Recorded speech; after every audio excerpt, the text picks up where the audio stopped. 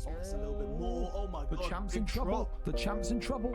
Assassin Banana. This could be it here. DPT Poke has done it. Oh, it's DPT Poke. I mean, up into space. That's why you don't want to do it. The counter shot is brilliant. The hooks, the up. Oh my god. Jab overhand. Who's still coming off beautifully, and it's.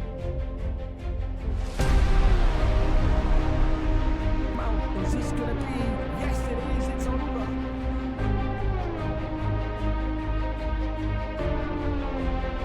Shots again.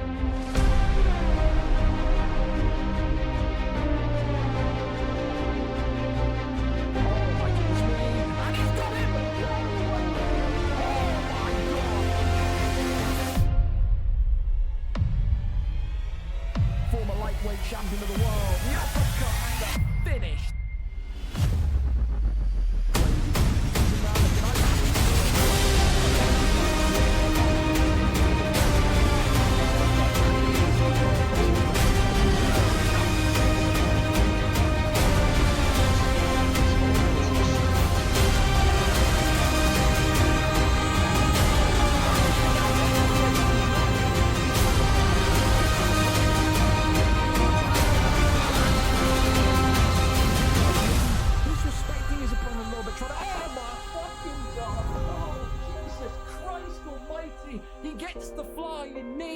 Absolutely slapping. Oh my goodness me. He's slapping something and it ain't cheap. There's now 1-2's over. Tries to get the takedown and gets another big slam onto him.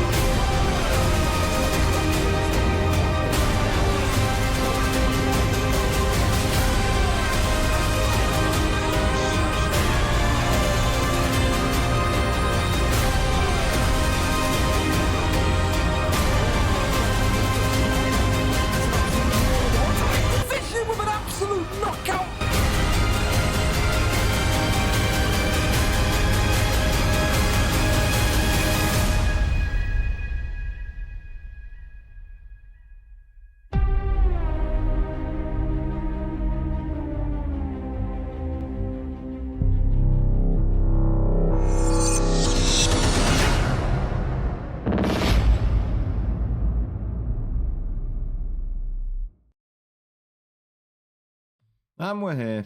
All right, fellas. A weird one. I don't know, the last time we did a Saturday UFN. We've done Fridays, we've done Tuesdays, predominantly usually midweek, no? So, I mean, for the Americans, I think, what is it? It's Labor Day weekend, I think, or something, isn't it? So they got like a holiday of some sorts. I think this week is like a bank holiday for them. So, happy Labor Day weekend to you guys.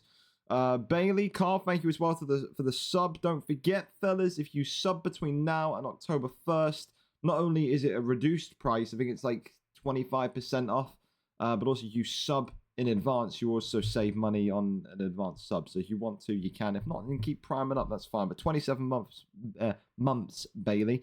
We absolutely love that from you, son. Listen, the UFN tonight, as always, card for people that maybe can't make those usual kind of Thursday days. No unstreamed fights, nothing but live fights from 7:30 to 11:30. 4 hours of hard-hitting action in the octagon as we commit domestic abuse upon upon each other. I can't even speak. I'm still so angry about the red card earlier on.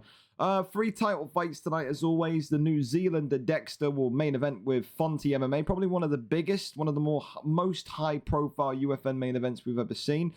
Trixie against Jay McGinley. McGinley, the next heir to the throne in that middleweight division. And, of course, the heavyweight scrap tonight. Alfie against Zinc 95. Alfie and Trixie more than likely wanting to cap off their August with 1 title defense extra, go into their new divisions as of tomorrow with a lot of optimism. I mean, that's the thing. September 1st tomorrow, weight changes will occur after tonight, as well as matchmaking tomorrow. I've also got an incredible special exhibition matchup between Messiah and Dr. Blaze, PhD. For one night only, Messiah and Blaze return to do battle with a 5-rounder in the lightweight division. Should be a fun one. Also, Max and Bully as well. Another great matchup there in the flyweight division, as well as Konzi Skelly, rebooked from Thursday. That was supposed to be the bout. It didn't happen. Konzi got held up in work. They will fight tonight on the main card, as well as Hago and Michael, Mason 29 and LSJP, and of course Perp and Twisted Batman. No predictor card tonight. It's purely just vibes in the main card. On the prelims, Neddy against Razor Riley. Neddy already expressed that he wishes to move up, win or loss here tonight to welterweight. He is ready for that challenge. Adam Toy against Sam Dookie. Nick against Wayne. T Stocky against Inversia Divinity in the middleweight division. Stewarty against Gerard. Ethan versus Mr. Brunsey 2. Bass Inferno against Harry for the first time ever. Never happened before. Really surprised me that one. Lee 66 against Benji PP. Theo B against Cellalot TV. Mikeinho against Silver Salt. Vape against Jamie 27. Ollie against RNG Melon. Burvey against J2E9. TP Feng against Yeah, I'm Mike 2. And of course, a debut tonight for Z Headbutt as he takes on the out-of-form Wilkie. Of course, the UFN is always a fun time because we get to see together who the mouth breathers of the league are. Who is going to come out of tonight's card and go, didn't realize I was fighting today. I didn't know it was today. Regardless of the pings 5-6 times saying Saturday the 31st. Who's going to be the cabbage? Who's going to be a winner? I guess those are all answers that we have to find out during the course of the card today. With that, I'm going to have Charge on comms with me the entire night. Wow, he must hate his existence for wanting to be doing 4 hours of non-stop yelling and shouting over virtual pixels. Let's go say hello to him, and then we're going to get right underway with the card. Can you hear me, Charlie? Are you juding? What's happening there? It says you got no mic connected or no headset connected. What in the bloody hell, Charles? We'll wait for him. We'll see. Good news is we've got 5 minutes to kill with dead air. Oh, Charlie. Oh, Charlie. Well, while he figures that out, I guess we'll wait and see. Word on the street is you're going to massacre this guy. You don't know too much about Messiah whatsoever. You don't know too much about him. I'm ready for my short notice fight. Well, someone has to be. Oh, Charlie, you've now got a headset and you've unmuted. Speak, boy. I'm here. Oh, there we go. Here. That's Hello. wonderful. Fantastic. Thank you, Wilkie, as well, for the tier 1 20-month streak, by the way. What an absolute penis on you. Hype train incoming as well. 25 seconds. Anyone's got a sub. Time to put it in the pot. Oh, there's Zinc. And there's Artem Lobov. Zinc, good evening to you. How are we on this lovely Saturday? We don't talk about football. Fuck you. Good evening, I will Gringo. remember How am we if you on bring this up the lovely football, Zinc. Saturday? I know you play Liverpool tomorrow. I will be there if you ever dare bring up that red card. I don't want to speak about it. I've ranted off about it this afternoon, but good luck tonight in the title fight nonetheless.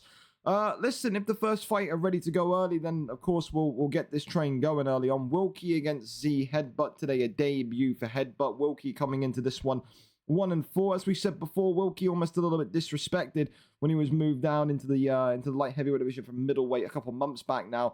Didn't think maybe it was warranted. Well, he's finding out that this 205 division is anything but easy. It is anything but a walk in the park. 1 win in his last 5. A loss on Thursday just gone. Wants to get back to winning ways today. Nothing's really known about the opponent today. Z Headbutt comes in for his first ever bout in the light heavyweight division. He will need to adapt and adjust quickly. Wilkie, although 1-4, one of the more experienced fighters in this division, competed across UFC 4 and UFC 5. Will look to wrestle, will look to get those submissions and that jiu-jitsu in. Big question is tonight, how good is Headbutt's anti-wrestling? Will his takedown defense be there? Will it not be there? Again, if he's not privy to wrestling, this one could be a very, very rough debut to remember. Charlie, talk to me. What are you liking tonight? What kind of bouts are you looking forward to? We got good old Reese on the card, 1-2 head kick merchant. What do you think? Definitely, as you've said, Reese, the boy. That's a good fight between him and Harry that you've matched up. I was surprised when you mentioned that they've not fought before. Feeling like obviously that would have been something we've seen. Vape's on the card, kind of a sort of make or break kind of fight for him in terms of where he's at in terms of the featherweight division. I know we've got an interesting fight between the likes of Melon and Ollie.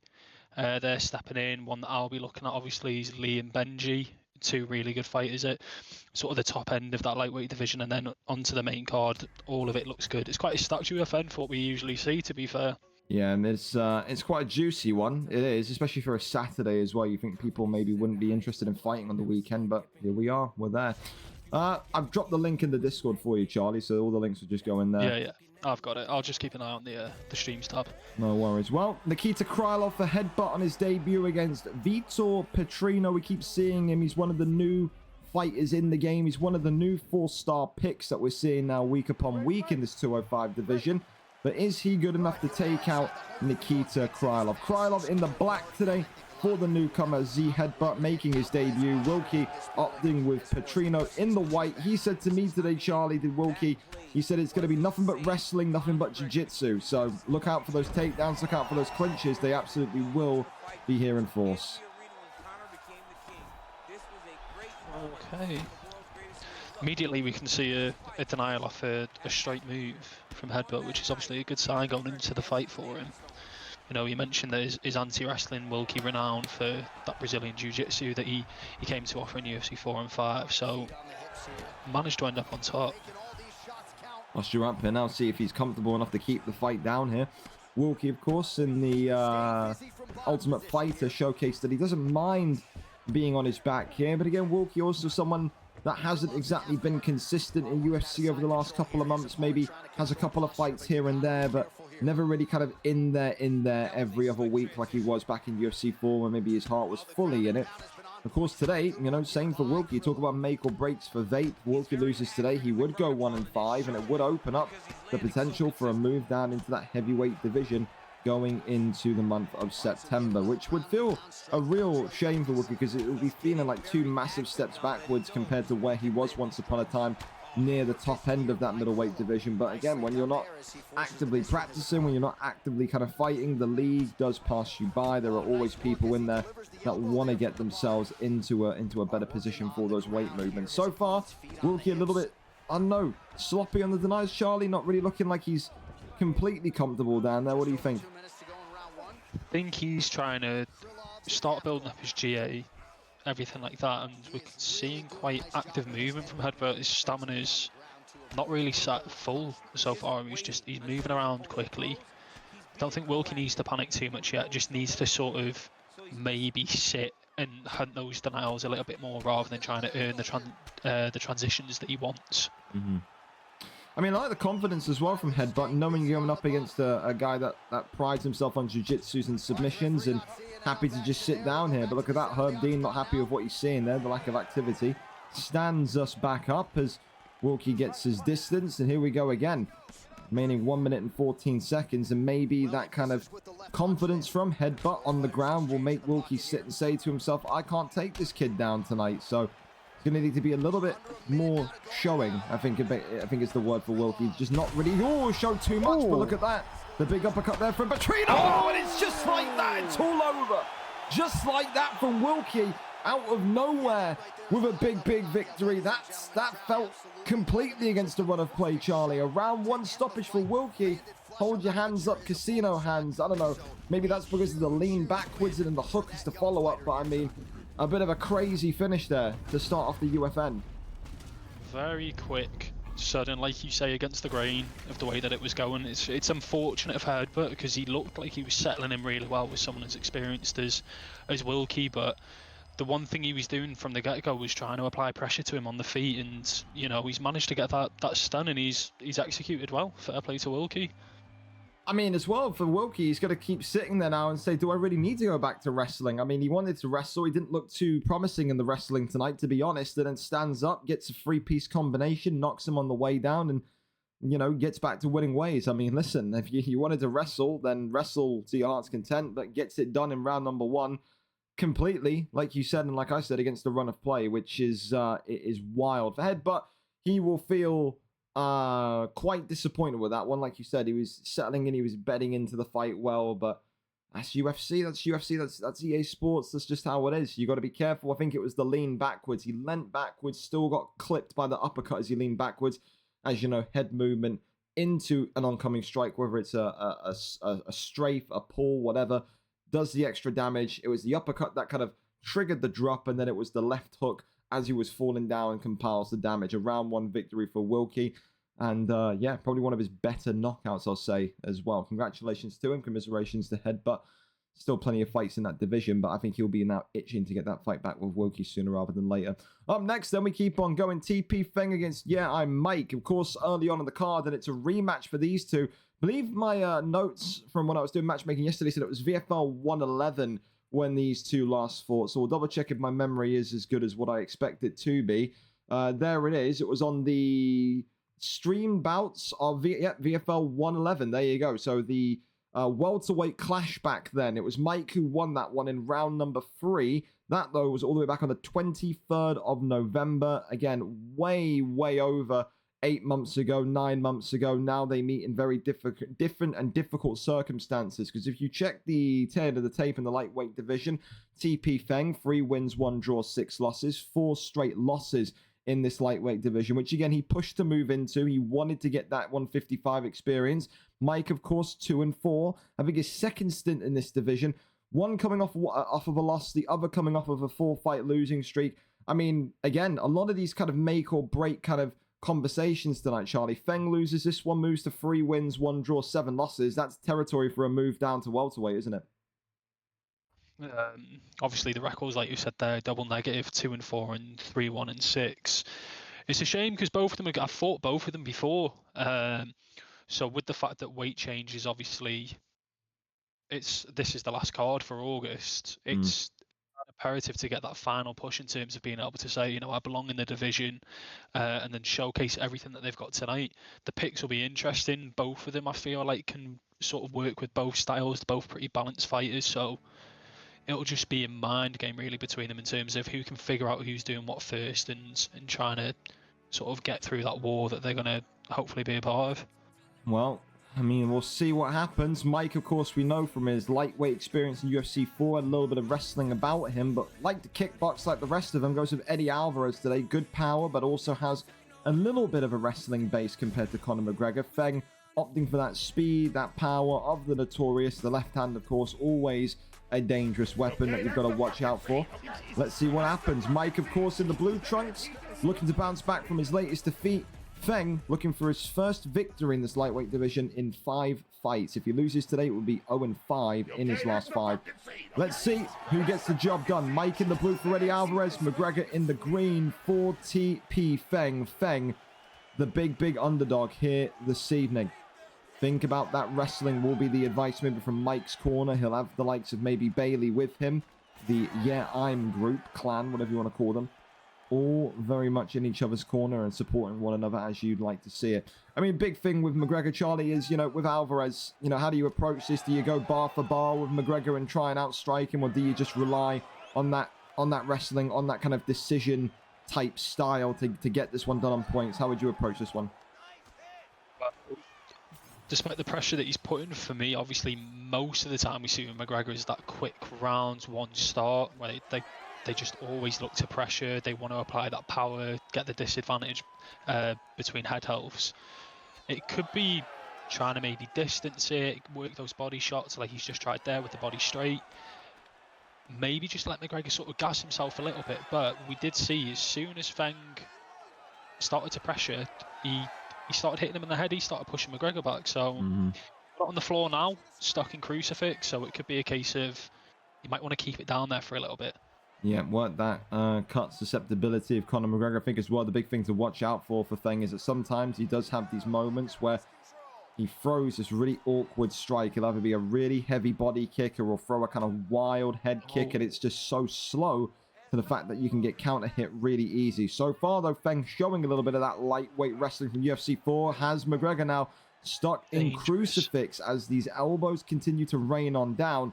TP Feng has to find a way here to either build the GA or fake the get up, do something here to get back to his feet, because he will not last down here with those dangerous shots from Eddie Alvarez. The posture up now, raining on down, and gets that flipping rotation in the end, and now has the position to get back up. But no, never mind. Look at that, another reversal as Mike goes over into top mat now. A dangerous area indeed with Eddie Alvarez. Minute and 20 left on the clock. the hand there going onto the hip, but again, it seems like so far Alvarez is happy enough. But look at this, an armbar from McGregor. I mean, we've seen weirder things. Talked about that Anthony Rumble Johnson arm triangle we saw in UFC 4. We've seen a couple of McGregor arm bars before. And look at this. Again, we know all about the arm bar, the easiest one to keep your opponent locked in. And just like that, you'd have to say TP Feng, with 40 seconds to go, is now going to win this round because of that confirmed sub. No way near enough finishing this fight, but it's going to be absolutely imperative for the game plan of TP Feng, Charlie, because that's going to neutralize that block of Mike and make it even more difficult to defend on that speed and power of McGregor. Both of them have shown, you know, different sort of pictures where they both look good on the ground, but it's going to be good for Feng because obviously if Mike's sitting there thinking I want to take it to the ground, obviously the difference between Alvarez and McGregor, that could be the thing that puts him off. The fact that he's been subbed once, you know, anything dangerous could potentially take the rest of it all away. I think as well, you know, definitely a McGregor round though. Even though it's back in November as well, I think both of these two will be thinking back to that fight back in November, back at VFL 111, where it went 3 rounds, of course, ended in kind of a bit of a devastating way for TP Feng. But listen, he'll be happy with that first round, with how he's kind of calmed himself down and coped. He's a man of multiple talents as Feng, a genius on the FIFA pitch, a genius in the octagon, and a genius on the, a learning genius on the Madden fields. But it's not going to be so genius-esque if he takes a lot of those body shots against the cage. It's a good amount of damage there done by Eddie Alvarez to get that wind out of the sails of McGregor. And again, if you're TP Feng, you've got to have confidence in your boxing here with Conor. You know, you see that block all the way down already. It's not exactly terrible, but I mean, if you keep jabbing and straightening that block for the entire round of round 2, Charlie, that's not going to look great going into round 3. Yes, and this is where we kind of need to see a bit more volume rather than just backward and forwards, combos and exchanges. He's doing a good job in getting his planting combos off. Just this little thing with the cage, where obviously he had the problem last time. He's got out of it quickly this time, though. But like you said, that block's starting to go down quicker and quicker. And you can see as well, it's Mike who's showing the urgency here. Maybe because of that block, maybe because he smells blood in the water, because of that cut on McGregor. I mean, we all know about Eddie Alvarez's power. Doesn't really have that kind of slickness of Conor, but can absolutely make you regret standing up with him if you choose to. So far, both of them now busted open, but that block of Eddie Alvarez still giving me real concern points here. 2 minutes and 20 left of round number 2, as again, Mike just walks down McGregor and says he is not afraid of that one-punch power. Jumping knee there could have been dangerous. A clinch there in the end to maybe try and break up the momentum, but look at this. Now more body shots coming in.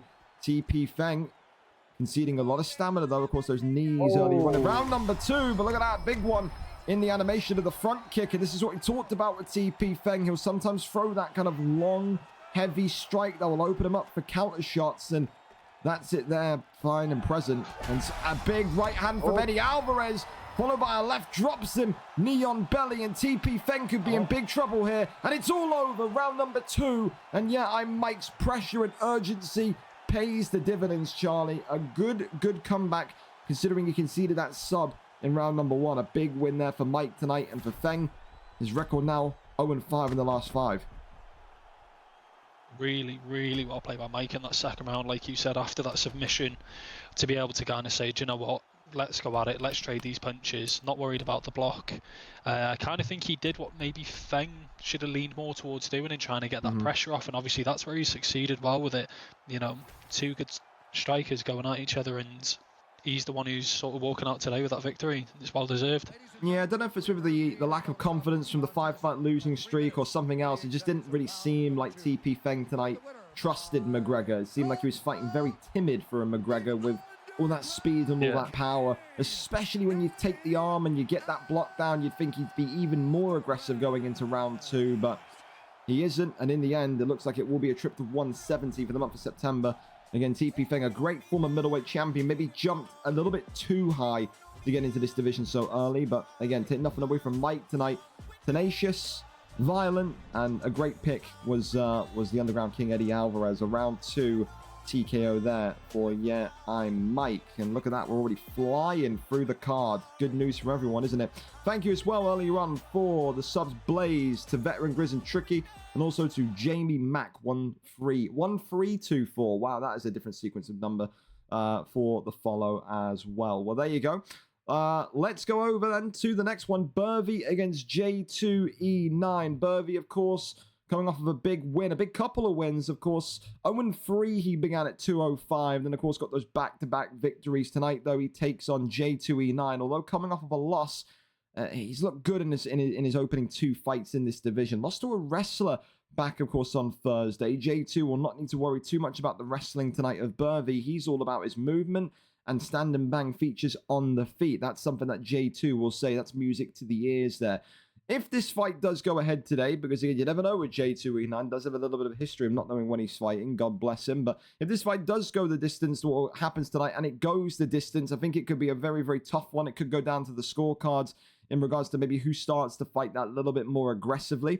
I think Burvey's got great history from that heavyweight division, won the heavyweight title back in that division, looking to right the wrongs of his first stint in that light heavyweight division as well. Wins today will be a 3-fight win streak, and we'll go to 3-3, putting him just on the cusp of that top 10 placement, depending on other results on the card today. For J2, will be a great chance to not only get back to winning ways, break that win streak up of Burvey, and again, show everyone that he is not a light and easy fighter to maybe take for granted in this 205 division. Let's go and see what the picks are set to be. J2E9 and Burvey, number 12 against number 14 in this light heavyweight division. I mean, Charlie, a striker v striker matchup in the 205 division, always fun, but as we've seen, you know, we've seen grapplers like Gaston turn to strikers, we've seen strikers turn into grapplers. It is a backwards division of recent. I mean, Gustafsson and Krylov, what do you make of the picks here?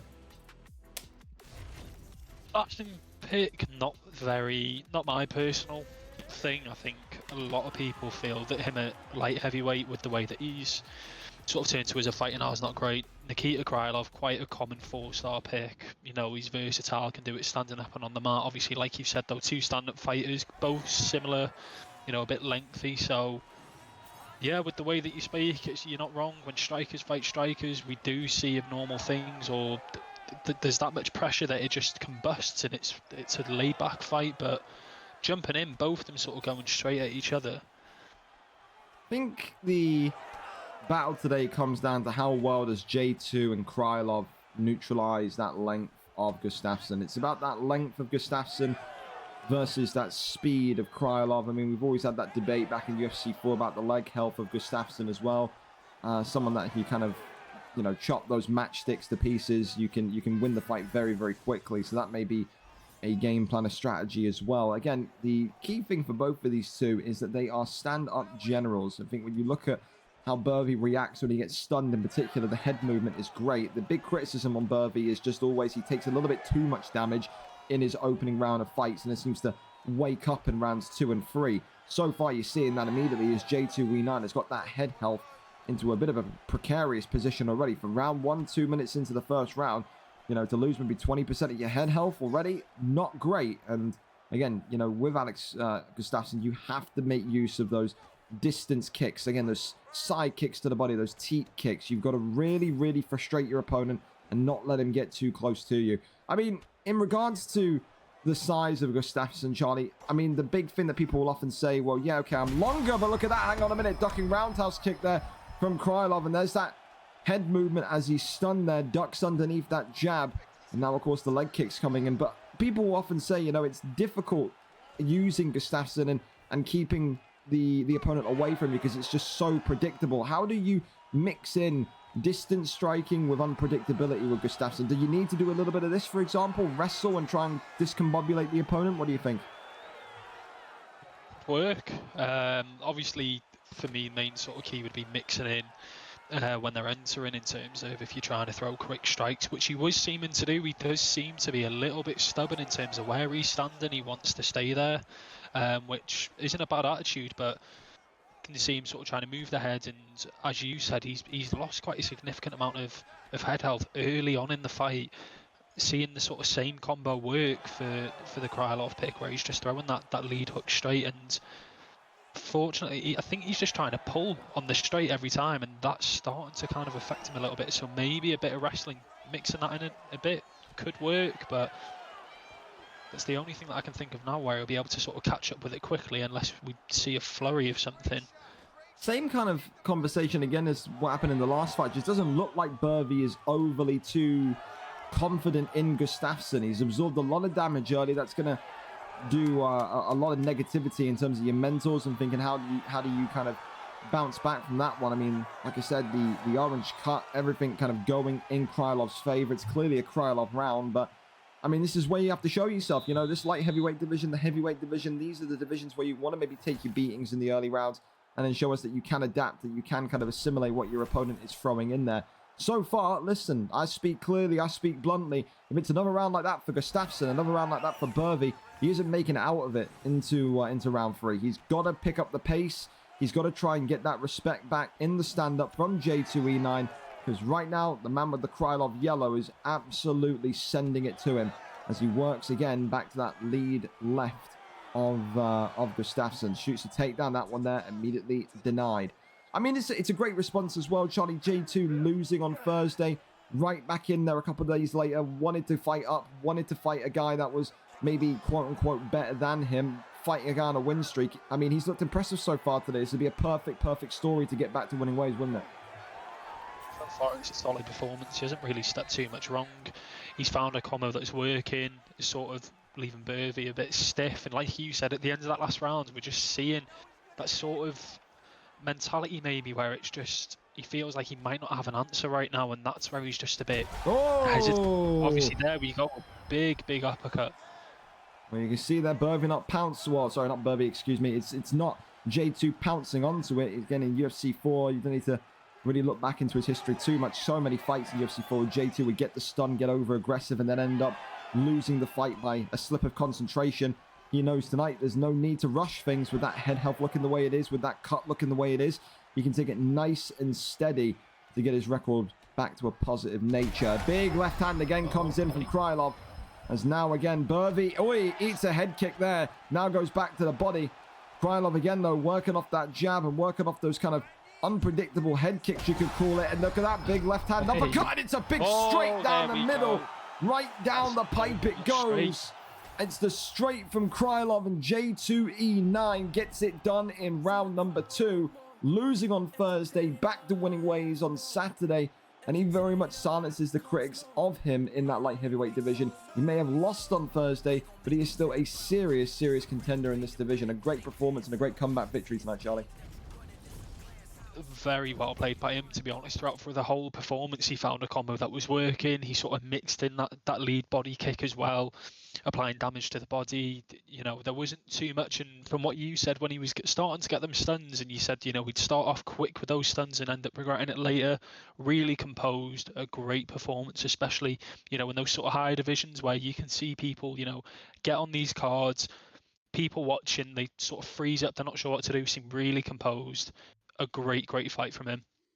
Absolutely. Well, listen, next up, again, we've got one of the most interesting bouts of the evening. Some people will say interesting or sleep fest. It really depends what way you look at the fights and what way you like to fight. Ollie, who continues to knock on the door and demand to move into that flyweight division with all the cheesing he does online. He likes to maybe consider himself a little bit of a Kiss George Jr. of how he fights on OWC.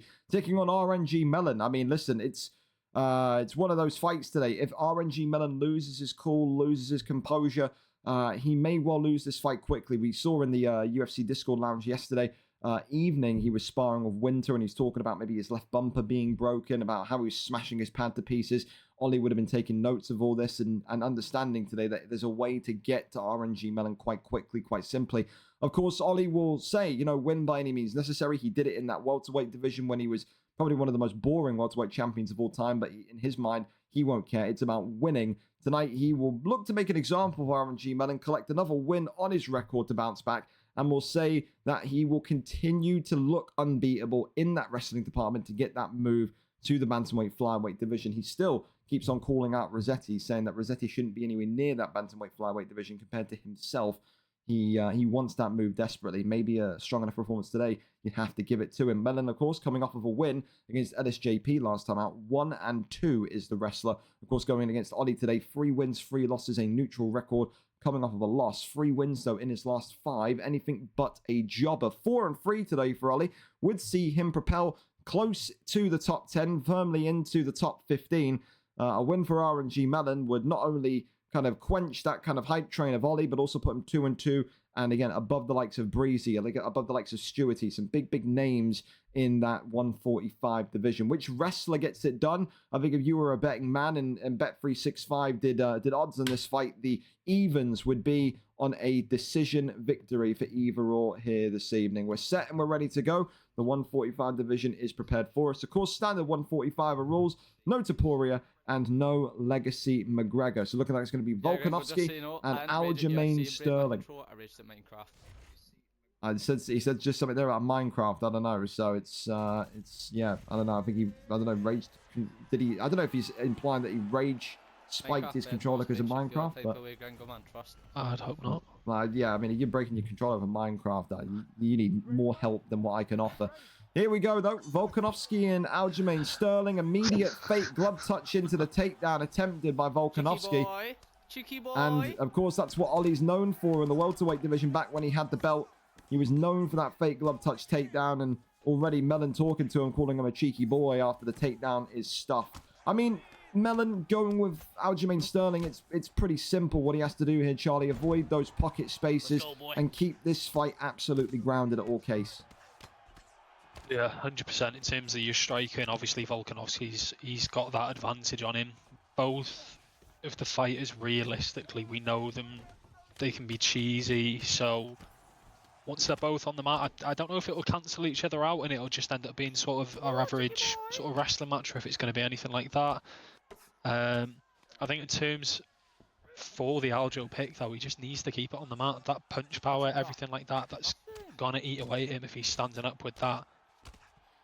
Love it as well. You can hear him. He's almost kind of Kevin Hollanding him here. He's telling him he's got nothing. He's calling him a cheeky boy repeatedly. I don't know what substances this man's coming to the octagon with tonight, but why are you faking that, Ollie? it seems and now he's talking in an American accent. Wow, we're getting a little bit of everything tonight from this. It is the weekend, of course, so again we'll have to USADA test maybe RNG Melon after this. Just sounds like he's completely high off of his ass. But look at that, Herb Dean standing us up. Not impressed by what he's seen so far. Back to a standing base, and ironically, the standing base is going to be what maybe Ollie wants to see tonight, Charlie, because like we said, that punch power of Volk, nothing to be played with. Completely. Obviously, he did take what felt like a god status in UFC 4 down onto UFC 5, grounded a bit more in terms of your comparable sort of the fighters that are in featherweight now with Taporia, you know, McGregor striking as well. Still, though, a man not to be played with. With the right hands, Volt can put the lights out in any sort of string of combos. So I think Melon's sort of doing a good job now at keeping the distance. Oh. We've seen a bit of an elbow off. Yeah, a bit of a pull war there, a bit of a pull party, absolutely.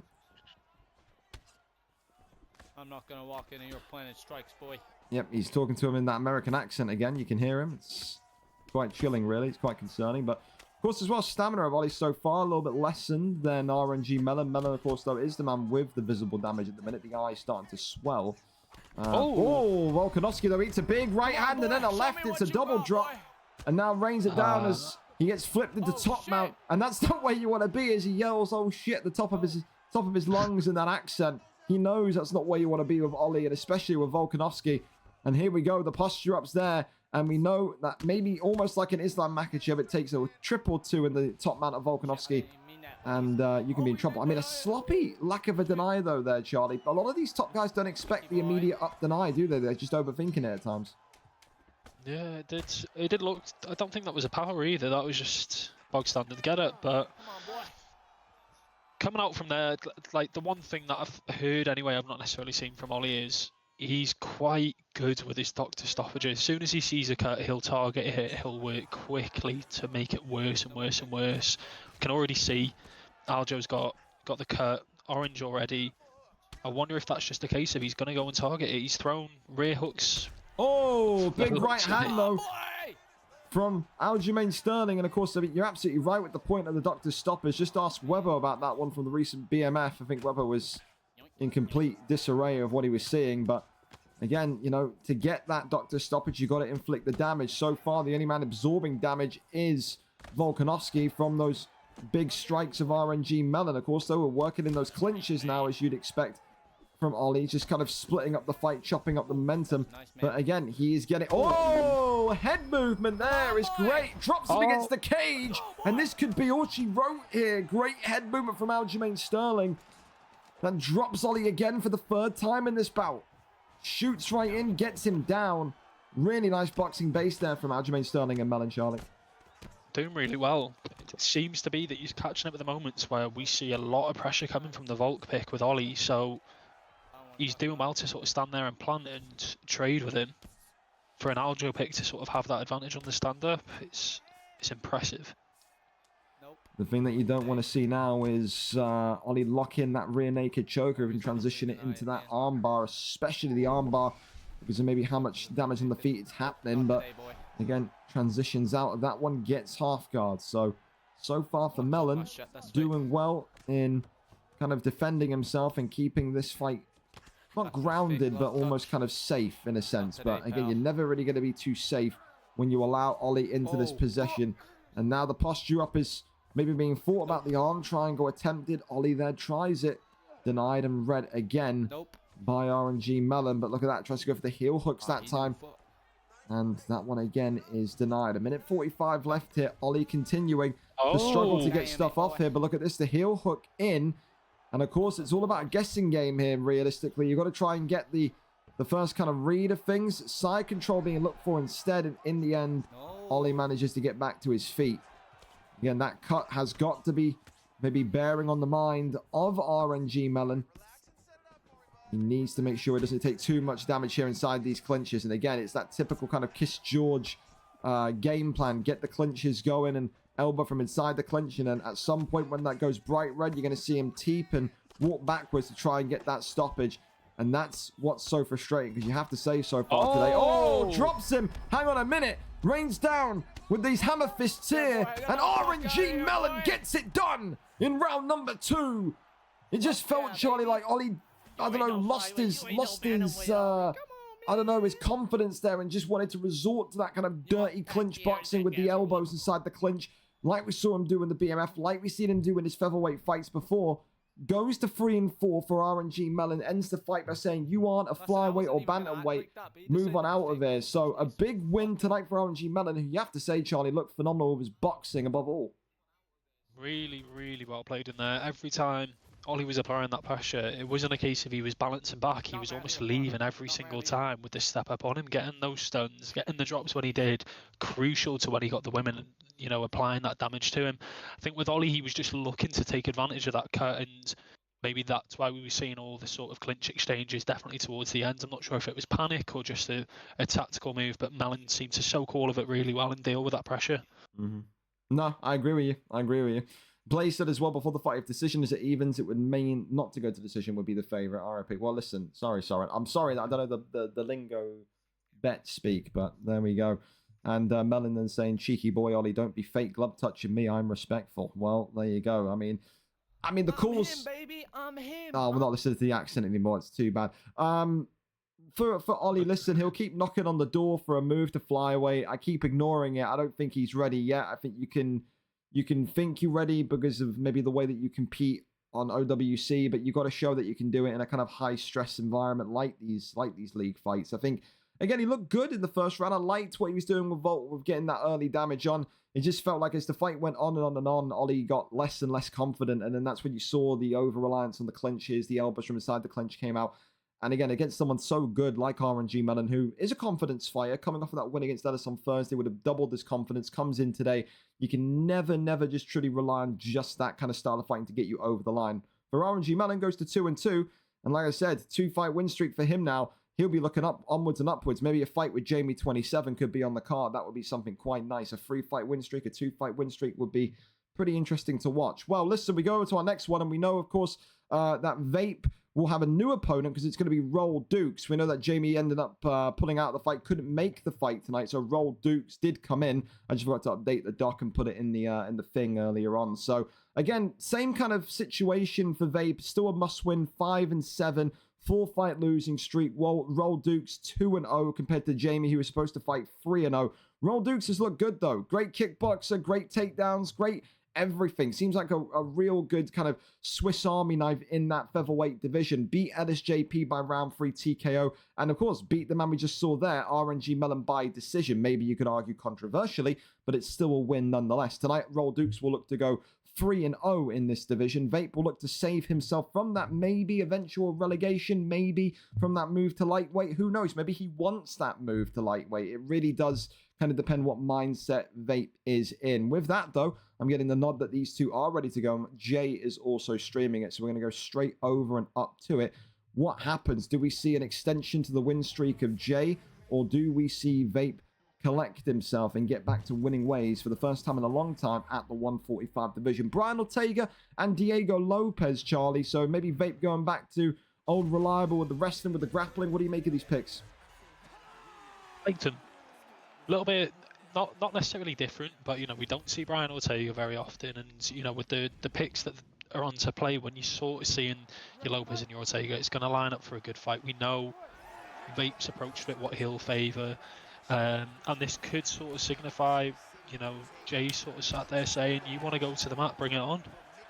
I think it's the thing that's quite nice about this one is just to be able to see what Roll Dukes can do for us. I mean, we know so much and so little about him at the same time. We know, of course, he trains with the welterweight champion, currently past the JB. Those guys are good friends. And, JB says to me that these two push each other to get even better. He believes that if Roll Dukes can succeed in that featherweight division, then so can he. He is itching to join his friend up there at 145. Is that something he's going to be living to regret maybe in the month of September? Who knows? There were talks, of course, of his training partner maybe getting a double title fight, but again, how maybe would Roll Dukes feel about that, seeing his friend immediately come into the division and get a title shot at 0-0, just off of the basis of maybe that impressive resume at welterweight? Of course, I mean, both of these two, I believe, Charlie, from North America, so unless the router is made out of sticks and mud, should be a relatively clean ping connection tonight. I mean, for Vape, we hear him joke about this move to 155. We hear him kind of, move me to lightweight, blah, blah, blah, blah. You never really truly know if Vape's being serious or not. I mean, will Vape maybe look at tonight and say it's a must-win, and if he loses, will he maybe look at that and go, it's a little bit of a bump to his pride? What do you think about this for Vape? I'm not necessarily too sure how he'd take it. Maybe it could just be a case of you've said to him, okay, the drop down's there if you want it, and maybe he takes a month or two off, has a break. But the one thing that we notice, the higher you get up with these divisions, from your welterweight to your lightweight to your featherweight, that jump in, that skill, that jump that it takes gets bigger and bigger and bigger. So it could be an aspect of maybe he does drop down, builds himself back up a bit more, because I think from the get-go we know that Vape could challenge in lightweight, no doubt about it, so that could give him the confidence he needs to sort of maybe take another go at the featherweight division with maybe a bit more success next time. Well, so far, of course, Vape just trying to do what he can here in terms of maybe win this first round on the scorecards. I mean, we know he's got some great submission wins on his belt, more though so than not. He prefers to be on top. So far, Vape, of course, now just trying to get back into that full guard position, but nothing there. Roll Dukes trying to roll him in to that rear naked choke. Nothing there coming forward. I mean, what have you made of the performance of Ortega in this first round so far, Charlie, with Dukes rolling and grappling well with Vape, isn't he? To be honest, I've not actually seen him fight before the two cards that he's been on. I think I was in work, so I wasn't able to watch them, but from the sounds of it, he's almost matching Vape realistically in terms of his denies. Despite the fact of Ortega famously obviously being a back to the mat kind of fight, he's handling being on top well. He's showing that sort of versatility on the ground where he's able to mix in his strikes as well as hunt for those transitions and get his denials. But it's impressive so far, definitely. Vape's not an easy match on the mat, and he's making it look like a very tight contest. And obviously with those stats coming up, it looks like he's took round one from it. Well, there you go. I mean, listen, how much will Roll Dukes be disappointed with that round. I don't think too much. I think it's a good kind of fact-finding round. I don't think in these types of fights you can never really truly kind of make any sort of assessment after round one. Going to be about maybe who gets that first submission in. Going to be about maybe who gets that first stun off the block. But again, I think both fighters in their own right so far will be quite happy with their performance in round number one. Vape, though, of course, in the black and gold trunks with Lopez, will say, you know, listen, I'm feeling good. I'm not feeling like I'm in any sort of trouble here, but Roll Dukes will be saying to himself as well, maybe, you know, lose that first round, but I need to do a little bit more on the ground. He's got to try and get into those kind of dangerous positions with Brian Ortega. Same thing as well, though, Charlie. You know, Brian Ortega, very, very fluid striker on the feet. Not a lot of power, but just strikes with, I don't know, such speed, such velocity, doesn't he? He's kind of got one of those builds where it feels like anything he throws is just quicker, regardless of stats or anything. So we're seeing Jay sort of get in the pocket and use that to his advantage. 3-piece combos, everything like that.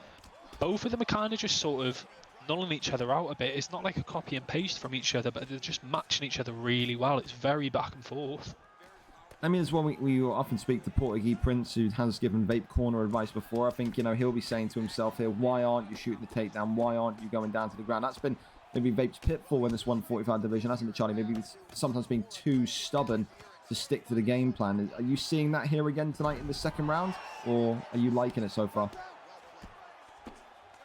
It's kind of hard to tell because they're both just going at each other relentlessly. Maybe, yeah, it does seem a little bit more stubborn than what we're used to with Vape, definitely in terms of that stand-up time.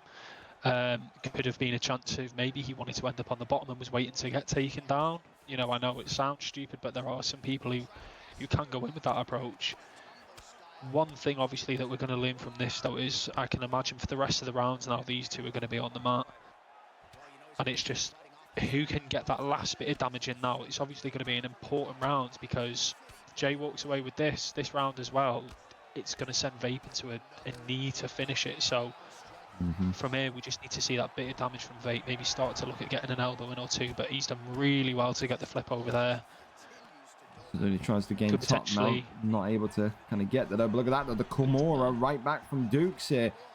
As Ortega, Roll Dukes, wanted to maybe try and take the arm before the end of this second round, but not able to secure it. Vape there shimmies out of it, back into full guard. A great position there that Roll Dukes could have maybe got a little bit more out of, but so far, I'd have to agree with you. I think, you know, unless something drastic happens in this last 40 seconds, it is looking likely to be 2 rounds up to 0 for Roll Dukes. But again, depends how people score that first round. Did he have it 2-0? Did he have it 1-1? Always a debate, and again, never too easy to leave it in the judge's hands. But look at this here, goes for that heel hook, and it gets the deny as well, dangerous. Charlie. This is very dangerous here. Going to try and twist the leg here. Vape, though, doesn't wait, no. Wow, look at that, gets it right back, and he gets that one locked in. That could have saved him. Yeah, gets that locked in, and Vape may well take that round with a buzzer beater submission there. That is a huge, huge heel hook that he's just got off there. And that may well change the complexion of this fight massively. There's some people, Charlie, that will be looking at that and saying, well, Vape's now probably 2 rounds up to 0 because of that. Yeah, I do have it 1-1, but I can definitely understand. But regardless, he's done really well to the last second, you know, getting that heel hook at all, to be honest, with the time that he had left. Look at that now, look. Roll Dukes coming out, and look at this. It's that stubbornness of Vape here, who starts to fight again, standing up and gets knocked down. And now you can see Roll Dukes getting more and more confidence on the feet, gets those quick fire combinations going. As Vape there tries to get his striking going with Lopez here. And he's dropped him against the cage, and this could be it right here. Big strikes against the cage. And this is again one of the pitfalls of Vape is, what do you do when the knockdowns start to come? And that is usually the answer. Keep on striking, and no one knows why. Big shot again against the cage. And this one here, top mount now for Brian Ortega. Roll Dukes looking to finish round number 3. He has done it.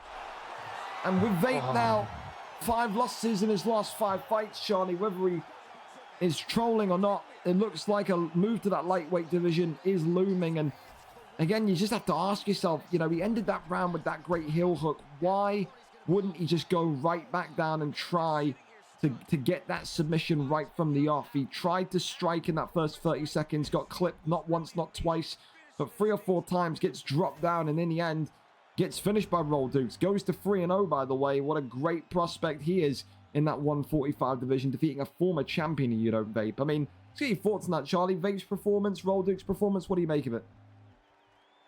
Both of them, undoubtedly, both of them fought really well. I think what Vape could have been trying to do is maybe sort of pad the punches, you know, if it did come down to the decision. If he's landed more on the feet, gives him a bit more of an advantage on the ground.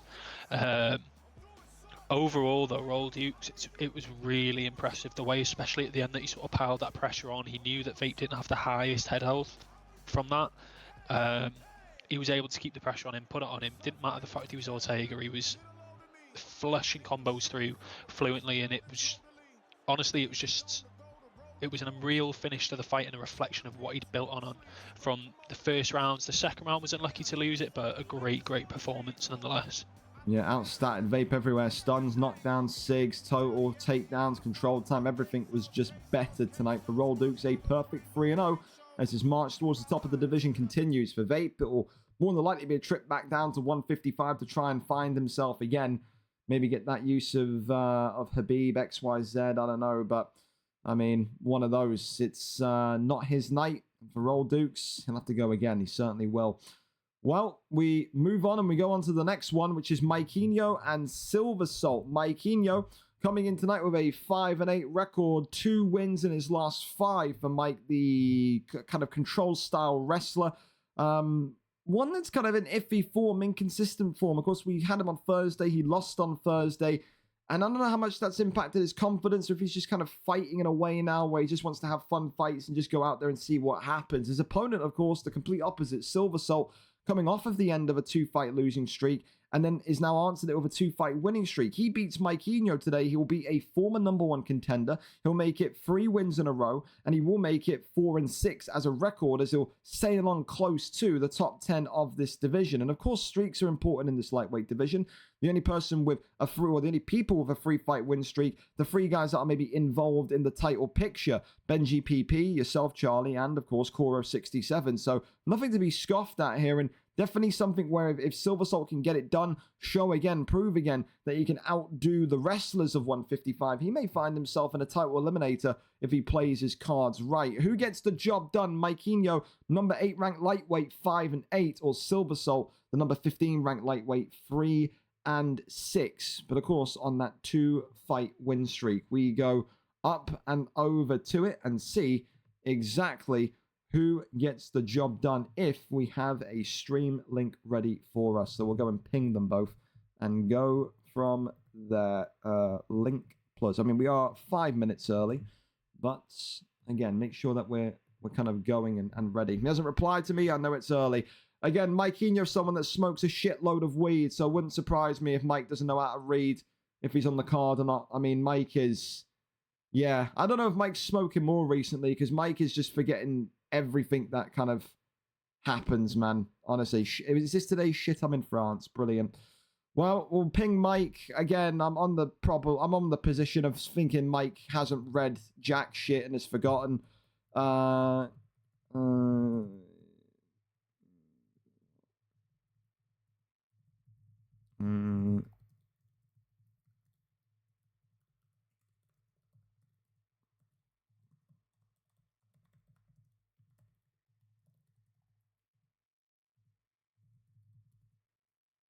Shame if he's not here, because that would have been a very interesting fight. 2 seconds DMing him as well.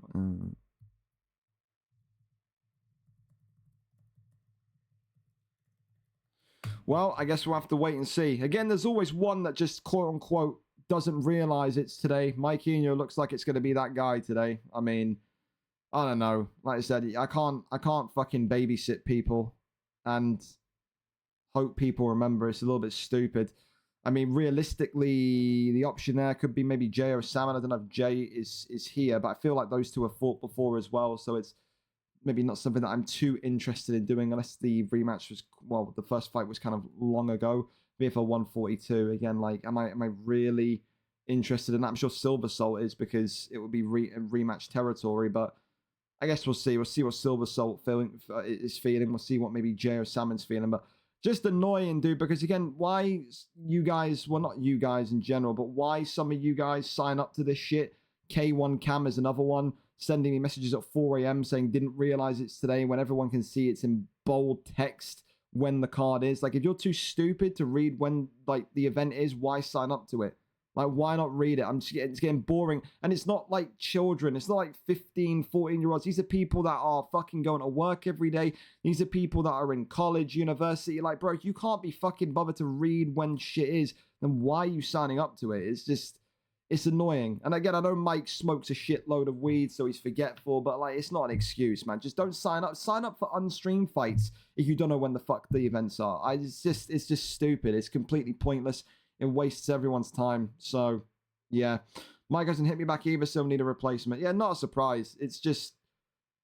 It's just such a fucking stupid, like, thing from Mike. I've got to fucking remind him when his Madden games are. I've got to remind him when his UFC fights are. Like, I've got to, like, legitimately contact the guy and be his personal alarm clock. Like, why? Why are you in a league if you can't remember when the fuck you're fighting, man? It's just done. It is dumb. It's dense. And I mean, on a UFN, which is an optional card, which is on a different day, which has been stated multiple times, it's like, why? Why do it? Like, ridiculous. But I mean, what I'll set up is, I'll say realistically, if Mike isn't here and let's say 2 fights time, we'll put J.O. Salmon in. It gives Jay a little bit of time to maybe get a warm up in.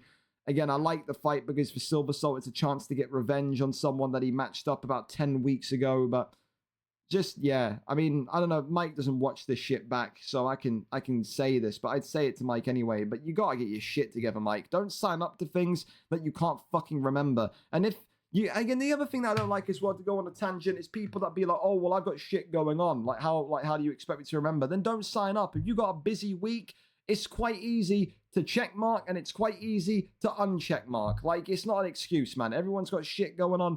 Don't fucking like ruin the card and derail the card because you're too fucking slow in the head to remember that you got a fucking fight, man. It's just ridiculous. Or, you know, better yet, don't smoke a shitload of fucking drugs the day before and then be put into a fucking coma. That works too, doesn't it? So, again, we'll give it like 20 minutes, and if Mike isn't here, then we'll go with J.O. Salmon and Silver Salt too. Let's go over to FOB, though, and Sell a Lot TV, as those two are ready. Don't want to keep those two held up. FOB 6-8 tonight, 2 wins in his last 5. A balanced fighter with excellent boxing. You'd expect him to go with that Volkanovski pick again.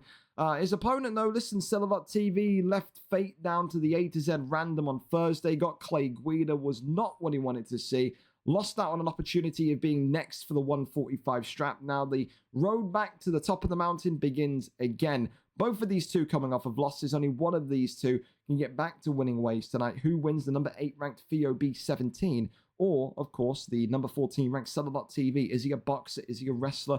Again, the style that he kind of adopts very much is dependent on his opponent. We go up and over to it. Sell a Lot TV is live for us. We're here and set and ready to go. And there you go. Look, TVK Magic there is hitting the pads in the background. He's going yes, yes, no, no. He's loving it. He's amped up in the back. He really is. Oh, he's gone into game chat. Wow. Okay. Well, I wanted to see the corner there. Sell a Lot, but that's fair. Well, FOB up there with Clay Guida. Clay Guida and Darren Elkins tonight, Charlie. What a matchup this is going to be. The Damage against Clay. The Damage and the Carpenter. Comes? CTE. Lots of CTE. You got to have it to have that fucking absolute just monstrosity of a tat on the chest, I suppose. But Top 5. Listen, Top 5 viewers. I absolutely zero, not a chance on your best day. Top 5 anything, not top 5 tats, not top 5 fighters, not even top 5 names. Darren Elkins, what a shit name, eh? For FOB, listen, it's a bit of a different style as well. We know Clay Guida has that kind of wrestling background. Theo is more of a striker, more of a pressure boxer. In regards to Sell a Lot, again, it's not really going to make a difference as to what his fight style is, because sometimes this guy can box and put on these classics. We called him once upon a time the Justin Gaethje of the division, because of just how many fight of the night performances he was getting close to, how many performance bonuses he was getting close to.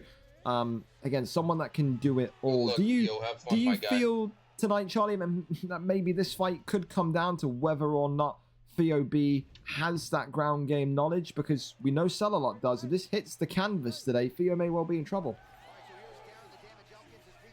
To be fair, I've fought Theo a couple of times on ranked. Obviously not the best sort of, judge that you can get. Anytime that he's gone down, though, he's very, very good on the mat. Definitely his counter grappling. So I'm not really sure what the leading factor is. Obviously, it depends how Sell-A-Lot wants to approach this, because we have seen definitely in his more recent fight as well, when he did go Clay Guida, like he said, or the A to Z picked it for him. He started to wrestle, and that's kind of where it led to predominantly. I think Theo won't really have too much trouble on the feet regardless of the pick, so it will just be a case of him maybe staying comfortable, looking to stand. But if it does go to the mat, I do think he'll be comfortable enough there to actually make it last and survive for the time being.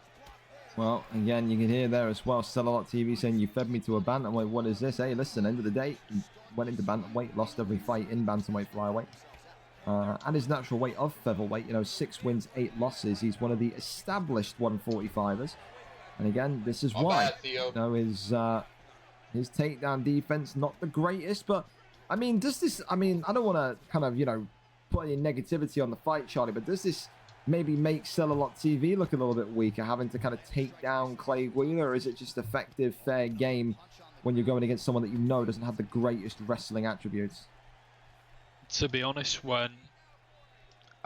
if he was someone a lot better, 100%, but when the picks are what they are, it's almost just like they null each other out. Both kind of just awful picks. So it's almost the equivalent of 2 top-tier wrestlers in a way when you think about it.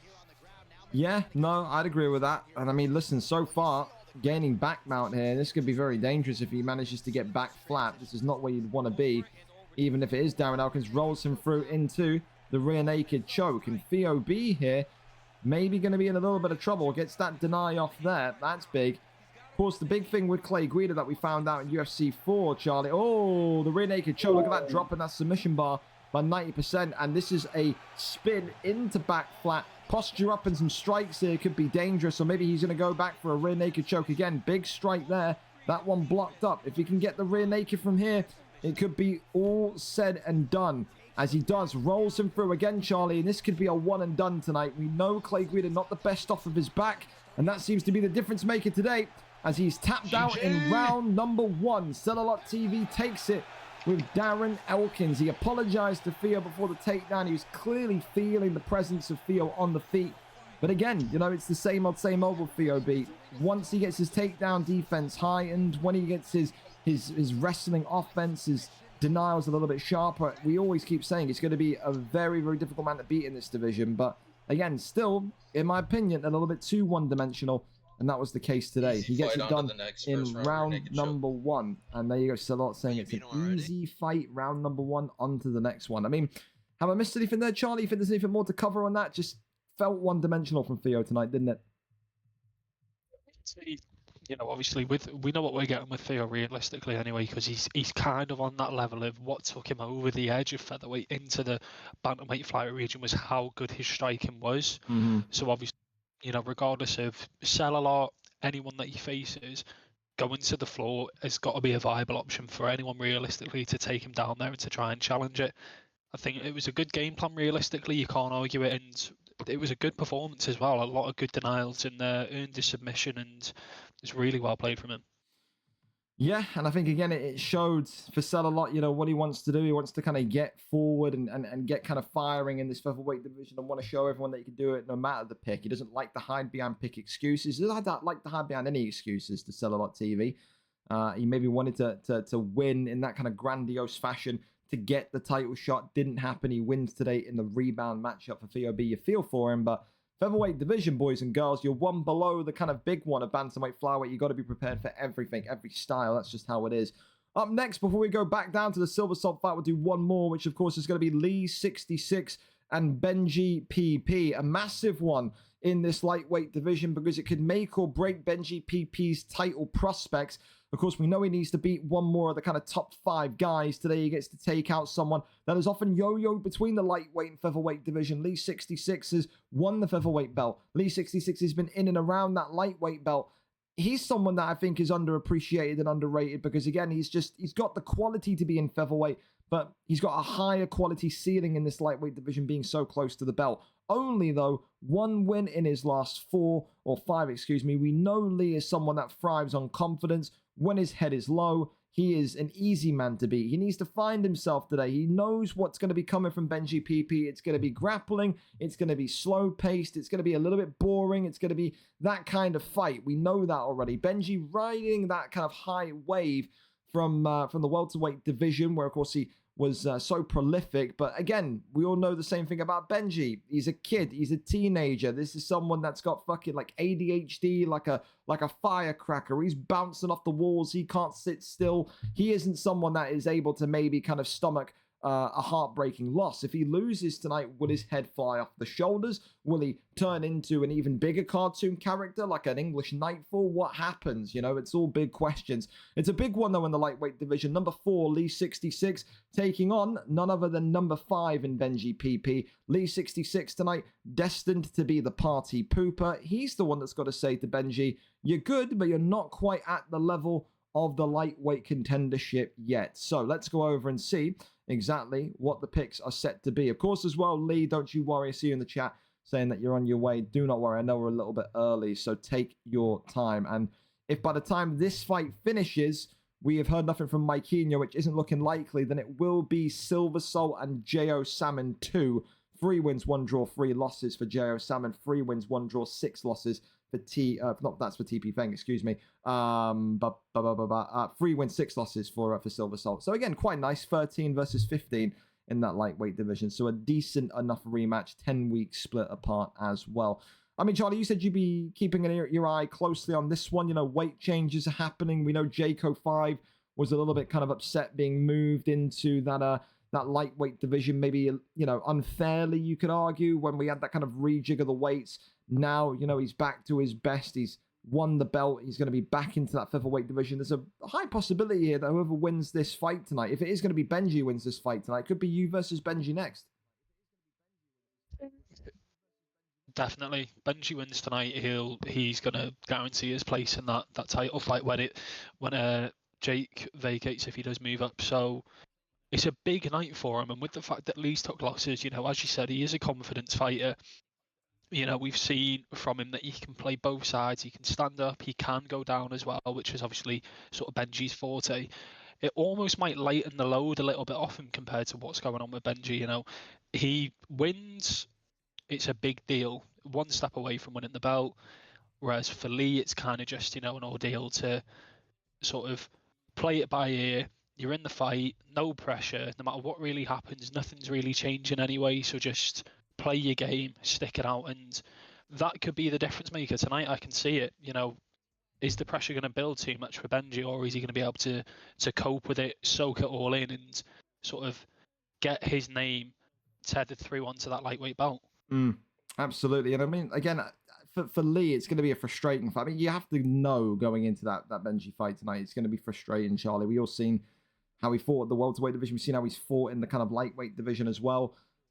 I mean, how do you cope with it? How do you cope with all the wrestling that's going to come? How do you cope with maybe the kind of the length of the fight, the duration of the fight? I mean, you have to be able to keep your head cool in these types of fights, don't you? Yeah, it's literally second by second in those fights where, you know, just try and keep your distance. You've got to remain, you know, spot on with every piece of movement that you've got, because it just takes a clinch, just takes a push against the cage, anything to get you down on that mat. And it's not necessarily that Lee doesn't want to be there, but obviously for someone like Benji, that's where he wants to be, and that's where he wants to keep it. Well, we know Benji PP is here. Lee was maybe a little bit concerned that maybe he wasn't here. He absolutely is. And again, these two will be imminently touching gloves if that happens, and climbing back into the octagon once more. Again, if I was J.O. Salmon and Silver Salt as well, I'd go on the basis that Mikeinho will not be here. So as soon as this fight goes in, fellas, you may as well lobby up and and get ready to kind of scrap, because it does look like that's going to be the case here tonight. But again, we'll give Benji his time. We are a little bit early, of course, compared to maybe what we were supposed to be seeing. But again, yeah, and Benji is asking if he needs to stream to make sure that we know it's him. So we're going to tell him yes, and the audio is going to be on, so we can check that back later on. Because again, it's not just me with those concerns; it's multiple people in the league that feel like that maybe you know, Benji is not who he says he is. Which again, if you heard that fucking horrendous party of his in terms of his version of fucking banter, trust me, you'd know. It's just a bunch of fucking goofy 16-year-olds in there. So, well, that's all sorted as well. Answer DMs here and there. Well, we're here. Tony Ferguson and Paddy Pimblett, Charlie. I mean, Paddy Pimblett making a bit of a comeback as a viable pick. We saw him on Thursday, seeing him again today against El Kukui. What do you make of that? Do you like that? Do you not like that? I like the Paddy pick. He's got, you know, quite a good few animations stand-up wise, and obviously the jiu-jitsu on the ground, that works well for him. And then I think that's the same with what we're seeing with Benji picking, you know, El Kukui with, he's got the jiu-jitsu that he will definitely thrive for in a fighter, as well as he has got that element of the stand-up. Oh, well, look at this already. Oh. Paddy Pimblett coming forward with an absolute heap of strikes. And Lee 66, we know this, Charlie, from his time in the welterweight division also, is someone that's got tasty hands. This is someone that can end a fight very quickly if he chooses to. Benji PP is going to need to try and adapt and start this fight quickly. Former featherweight champion for a reason. But right there's that huge body shot from Benji onto Paddy Pimblett. And we've got a real car crash here in the opening 60 seconds of this lightweight bout. Huge start for both of these two. Paddy Pimblett, who hits like a schoolgirl, compared to El Kukui, Tony Ferguson, who maybe used to be razor sharp back in the day, but doesn't have a whole lot of maybe good attributes to kind of sing about. And again, the pull body uppercut is absolutely catching Lee, not once but twice. Has to protect his core here, because if not, he could be dropped and stopped within one singular round here. Combination still. Benji let onto that pull twice, leaning that body uppercut, and again. Oh, there you go. There's the trademark Benji PP Imanari rolls. Oh! And absolutely drops him with that right hand. Benji gets right back to his feet. Doesn't want to be down there with Paddy Pimblett, despite all of his kind of high IQ in the wrestling. Lee 66 here, putting on a show, to say the least. Great stunts from him. And again, Charlie, every single time it's that pull body uppercut. It might just be a case of where as soon as Lee's seeing that first strike, it's almost, you know, reflex to the point of where he feels he needs to move his head. Oh, and now there's the body problem. uppercut. Well, not the body uppercut, the head uppercut. Again, just making Lee second guess himself. Doesn't know what uppercut is coming. And look at that damage on Lee already, Charlie. If you're Benji PP, you could walk backwards here and win this one by doctor stoppage. It's that bad. Yeah. Managed to get a cut through on his own. Look at that, the first Imanari roll of many landing here and keeps him locked in. Lee's got to just be a little bit careful and try and circle his way out of this one. Oh, and there you go, a little bit of lag there, which doesn't exactly do too much to help Lee 66, as the, again, we can't see how much of the submission bar is off because Lee's camera's in the way. Rolls through into back sitting though, but you can assume it's not going to be great for Paddy Pimblett, who is a bloody mess at the minute. Now going over into sprawl as the shots to the body continue from Lee. Gets him back into half guards. Shots to the body now as Benji PP will try and get himself nice and composed to finish this fight within one singular round. Departs off top of Paddy. And then right back to the thick of things we go. And drops him against the cage again. Bows in front of him. With 7 seconds remaining, maybe Benji PP showing everyone why exactly he's up there for lightweight contention. It is a nasty, nasty bit of damage on Paddy the baddie here. And for Lee 66, what started off as maybe a wonderful opening 30 seconds to the round has turned into an absolute nightmare. He is going to need one hell of a comeback here in round number 2. As soon as that first strike connects, he's going to be busted wide open again. Imanari roll there, attempted right off the rip from Benji PP. Body kick there lands.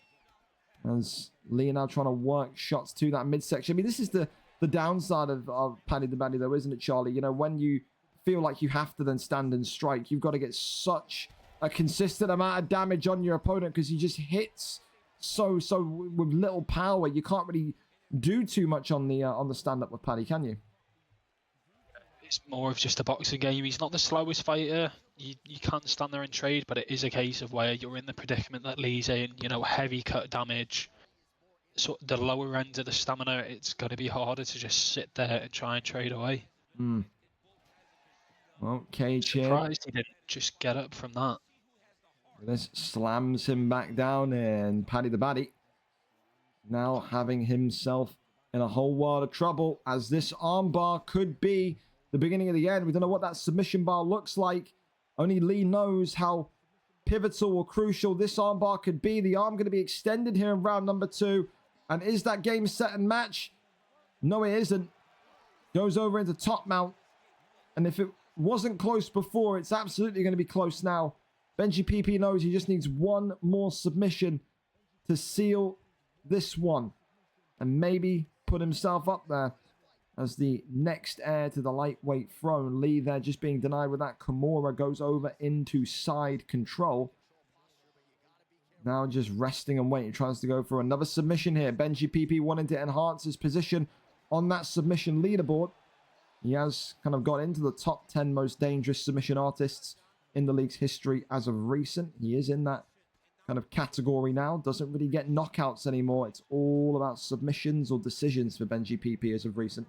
Posture up is there, and then departs off of Lee 66. Tries to get that piercing elbow down the middle as well. Catches that body strike. As, again, Benji PP just working off that left hook. Goes for the takedown, pulls him in, and now gets him into that triangle choke position. And this could be game, set, and match for Benji PP, who will look to go 4 wins in a row. And he'll say, I'll see whoever's next for that lightweight championship. Lee 66 taps in round 2. I mean, Charlie, that's a potential opponent of yours. What do you make of that performance? Well played by Benji there, especially after, like you said, the first 30 seconds to a minute, we saw Lee stun him. He looked like he was getting that momentum to sort of take over the whole round and potentially the fight. Came back really well and strong. I think he was trying to make a bit of a statement with the fact we've seen him stand up quite a lot in situations that we've seen him take advantage of before and finish fights. Great performance all around though from Benji. Unfortunate for Lee, I think it is a confidence thing like you said, where maybe it was just a rock or a stun and then that was a little bit putting back, as well as the factor of the game. You know, we had lower stamina, that deep cut, you know, unfortunate for him, but again, well played to Benji, a solid performance. Absolutely. And like, again, you know, he'll say, regardless, whoever it is, I will be next for that lightweight championship of the world. He believes that it is his fate, it's his destiny to get that title over the line when it comes to the month of September. Well, with that, though, we know Mikeyno is the cabbage of the day in terms of forgetting he's got a fight. So with that, it's good news for Silver Salt, because it will be a rematch against Jero Salmon, a chance for him to come in and avenge that loss from 10 weeks ago. And also because Silver Salt is here, he does now flip to fighter priority. So a change of fight here as Silver Salt will take on Jero Salmon for the second time. Of course, the last time these two fought, as we said back here, VFL 142. Jero Salmon won that one by round 2 knockout. Of course, so that was back on the 27th of June. Again, over 2 months has passed since then. What is different? Well, the records are nearly the same. 3 wins, 1 draw, 3 losses for Jero Salmon, who is on that 2-fight losing streak at the minute. For Silver Salt, a 2-fight winning streak. Tonight, Jero Salmon not only has the opportunity to make it 2-0 on his long-term rival in the lightweight division, but also a chance to reignite his own career. He wins today, goes to 4-3. He will be right on the cusp of a top 10 ranking. But again, same for Silver Salt. Win today, go 4-6, avenge the loss, and make it a 3-fight win streak and push again for those bigger fights. Maybe again, when Mikeyno isn't completely comatose, that could be the fight to make should he win this one. Get him even closer towards that lightweight strap. So let's see who wins it. 10 weeks in the making. Silver Salt or Jero Salmon. Who gets the job done in this 155 division? And for Jero Salmon, of course, coming in on short notice, one of the most reliable guys in that 155 division. So we love him for that. Renato Moicano for Silver Salt against Jorge Gamebred Masvidal for J.O. Salmon. I mean, a different matchup. You go from having to prepare for Mikeinho to now having to prepare for one of the most dangerous strikers in the division in J.O. Salmon. Charlie, what changes here if you're Silver Salt? To be honest, I think this will probably benefit him a bit more. I think we've seen, since he was having the issues with getting taken down and getting finished on the ground, he's definitely picked up that game on the mat. I'm pretty sure I seen recently one of his on-stream bouts, he actually got a submission win with Moicano. But anyway, this takes him back to his natural element. It's all striking. And I am completely wrong because he's tried to take him down. So maybe it's kind of a flip of the coin then. Maybe he's saying, do you know what? I'm going to be the aggressor. I'm going to be the one who takes you down because I want to submit you, rather than him being on the other foot previously like he was at the start of his stints and people were trying to tap him out.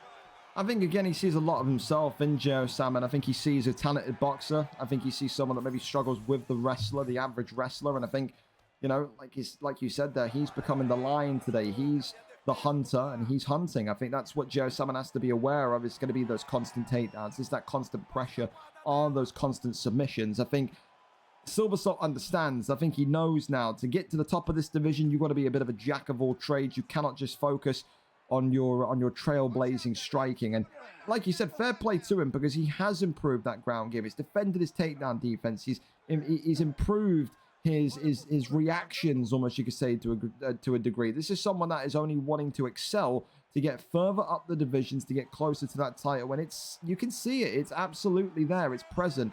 So far, though, J.O. Salmon looking okay on the ground, not panicking too much whatsoever. Survives a couple of submission attempts, perhaps, and again, right back to his feet. And with Jorge Gamebred Masvidal, Charlie, you're always going to light your chances up here because of how sharp his boxing is. Big left hand drops him. The American here starting to tune up the band. Right hands and left hands. Another uppercut there from J.O. Salmon, who's looking to end that two-fight losing streak. Drops him with the right hand. And now the hammer fists could rain on down. Silver Salt is in big, big trouble. This one is all over. J.O. Salmon has ended the losing streak and has ended Silver Salt's winning streak. Some people in certain divisions, Charlie, just have your number. J.O. Salmon looks like he's absolutely got the number of Silver Salt. 2-0 on his opponent, 10 weeks apart. Great performance, good confidence on the ground, good survival instincts on the ground, and a wonderful finish there from J.O. Salmon. Absolutely lovely, like you were saying. Starting to see that natural side of Silver Salt coming out, feeling like he saw himself in him. J.O. said, no, I'm going to do what I do best. A lot of what he did in this fight against me, where he's trying to apply that pressure, great combinations from him, read the head movement patterns of Silver Salt early and was able to actually capitalize on that with that big, big drop, throwing a hook as soon as he swayed. Well, I'm telling you this much for Silver Salt. All I can say to you is, you know, it's a replacement fight. It's a different fight. I get that. When Mikeinho tells me what the fuck happened today, I think it still makes sense. Whether you're lower than him or not, I think the next fight to make has to be UV Mikeinho. For J.O. Salmon, listen, congratulations to him. Who says you don't get rewarded when you step up? Tonight, Jay comes in late and ends up looking great. Ends that two-fight losing streak. He's going to be feeling confident. He's back to winning ways. And again, what a way to do it in such a typical J.O. Salmon performance. One of the best Jorge Gamebred Masvidals in that 155 division. I mean, so far, the blue corner got to be feeling pretty confident tonight, Charlie. Only one red corner victory since the card started at 7:30 tonight. That was the first fight of the night in Wilkie. Everyone else, blue corner winners. So the blue corner got that little rubber luck tonight. So let's see if that carries on. Bass Inferno and Harry up next. A tantalizing prospect, a tantalizing matchup. A very, very interesting one in the 145 division as well. Bass Inferno 12-10. Only one win in his last 5. A former bantamweight flyweight, Charlie, now on the cusp of potentially a 4-fight losing streak. You feel for him because when you're at the top of this division, you're already taking on people that are in form. You're already taking on people that are in winning ways, are in winning spirits. And again, Reese, I think you could agree with this. Another one that maybe you put in the same bracket as Lee 66. His confidence is going to be such a driving force for how well or poorly he does. 12-10, 1 win in his last 5. For Harry, on the other hand, 7-3, former champion, 3 wins in his last 5. He came back from 2 back-to-back losses with a big win recently on the unstreamed bouts against HGO Has. Tonight, he'll look to go 8-3, put himself in that top 5, and maybe re-announce himself as a potential contender for that impending vacant featherweight strap. I mean, Jack 9, does he want to stay in this division? Does he want to move to bantamweight, flyweight? He may wait, he may well vacate, he may say, hold on a minute, let me stay in this 145 division for a little bit longer and see what I can do. He's the danger man, but he's also the champion at the minute. Can one of these two be the man to dethrone him? Let's go and see who wins it. Bass Inferno, the number 1 ranked 12 and 10 featherweight, or Harry, the number 7 ranked 7 and 3 featherweight. Submissions against kickboxing, kickboxing against submissions, all one of those kind of yin-yang fights that you love to see that could honestly go either way. Let's go and see what the picks are, and it's looking likely to be Calvin Cater here today. A little bit of a nod towards maybe his gym owner, Portuguese Prince, bringing back Daish's disciples against Movsar Evliov. Still can't say the name, still struggle. What do you make of that Cater pick, though, Reese? Charlie, from Reese, we don't really see the Cater pick often. We often see Max Holloway. Do you like that? Do you not like that? Talk to me on that. That's it. Okay. It's just Boston. I think, as you said, it's a little bit of a nod to Prince. And, you know, at the end of the day, he suits his fight style. Boxer is what Reese is. So, you know, maybe not the kicks, but doesn't just limit him. Well, the thing is, well, that people can say, listen, we speak to Reese, we can class Reese as a friend, but would you maybe have Reese in that bracket of being one-dimensional? You know, struggles when the takedown comes in, almost like a FOB situation. Does he need to show us that he can cope with that wrestling pressure of Harry tonight? It'll be a challenge for him. Like when I've gone in spars against Reese or anything, it's not to, you know, Daniel Cormier it up, but he's got it. Like, you know, I'm not necessarily saying he's got, you know, that submission threat that we might have seen previously in the featherweight division between, you know, Jay and Vape, but he's got the ability to stay on the ground, defend himself, counter wrestle against all these sort of wrestlers that he's got. So I think tonight will be the night where he can sort of prove that and get people's impressions wrong, where he's unable to stick to the mat or he's just a bad grappler. So far, you can see as well, Evliev packing a punch, already splitting Cater open. Cater gets his own back there with a big one, and Harry there shoots the single leg, gets him down to half guard position. You've been in parties before, I imagine, with Reese when he's been doing these league fights that I've been doing the commentary. How does he react when he's on the ground? Does he get panicky? Does he get anxious? What's going to be going through his mind right now? I was in the party when he fought Jack, and to be fair, it's not necessarily a head loss or anything. You know, at that point, he was just... It is what it is, you know, that kind of system. I think he will be able to compose himself, though. You know, he's just going from fighting Jack to fighting Harry. It's going to be very similar. I think maybe we'll see a bit more stand-up from Harry than we did with Jack. Obviously, he wanted to get it to the mat as soon as possible. I think as long as he stays composed, it's completely fine. Because it is a weird toss-up with Reese, because he does well with pressure, but then confidence is an element as well. Absolutely.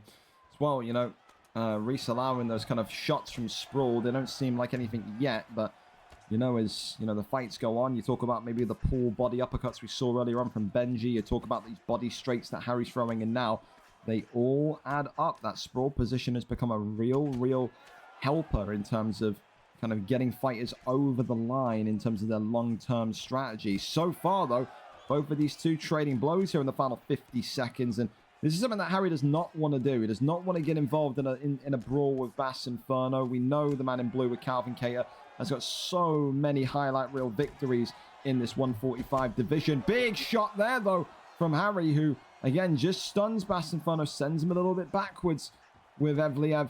As, again, more and more dangerous combinations coming forward once more. Evliev there just eating another big uppercut. Overhand attempted by the Scotsman. Harry there goes for that head kick. Blocked up, though. Pretty nice. And there's that pull uppercut there to end the round for Evliev. And Harry, 10-9 to Harry in the white trunks. Charlie, would you agree or disagree with that? 10-9, great way to finish the end there. It's problematic with Harry because it's either he's got to go to the ground with someone who's got full stamina. He's probably watching Reese go combo heavy, which I think I would approach the same because he wants to get that head health down as soon as he can. And Harry's probably thinking, I can get his stamina down here. And obviously with those sprawl body shots we were talking about, he's going to be able to get a submission off much easier in that instance.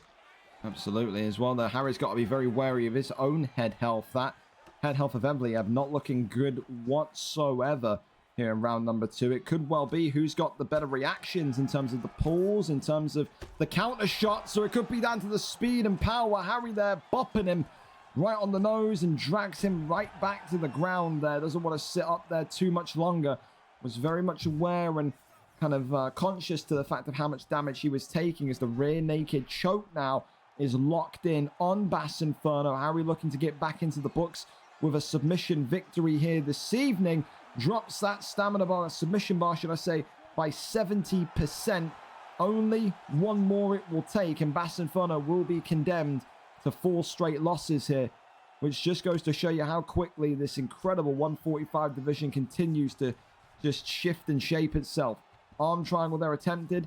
That one there, though, is denied by Bass Inferno, who keeps his composure still. Posture up is there. Rains down the big, heavy shots, though.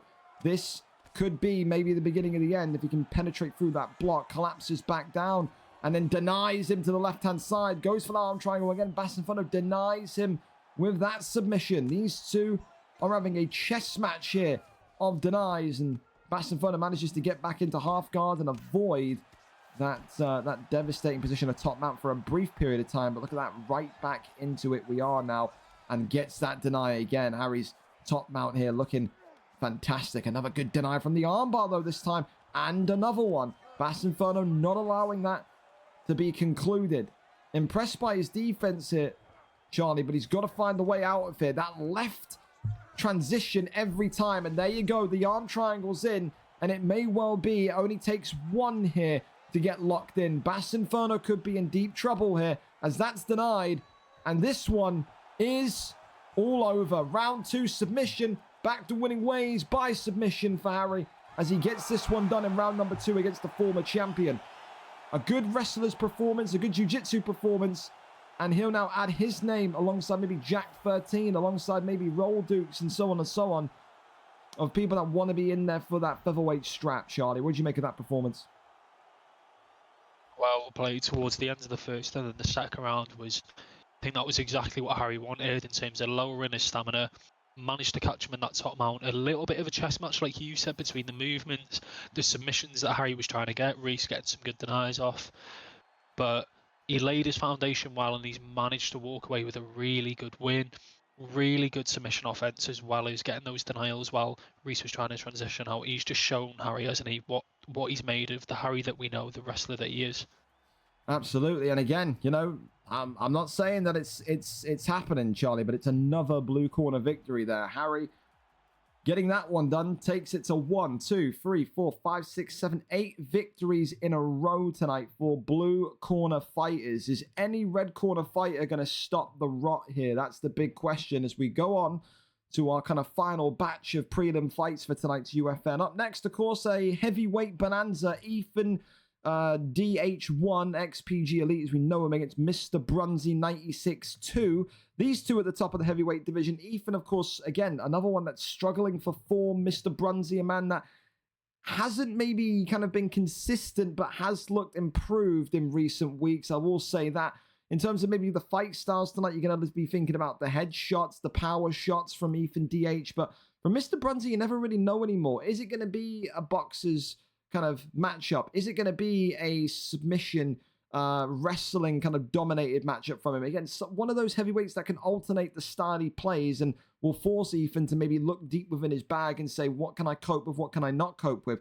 The first time they fought, of course, it was a round 1 submission to Mr. Brunsey at VFL 121 back on the 1st of February of this year. So again, over 6 months ago that one was. Tonight, though, there will be the chance for revenge for Ethan, for XPG Elite. Of course, Taylor the Tape officially, Ethan today number 2 ranked heavyweight, 8-13 and a 4-fight losing streak in this division. Mr. Brunsey just underneath him, number 4 slot there, 6-4, 3 wins in his last 5, and that's the inconsistent form. Win-loss, win-loss.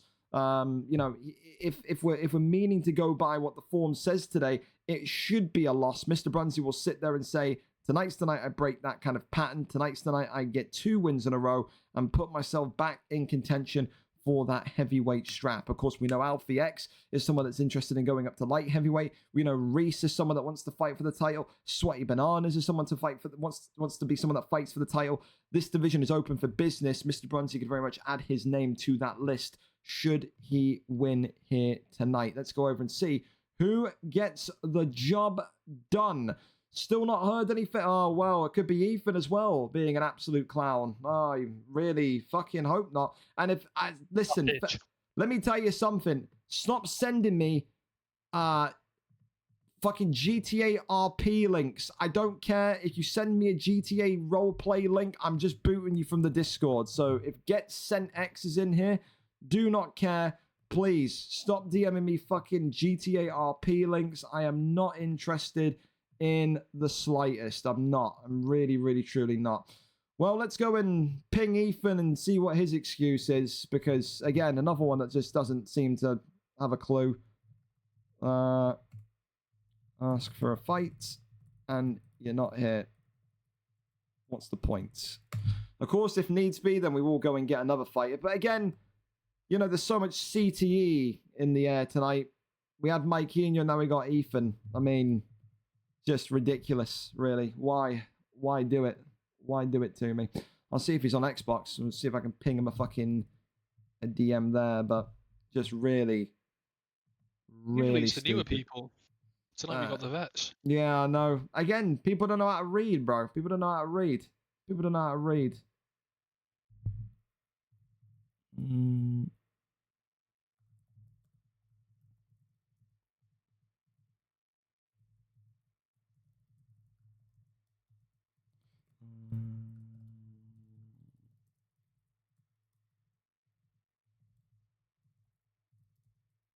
2 seconds.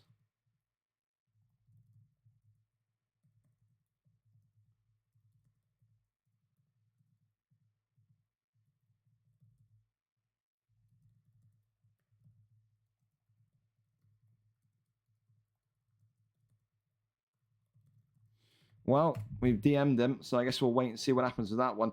Again, we always know with the UFN, there's always some cabbage somewhere. It was Mike Eno earlier on. Now it looks like it's Ethan DH tonight, who, again, clearly sign up for things and don't know what day it's on. So, one of those. I think the next best thing to do would probably be Kiko. I can't lie. I think Kiko won earlier on as well in the in his on-stream, but he did. So we can put Kiko in. Let's see if Kiko's down for it. Down to fight, question mark. If he is, then we could be in luck. But again, not happy with the XPG lot. Again, like, well, not the XPG lot, it's Ethan. It feels harsh to blame it on anyone else. But you can't fucking, again, fellas, you can't read what day shit's on. Why bother signing up? It's just completely stupid. Because now, again, Brunsey, who wants to fight, is now on the risk of maybe not getting a fight because you're too fucking stupid. You're too incompetent to read when the event is. Like, again, I get it. People are young. People are a little bit stupid in their heads. But come on, man. Like, switch on. It's just ridiculous. It's completely disrespectful to your opponent. Well, Kiko is down to fight as well. So we'll give Kiko a little bit of time there to get himself situated. Again, Mr. Brunsey will go over here. Kiko will go in here. Is this a rematch is the next question. I feel like I've seen Kiko and Brunsey before, but I could be wrong. Silvernats, Leddy, Rubin, maybe not. I mean, this is a decent fight if so, because Kiko coming off of a win, former contender, former light heavyweight champion as well. I'm just concerned maybe he fought him back in UFC 4, because again, these two have been around for absolutely ages. Mr. Brunsey. No, they've never fought before. Even better, makes it quite a nice one for me. So yeah, we're gonna go for Brunsey and Kiko. So we'll flip the fights. We'll give that one like 10 minutes. Let Kiko get on and get situated, and then and go from there. But again, fellas, that's two now. That's Ethan and that's Mike Eno. Whether they're here, whether they watch this back, Kiko, thank you so much for the sub and also filling in. But to fucking Mike Eno and Ethan, like, sort it out, man. You're too fucking dense in the head to know what you're signing up to. You can't read the size 60 font that says the date. You can't read the pings that says it's on Saturday. Then don't sign up to anything. just, I don't know, do fucking someone else. Don't waste everyone else's time. It's just mad disrespectful, man. It is. Up next, I'm going to go to Stewarty and Gerard. If those two are ready, then we'll go over and up to that one and see what those two are cooking up. Of course, with Stewarty and Gerard, a really, really nice one. I've been wanting to see how this Gerard kid fights since he signed up. 2-3 for Stewarty on a 2-fight losing streak. One of the most entertaining 145ers that you can imagine as well. Talks to his opponent, sings to his opponent, doesn't he? For Gerard, though, 1 on-stream fight, 1 victory. Is he going to be able to make it 2 victories in a row tonight? Does he compile the misery for Stu, or does Stu get back to winning ways and end that 2-fight losing streak? If Stewarty wins 3-3, would put him above Ollie at number 16 in this division. Just goes to show you how comp this 145 division is. Let's go over and up to it and see what the picks are set to be. For those two, Stewarty and Gerard, again, though, thank you so much for being early, let alone on time. We appreciate that massively from you two. So happy to get you kind of up and to the races. Thank you as well, Stocky, for the sub. Tier 1, 14 months. Absolutely wonderful. And Kiko, we're going to go to you right after this fight. So don't you worry. Try and stall whatever you got going on. Evliov and Sterling is the matchup. So, again, we've seen Evliov today already, Charlie. He's got good power, he's got good speed, but if this is going to be a wrestle-off, do you have to put the, the chips in Aljamain Sterling's corner? What do you think? It's a hard one to tell. Evliov's got the wrestling, he's got everything to it. It's kind of a mixed bag, really. I'm going to presume Sterling might have a couple more of the subs, but I do think it is really close in terms of what the fighters offer in terms of their wrestling game. I'm going to imagine that Evliov, Russian man. Yeah. I'm going to assume he might have the more powerful striker. I think it's Evliov with power, and I think it's Sterling with speed. I think that's the way. Oh, well, hang on. Oh, my good God. Stewarty then dropped against the cage. It's a big 2-hit bomb from Aljamain Sterling, who sits there, listens to me, and says, I'll show you what power is. Drops Stewarty down and nearly gets him with a big combination to end the fight in round number 1. That could have been lethal. That could have been dangerous. I mean, does it surprise you as well, Stewarty coming out with more of a wrestling base tonight, Charlie, since we know he's all about knockouts. He's all about the stand-up fight. Do you think that's maybe a defensive mechanic for himself? What do you think of that? Maybe could have been, a bit of a game plan, realistically. Could have done, some form of scouting. Maybe a couple of his last fights. If Gerard has wrestled in his last ones, I personally haven't actually seen him, so I'm not too sure on what he's offered in that aspect. It's a good pick for him, but, as you've stated originally anyway, it's an anomaly. I would have definitely expected a more striking-based pick from him. Oh, well, look at this. The Kimura coming in, and this is not what you want to be seeing either. Whips him into the armbar. He's going to get that block nice and low with the completion of this, and that's already bad news for Stewarty. He's going to have to cope with it even more from that pressure. Look at that. The armbar there locked in and knocks about 50-60% of that bar of submission off for Stu. Again, when you've been dropped already inside round 1, Charlie, that is the worst thing that you could possibly look at and see happen to you. Even a bigger mountain to climb now, especially if I need to call him Raheem Sterling. If Aljamain Sterling can get his back, if Aljamain Sterling can get his arm again, may well tap him out here before this round ends. It's looking like it could potentially happen, realistically. With the way that, we're seeing Gerard's approaches entering into them submissions, it's dangerous. That armbar took a lot off for what we typically see. Well, tell you what, right now, talking of fucking Raheem Sterling, I think if you're Stewarty, you're probably saying, I may as well have picked Raheem Sterling because Evliov is not giving you any of those benefits that maybe you thought you'd come into the fight with. With the Russian, takes his back here. That one there is denied. And going to be looking again to go with that posture up. Nothing there. Still holding and waiting for him. Goes over into sprawl. And that one there going to end the round on top. I mean, that's a clear Aljamain Sterling round. Charlie, I mean, if you're Evliov, if you're Stewarty, how are you approaching the second round? Is it defend the takedown at any cost? Is it just go out on your sword boxing? I mean, how do you do it? You've been knocked once, your block's down. How do you come back from that? I'd be surprised if we see him come out and try and apply a lot of pressure on the stand-up, force him to throw that takedown, and then hopefully with that takedown defense, he's able to keep it on the mat. To keep it standing up, sorry. Well, look at that block, that ball. Pull uppercuts again. The pull war happening. Stewart, he's staying nice and compact. He knows he can't really sit there and play the kind of distance game. I think he's just going to sit here and swing and just try his luck with Evliev's power here. The pulls just happening more and more. Look how many pulls Evliev is trying to get in there. Again, the pull's working, Charlie, but he's just too focused on the pull uppercut to the head. Got to go to the body, doesn't he? Take a leaf out of Benji PP's book. Pull body uppercut could absolutely down Sterling here in quick succession if he gets enough off. Could be, yeah.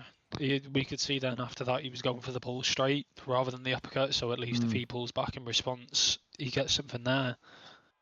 Nice slip hook there comes off from Evliev as, again, continues to stick right to Aljamain Sterling. It's that jab into that kind of head kick, I think it was. I don't think it was meant for the body, but lands on the body regardless. One thing to note as well, the cut health on Sterling's actually worse. That's true. Yeah, that's true. That is true. Again, if you can maybe get a couple of those pull elbows off, you maybe talk about a doctor's stoppage here. Shoots the takedown as Gerard clearly aware of what could be waiting for him. Doesn't want to risk it whatsoever. Stu there getting a big knee off on the side of the cage. Sterling got to be a little bit more careful here. A little bit more appreciative of the power of Evliev. Stu's block, though, is dropping rapidly. Big uppercut clips him again. And now he's wobbling and stumbling. Aljamain Sterling blocks up, composes himself, gets that pull off into a straight again. And Stewarty not losing faith just yet. Body health is intact, but that head health and block is not. The only prayer that Stewarty in the red trunks has here is that he can get that cut even more bright red and try and win this one by a doctor's stoppage. Because right now on the feet as well, I have to say this, the connectivity, the pace, the rhythm, all flowing for Aljamain Sterling. Absolutely it is. Big knee there to the body. Big uppercut comes on in. Big right hand this time. 1-2s. Uppercut again. That's the 1-2 uppercut, Charlie. That's absolutely goal. Clips him right back. And is he going to maybe throw in that head kick? Drops him with the straight knee on belly. Stewarty could get it done here in comeback fashion. No. Survives it there. 30 seconds of round number 2 remaining. And if Gerard thought this was going to be all but one-way traffic, he has found out. Never doubt Stu. He is someone that will fight until he's dead on the ground. We've seen him win in worse positions than this. It looks like round number 3 is going to be upon us. Hell of a round and a hell of a recovery from Stewarty, from Evliev there, Charlie. 1-1 for you? Yeah, I think with the ending of that round, definitely returns the round. You know, Stewarty can take that one back with him, and that's going to give him a lot of confidence going into that third round. The head health significantly lower. He's managed to apply a lot more damage on that cut as well. Well, let's see how Gerard in particular answers back to that. Does he go back to wrestling? Does he go back to safe fighting? Or does he want to try and beat Stewarty at his own game here with the stand-up on the feet? Big knee to the body to start things off for Stu, who will be looking to mix in those body shots to drain that stamina even more so. Goes for those leg kicks there. Big left hand upstairs once more. Continues just to edge towards him. 1-2s down the middle again. Avoids that one. Big shots there. Continuing to flood on in. Big left hand from Evliev again. And that's a big hook. He's been waiting for that one. How many pulls have we seen from Stewarty tonight? Big elbow right back though from Gerard. As this fight in round number 3 explodes into action again.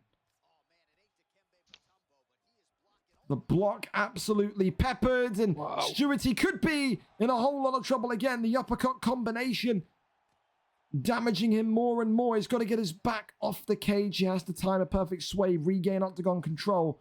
With that block solo, that head health solo, you do not want him to be marching you down.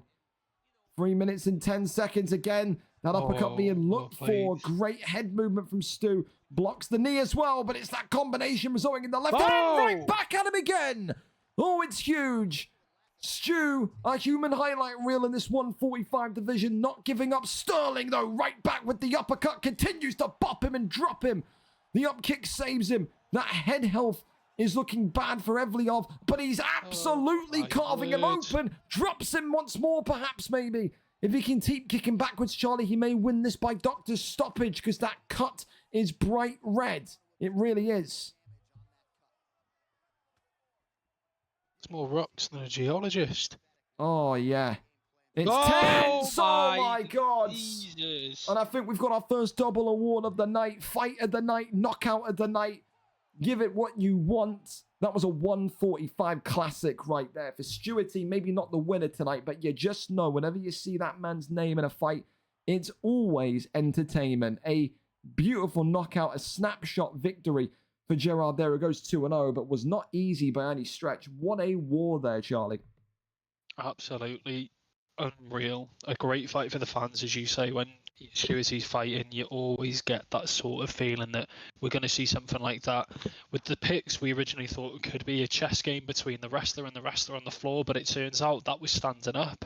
Yeah. Great head movement from both. We've seen both of them adapt numerous times to what each of them were doing. It was just one of those ones where you can appreciate every second of that fight. Really well played to both fighters, but, you know, obviously congrats to Gerard for the win. Absolutely. Well, listen, we go over and fellas, again, another one. Don't message me. Again, I'm already in an annoyed mood because of Ethan and Mikey and hey, your fight is at 10:20. Why are you messaging me now at 9:12 saying Michael won't reply to you? Common sense, think. I don't care. Why would he need to reply to you an hour and 7 minutes before the fight? Wake up, man. You're not new. Stop it. Give it a fucking rest. Mr. Brunsey against Kiko is up next there. Mr. Brunsey, 6-4, 3 wins in his last 5. It's an opponent change as Kiko, who won his on-stream bout from VFL 151 earlier on today, comes back into the octagon with a 3-1 record. 3 wins in his last 4 fights. Today, if he can beat Mr. Brunsey, it's another top 5 win under his belt. The first time that he's to face him. Kiko, of course, a better boxer than wrestler, but can have some decent anti-wrestling should he wish to. Again, will the takedowns be present? Will the knocks be one way? We know that Kiko can start fights slowly, but we know he can also command fights should he wish to. How does this one go? What way does this one land? A very more unpredictable fight compared to maybe the fight that he was supposed to have versus Ethan, but you never know. Anything can happen in this heavyweight division for a reason. Let's go over and see what the picks are set to be. Mr. Brunsey is live for us, and Kiko and him are ready to go. Kimbo Slice being hovered over, but again, you're never going to get Kimbo Slice. There's no point even teasing us with that. It's just not ever going to happen, is it, Kiko? Muhammad Ali against Stefan Struve, perhaps, or Sergey Pavlovich? Sergey Pavlovich looks to be the pick. Haven't seen Muhammad Ali in a while, Charlie. Do you like that Muhammad Ali pick? A lot of speed, a lot of power? Typically, as a wrestler, and the last thing I'd want to do is give them the perfect matchup. Obviously, you know, Sergey's not really a wrestling pick either, though. So, could maybe work very quick striking for a heavyweight. Typically weaker punch power. Obviously, the complete opposite of what we can see with Sergey. It just kind of invites him into that field of take me down. Yeah, see what happens. And there you go. There's that immediate turn and takedown. Well, listen, you know, the pick doesn't complement a wrestling star. We get that. But Mr. Brunsey is anything but an amateur on the ground game. I mean, it's going to be a little bit more difficult to get those kind of denies off with Muhammad Ali, but he knows how to do it. We've seen him have some great spells in this heavyweight division. We've always said with Brunsey, you know, his wrestling, if it was a little bit more consistent, he could be one of the greatest heavyweight champions of all time. Tonight, Kiko's got to play to his advantages, which is exactly this: the wrestling, that kind of that dominance, that size of Muhammad Ali on the ground, getting to top mount, rain down the bombs, and again, anything can realistically happen, but you have to be aware, you've got to be awake to the fact that, again, you know, Brunsey, I wouldn't rule out a potential submission win here for Brunsey with Muhammad Ali. That's the kind of person that he is, and especially when you factor in that Kiko may not be too comfortable either with the submission system yet. You know, it truly is one of those. I'm seeing as well, I just noticed there, I thought it was Brunsey, but I think it was just a visual glitch, because I saw he had like the traditional thingy on it. It said get up submission and so on and so on, but I think it's just a visual glitch, because look at this now, back into back mount, as Kiko does not want to allow himself to be flattened out here. Mount there is gained as Muhammad Ali starts to rain down some strikes here on Sergey Pavlovich. And I mean, we've seen a lot of crazy things in the octagon over the years. We've never ever seen the potential of a Muhammad Ali submission win. We've seen Tyson Fury in there in UFC 4. He was close to getting a submission win. We've never seen it, though, with a boxer like Muhammad Ali, though. So far, I mean, this is not what Kiko wanted, is it, Charlie? He did not want to see Muhammad Ali start to gain rhythm and gain groove and gain these kind of advantageous positions in the wrestling, did he? Especially, you know, that top mountain, regardless of power that you're looking at, unless you're in the elite category, your Islams, your Taporias, it still does a world of damage. And starting off in the fight, we could see that was Kiko's aim. You know, he was posturing up a lot. This is an opportunity now for Brunzi to have been able to get that damage in. He's obviously just got the flip, really good position change. Just needs to finish the round out strong now, because all we've really seen is just his strikes. But he's going for it. Oh, wow, okay. And Kiko's stamina is low as well. Can he get the deny? No, he cannot. That would have been very, very concerning. Pulls him right back down, though. Fakes and goes for the get up instead. Wants to stand up and use some of that boxing for the final 10 seconds of this round. Eats a big left hook, though. Doesn't stun Kiko. And in the end, that one going to end with no rocks, no stuns, no confirmed submissions. But again, maybe that one's going to come down to control time with a significant strike. 6 to 7. So very, very minimal difference. An identical control time, Charlie. 145 for both of them. There's not much more that you can really say. That's one of the tightest rounds we've ever seen. One significant strike difference and identical control time. Yeah, I think no cuts either. I'm gonna take a limb and just assume that the Sig takes the round for Kiko there.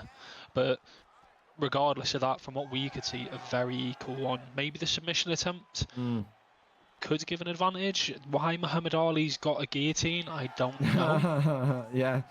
The burning question. Maybe because he does boxing, you know, might get a few headlocks in boxing. Maybe. I think someone saw Muhammad Ali do a rear naked choke or a guillotine at a bar once upon a time in like the 1960s or something. I don't know. Big pull elbow there from Kiko. Busts open Muhammad Ali as the big Russian in red here starting to find his feet a little bit more. But Muhammad Ali, with all that speed and power, drops the big Russian. Kiko could be in big trouble here. And this one is all over. Muhammad Ali just takes one trip to the ground in that posture up position. Float like a butterfly, sting like a bee, Charlie. He absolutely stung him tonight. Mr. Brunzi in that ascendancy and in that conversation once again about a heavyweight title opportunity. For Kiko, did he do much wrong there? What do you put it down that loss to? What do you put that performance down to? I think he got pinned there a little bit at the end. You know, not necessarily the worst thing when you see a guy you just afford to plant and throw a few combos as they're coming in. The only thing that I think was really wrong at the end was his defense when Muhammad Ali had that final posture. He was kind of just letting him punch his head. It's unfortunate for him, you know, 30 seconds before that, it was Mr. Brunzi who was rocked. So maybe in that aspect, you know, he let the tables flip a little bit too early, anything happening there. But it was quite a good performance from both, and lucky for Kiko, you know, with the step in late on. But very well played to Brunzi. He's managed to turn it around after getting rocked in and apply that damage to Kiko there with a good victory.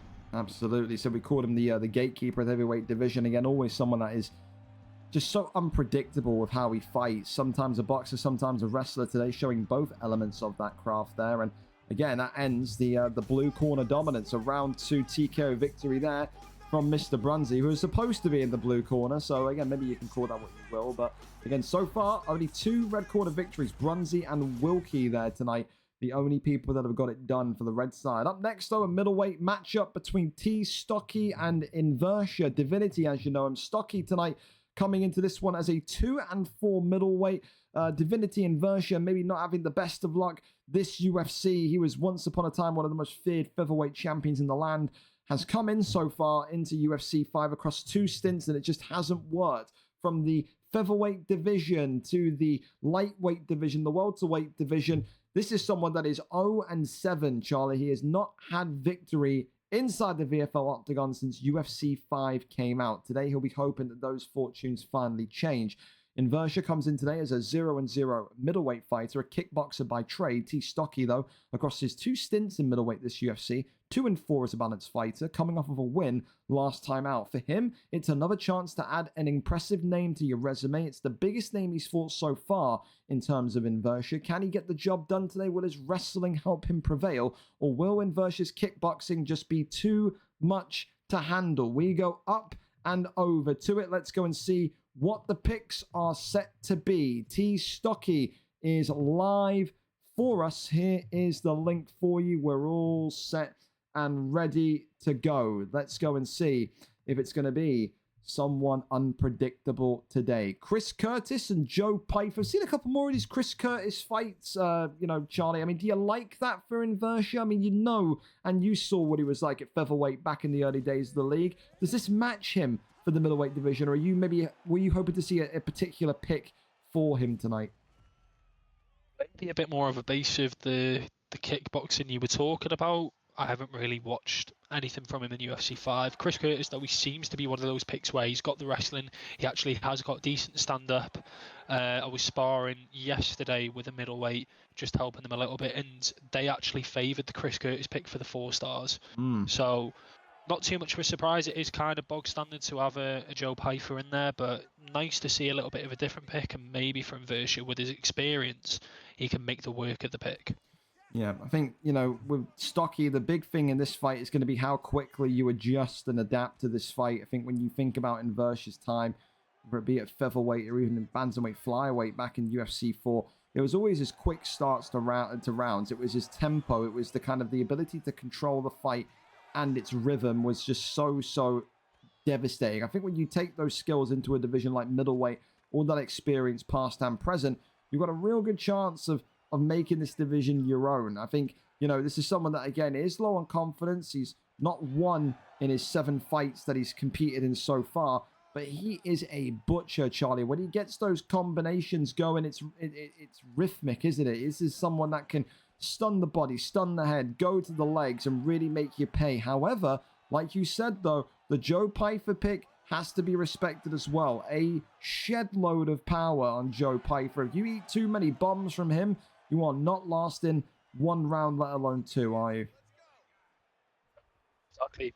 As you were saying about Divinity, he has that ability to take over the level changing between the head and the body. It's fluent. He still has that. He has that intelligence. Some people, could compare it to when an athlete, goes into their 40s. They still have the same minds. They just can't physically do it. So we know that he knows how to adapt, what to expect. It's just a case of how he can implement it and making sure he doesn't trip up to give, T Stocky that one strike with that Joe Pyfer that you need that can put someone's lights out instantly. Absolutely. Good takedown defense, though, as well, from Inversia so far. Continues to kind of withstand the attempts from Joe Pyfer, who walks back towards him with that devastating uppercut and hook combination. Look at that, those splits open Inversia for the first time, as the nose showing signs of damage. I mean, the stamina as well, though, Charlie. Good use of teeps and body shots from Inversia to get that kind of that bar low inside of round 1 as he drops him with a pull elbow. That one there timed brilliantly, and T Stocky could be in big trouble here. T Stocky, is he going to be down and out? No, pulled back in, a couple strikes off. But that there was close, and it just goes to show you how perfectly timed a pull elbow can be in terms of damage and in terms of a fight changer, as T Stocky here goes right back to work, focusing on power rather than the connectivity of the strikes. Feel like if you can get enough on the dome of Chris Curtis with Pyfer, it doesn't matter what the stamina situation is, you walk out maybe a winner, walk out maybe a knockout on the night security. But so far, round 1, Charlie, got to say that's a Chris Curtis round, that's an Inversia round. That knockdown does wonders to help it as well. Yeah, couldn't argue with you. Going back to Divinity's level changing, we've seen that the volume he was throwing there, a lot of strikes, but with how well he's hitting that body, he's walking out of it with more stamina than the Pyfer pick, which is just a testament again to this guy's experience in the game. He knows he can throw. We've seen glimpses from both T Stockies. Oh, it's the pull elbow again, though, Charlie. Just cut you off there as Joe Pyfer continues to try and get in tight and close to Chris Curtis and Inversia, but it's just seeming like every time he enters that pocket, he is coming out with masses of damage now. You've got to try and re-establish yourself, and there's no better way to do that than a great spear takedown. tribute to Edge there. Yeah, Could be what he absolutely. needs now to try and sort of get that damage. Well, now this is going to be where you would say, if you're T-Stocky, you want this fight to remain for the next 3 minutes and 45 seconds. Just keep this one down here, win the round back, and just use all that knowledge from the previous couple of months at light Dangerous heavyweight and position, middleweight though. to do it. And look at this. Yeah, you're absolutely right. Great deny, though. Look at that. He's not a slouch down here. Goes over into full guard. That one's denied also. Tries to take the back again. Look at this. Joe Pyfer could be in trouble here. The submission, perhaps. Oh, locked in. There you go. Didn't even see that. I think it's because the way they were pushed up against the cage there, Charlie. You couldn't really see the animation of the arms. And I think that's definitely... Seen the follow through, didn't we? Yeah, that definitely impacted Stocky there. Gets the first submission of his night tonight, does Inversia, and also drags down that stamina a little bit more before getting a good couple of shots there from top mount. Really, really nice so far from the Chris Curtis pick here in round number 2. Pulls him back in, and the armbar there whips Inversia into a submission now. And now Inversia could be in trouble. Tries to transition out. That one is denied, and it could be the case where both of these two tonight are going to have their submission game tested. A big one there, equally so, because it drops the block, which has already been compromised by Joe Pyfer. And now when these two stand back up, it can be very, very difficult to withstand that damage if you are Chris Curtis. Look at that, the block there just marginally lower now than the head health. Goes for an armbar again. That one is denied this time by Inversia. Seems like T-Stocky is wanting to turn Joe Pyfer into a submission machine here tonight. Rains down a couple of big strikes though. Joe Pyfer not able to get that one through the canvas, however, as he continues to just sit, wait, and bide his time. Goes to that right-hand side. That one there is denied. Denies the transition there. Look at these. It's a deny off between Stocky and Inversia. Whips him back round into the full guard position. And is Stocky going to perhaps maybe look to get one more submission off? Inversia there with a big deny. Postures up, rains down, strikes. Uses that momentum transition to get into side control and start to work those elbows. It looks like we're going to go into round 3 here, Charlie. Both of them getting a submission off, but who do you give this round to? Obviously, submissions kind of null each other. I think in terms of the bar that we've seen, I think Divinity's did edge it a little bit, but regardless, I think anyway, it's Divinity's round. Just with the volume he was throwing out, he was more successful. Seeing really good glimpses though from T-Stocky. He's not down and out. He's adapting to certain things really well. We have seen Divinity respond to it, you know, almost predicting that adaptation to it. But this isn't a man who's down yet. He still has every right to be in there. He still has a chance to potentially end the fight himself. Absolutely. You can see as well, it's that speed of Chris Curtis, which is giving T-Stocky a little bit of trouble here. Doesn't want to get hit by one of those elbows again. Just got to work off that jab a little more. Stick the jab in there and get that block really nice and low before launching something big.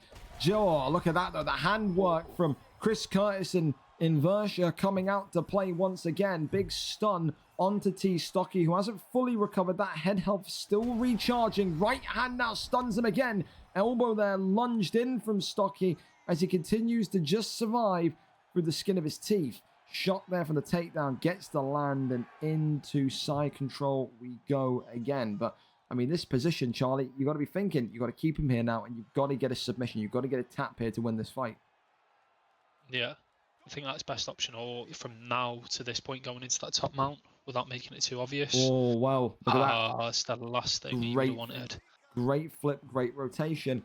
And now Inversia is the master of his own destiny. He can control the fight from here, especially if he does believe that he's 2 rounds up. But you never know with these judges. You never want to leave it down to the judges, especially, you know, when you're also on a 7-fight losing streak across various divisions. You just want to kind of get the job done. Stands back up and wants that execution victory. Will he live to regret that decision, though, is the big question. Right now, Joe Pyfer, T-Stocky in the red, absolutely down and out of stamina as he eats another big stun. And the teep kick there, Charlie, has also sent him into a rocked state. That shows you how much damage that Chris Curtis has done here. Another one, the teep kick's made out of, I don't know, man, like titanium beams or something. Those teep kicks are fucking up the body of Joe Pyfer quite fiercely. They are. I'm not sure if he was trying to move his head at the same time, if that could have been why, but... Maybe. Oh, it drops him again. Oh, I'll tell you this much. Oh. The elbow's being fizzed for now. More body shots coming in as the stamina has hit an all-time breaking point. T. Stocky, of course, shouldn't take too much disappointment in losing to a former featherweight champion, but for Inversia, finally, the first win of his UFC 5 career is moments away. He's lost in featherweight, lost in lightweight, lost in middleweight. Finally tonight, his qualities, his greatness, which we saw in UFC 4, has absolutely been nailed home. A baseball bat shot to the head gets it done. No decision needed. Inversia is finally off the mark. A round 3 shotgun to the dome. Congratulations to him. His first win on UFC 5. And I mean, great kickboxing. That's the kind of kickboxing that if we see that consistently in the middleweight division from Inversia, he's going to storm that division, eh, Charlie? Very, very quickly. You know, that I feel like middleweight is that sort of turning point where, you know, obviously the skill is increasing in all the divisions. It's very obvious now. Light heavyweight, compare it to light heavyweight 10 months ago and it would be a field day for them. But once you get into that middleweight, it's a match between learning the level changing that Divinity offers, you know, the knowledge that he has, the adaptations he makes to his game. You know, it's a perfect testament to it. And this is going to be the confidence boost he needs to sort of get back on track, pretend that the 7 fights didn't happen, and then next month we could see him make a push, potentially trying to claim that throne, that middleweight title. Well, hearing news here that there's Twitch issues for this next one between Nick and Davis. So, I mean, that's your side, people. Unless I'm being told that there's massive or major Twitch issues with the entire site, then that's down to you two. So, yeah, neither me... It is a local issue. Neither more nor I've got a lot DJ of... D can stream the fight because neither of us can set up Twitch on our PS5. It's hitting both of us with the same error and giving us codes that don't work. Again, a little bit pissed off because, again, why are we only... when you say set up Twitch, are you talking about going live or are you talking about setting up a Twitch account? I don't know. Trying to set up a YouTube stream. Well, I mean, if YouTube doesn't work, then I don't know. I don't know what you guys are going to do, but I have no idea why Twitch and YouTube wouldn't work. Anyone else in the chat having problems with Twitch or YouTube today?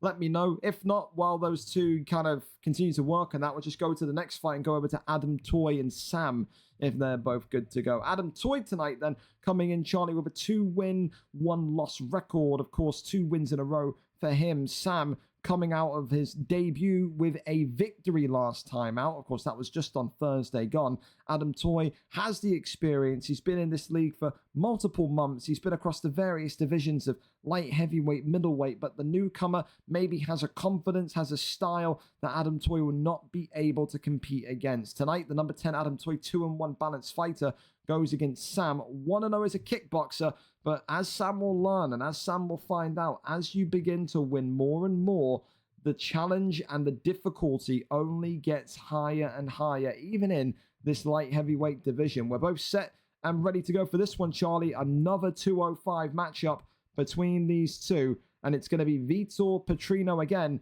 against Anthony Rumble Johnson. I mean, why do we keep seeing this Petrino pick, Charlie? Do you like it? Are you high on it? What do you think of it? I've used him a few times. I like him. I think he's just well balanced, kind of like I don't know what his grappling's like, but he just kind of gives me a bit of a Wish Alex Pereira kind of vibe. Okay. With the kickboxing. Is it maybe his speed? You think maybe light heavyweight's like him because he feels like a middleweight, feels like a lighter type of weight class, do you reckon, or is it not that? Yeah, it could be. Obviously, when you're fighting at light heavyweight, the bigger guys, you can't throw as quick of combos, so maybe you just get that extra punch and that little bit of an advantage with him. Maybe. Again, only Adam Toy knows. Of course, Adam Toy tonight, the favourite in the yellow trunks with Vitor Petrino. And of course, Sam coming out with Anthony Rumble Johnson. It's a favourite of Gaston, of course. This is a guy that hits hard, but equally can get some dominant positions on the ground should you allow him to.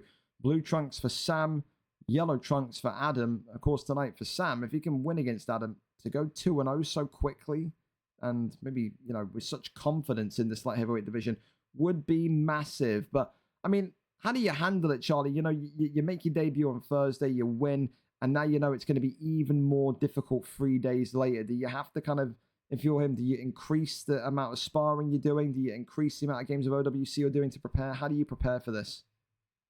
I think you've kind of hit the nail on the head. Maybe just a bit more volume into that preparation with, getting more of the knack feeling for it, playing OWC a bit, not relentlessly, but pursuing it a bit more. And then maybe that's when you could open yourself up to an avenue of, right, okay, I'm fighting this guy.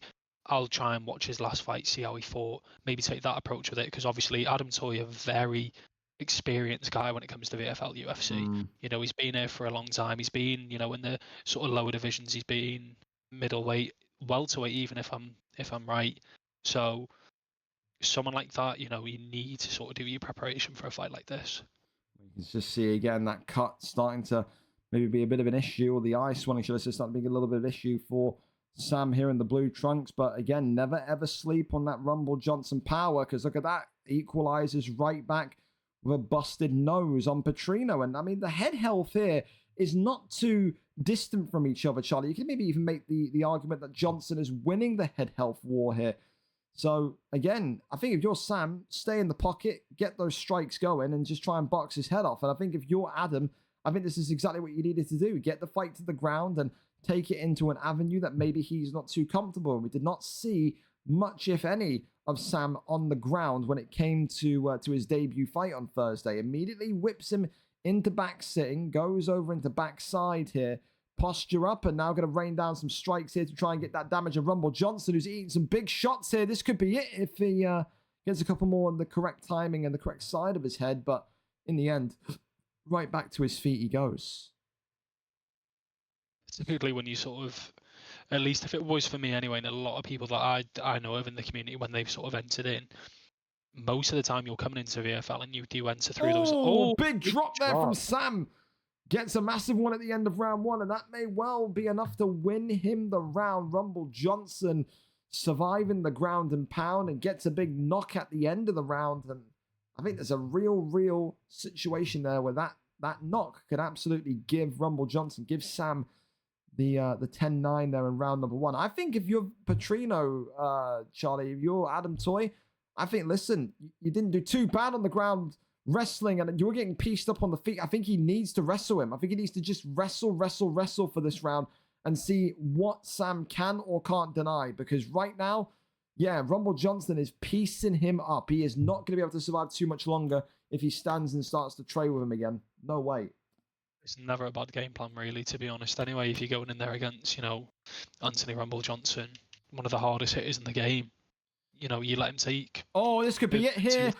Petrino gets it done in round number two. It takes one singular trip in round two to top mount, and that's exactly what he needed to see. He assessed the danger and he answered it. He knew he was being beaten on the feet by Sam there tonight, and he heard the calls. He shot the takedown. He got into top mount, put him in uncomfortable positions, gets the posture up, and rains down the thunder on him. A big win for Adam Toy. Maybe a little bit of a comeback victory there from Adam Toy tonight, but it's going to feel like a massive victory indeed. For Sam, listen, is that his kryptonite? Is the takedown defense, the deny, is going to be something that plagues him in this light heavyweight division? Tonight, we don't know. What we can tell you still from Sam's opening two fights, a very impressive boxer on the feet, especially in the pocket. But tonight, gets his first loss, and it comes through that ground and pound method. A great win there for Adam Toy, Charlie, especially when it didn't look like it was going to go too much longer on the feet. It was looking quite slippy towards the end of the first, going into then. So, as we were talking, if you're fighting a man like Anthony Johnson, that caliber, that power, he sort of the right approach, adapted late to it, but he's managed to get it at the end of the day nevertheless. So, that's what you would have wanted in a great performance. But, neither fighters, shouldn't be happy with their performance, because from what we saw, it was quite back and forth after a while, and it was a good entertaining one. Well, there you go. And fellas, talk to me. PlayStation fight. Are we looking good, or are you both fucked? Then what's the comms here, fellas? Because if neither of you can stream, I need to know if it's a PlayStation issue or if it's a you issue. I don't know. Have we got? Is Perp here to confirm if anything's working or not?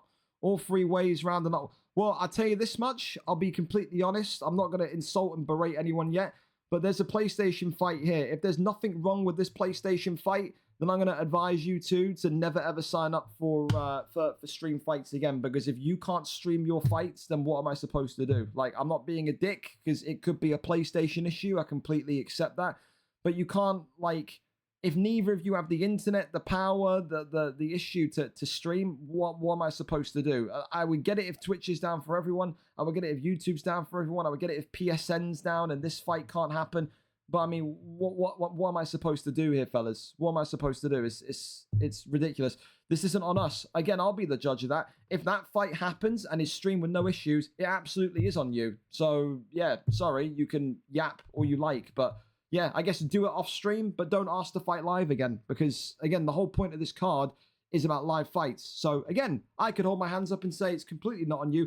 But if the Perp and Twisted Batman fight happens with no issues, then it is on you. So, there you go. Up next, I'm going to go to Neddy and Razor Riley to cap off our prelim card. Of course, it's a nothing fight for Neddy. Neddy Kessler has said, regardless, win or lose tonight, I want to move into that welterweight division. Again, for Razor Riley, this is someone that took the fight on short notice after, again, you know, there was a pullout from, I think this is where K1 Cam was supposed to be. K1 Cam not realizing when the card's supposed to be because he's too busy just trolling in the Discord rather than reading. Tonight, though, it's an opportunity for Neddy to maybe leave this division on a high note. It's an opportunity for Razor Riley to get a big victory over someone that's kind of been up there competing for the belt. The last time these two fought, of course, was in the light heavyweight division. Riley on that fateful night won by round 2 knockout. VFL 128, that was the 21st of March, so over 5 months ago. If Neddy can win tonight, it would derail Razor Riley a little bit more, who's coming back off of that huge win just a few days ago. But again, if Razor Riley wins 6-6, a 2-fight win streak, he'd be right up there competing for potential middleweight contendership. Can he do it? Will the Americans succeed? All big questions, but let's go over and up to it and see exactly who is live for us. Neddy set to reveal the picks here. Let's go and see what we have going on. And we got Coach Corner as well. That's fucking smashing, that is. We never heard Nave's Corner before. So let's see what happens in this one. Perp saying my Twitch is fine. Well, there you go, Nick and Wayne. I don't know what you want me to tell you, man. Again, it's not a PlayStation issue. It's a you issue, man. So there you go. It's Riley in the pie. Oh, okay, you're talking to each other. You're Habibing each other. Wow, I thought it was your corner there for a minute. 57 wins to 21 wins, so not great viewing in terms of the spar record between Neddy and Razor Riley. But I mean, what do you make of this, Charlie? When you're fighting someone that you've sparred so often, you know their weaknesses, you know their strengths. Is it more difficult or more easier to have that fight against a training partner? I think it's kind of like a sort of neutral situation. I spoke to Riley and I actually sparred with him a little bit yesterday. He did say that him and Kessler have actually, you know, been doing spars together and stuff, and obviously that it can be a situation where you end up having to fight each other when you're in the same division, you know. And one thing he said was, you know, oh well, he knows everything that I do, he knows my habits, and the only thing I could say to him was, yeah, but you know his. Like, you just have to take advantage of that. You've got to try and make prepare a little bit more. If he likes to throw a certain combo, as soon as you see maybe the first strike, do whatever you can to counter that second, whether it's a pull, duck, sway, and then work with that.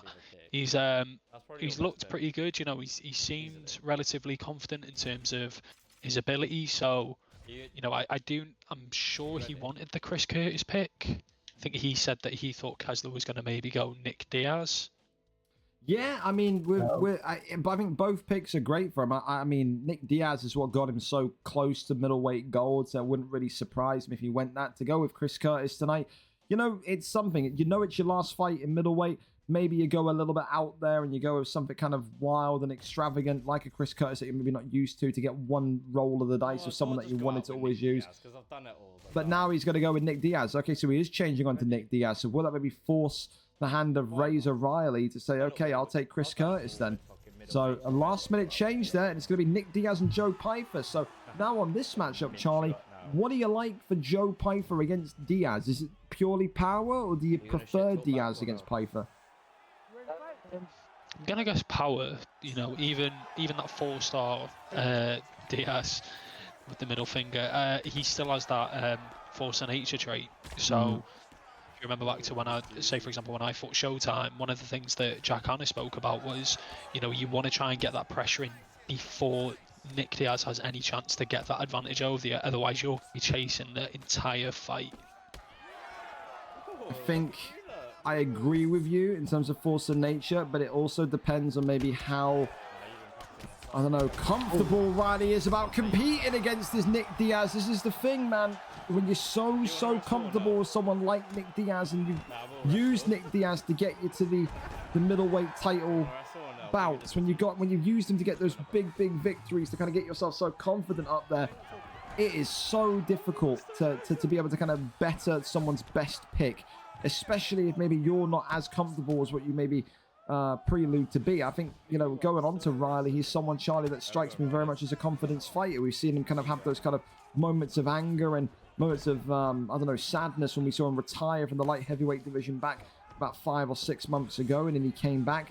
I mean, when you sparred him, does this seem like a person in Joe Pyfer, in Razor Riley, that if this fight starts to get away from him, it will become more difficult to win? Or do you think he's mentally tough enough to get it over the line if this round ends the way that it ends right now? It's hard to tell, really. As you said, you know, if it is a case with that confidence thing, it just takes one little thing to send you back to square one, where you feel like you've been building on something all match.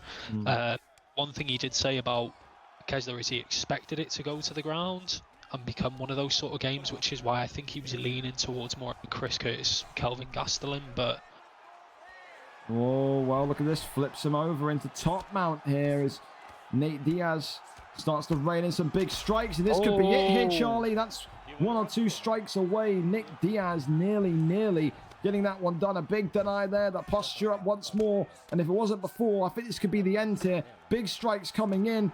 Not able to get through that block, though. Great defense by Razor Riley. But look at this top mount, Charlie, from Kessler. No wonder he's feeling confident enough to ask for a move to that welterweight division. He's looking sublime tonight. Really well played. You can see that he's confident in there. He's sort of flowing organically. Nothing's forced. Everything's coming to him rather than him feeling like he's got to force that. Wonder where we'll go with this submission. Gets the deny there, and Razor Riley could be in trouble. That one there. Wow, survived. Wow, I did not expect that. The get out. I think that's what happened there. Maybe. I expected that one to be a potential even one and done submission, perhaps. Wow! Submission counter. Goes on to knee on belly instead. That there was impressive. Not seen that animation from a submission counter on a stream yet before. That's silky smooth. Round 1 clear as day, Charlie, though, to Nick Diaz. Neddy there 10-9 up. Yeah. Hopefully this isn't a case of where we talk about the confidence that he starts to sit inside a bit more and just let it come to him constantly, where Riley's shadowing away from that challenge. You know, Joe Pyfer, as we spoke about in the last fight with Divinity and Stocky, he's got that power. You can make it work. I'll talk to you about... I think, well, it's going to be about the octagon control. Riley conceding so much space here, Charlie. All that speed of Diaz. Again, when you get pushed against the cage and your head health is already so compromised, you have to be able to try and kind of push back.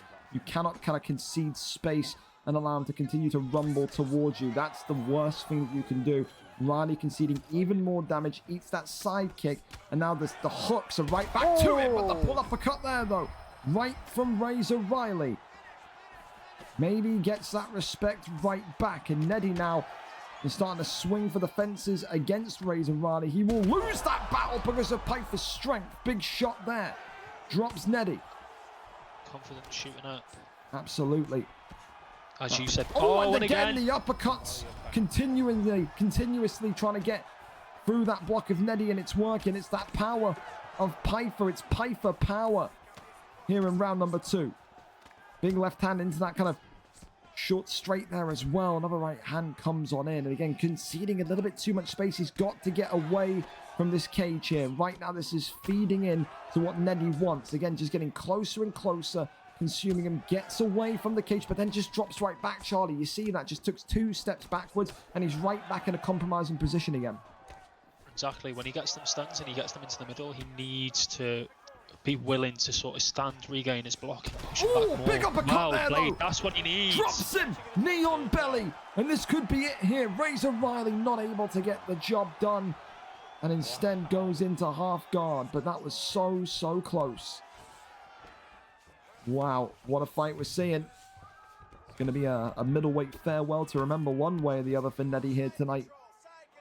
So far, still kind of up in the air who wins this, but yeah, one bit of advice for Razor Riley: you just can't hammer it home enough. Do not give Neddy your position that you're giving him. You have to stray away from the cage. You've got to keep your back away from that fence. Whips him back over, though, into the half guard position. 51 seconds remaining as these two get that posture up, rain down the big strikes here, and this could be maybe the beginning of the end. No, though, no issue there. Little hammer fists coming in, more and more postures over to that full guard pull, top mount position, excuse me, and the arm bar here. Is he gonna survive it is the question.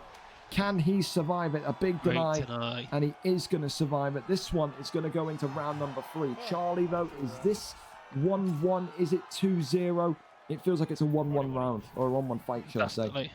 Definitely a 1-1. Great recovery from Riley. You could see as soon as he started to get that confidence back, stepping into the pocket a little bit more and exchanging, he was getting success with it. You know, so when we're seeing him sort of shy away and go back to the cage, it is a little bit of a question of, you know, you've had success, don't retreat, don't give up your space. So hopefully in this 3rd round now, you know, he can sort of step up a little bit more and maybe potentially get that finish. But she's got to believe in that power, doesn't he? Getting it to the floor. Yeah. Just, again, it's the pull counter for Piper, which is definitely giving me something. Big uppercut there, lands in from the American. 1-2's continuing to come on down the alleyway from Razor Riley. A little sweet chin music strike there as well from Nate Diaz. Nick Diaz, but it's the big head kick that drops him as well. Razor Riley back against the cage, not where he wants to be. Takes the back here.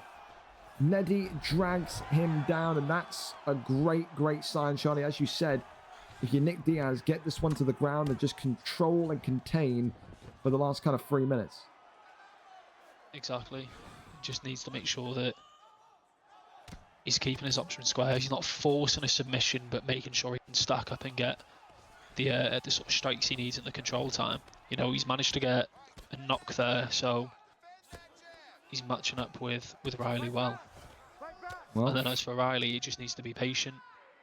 Yeah, Riley's still going to have an opportunity to win this fight if he can get back to his feet just once. Then you've got to maybe swing for the fences. I mean you never know with the judges. We've not... that could be dangerous, especially when he gets the submission out of this. He nearly was thinking about it. He was exploring what submissions he could get, but look at this, right back into top mount. And now again, you've got so many options from here. Do you posture up? Do you go for a submission?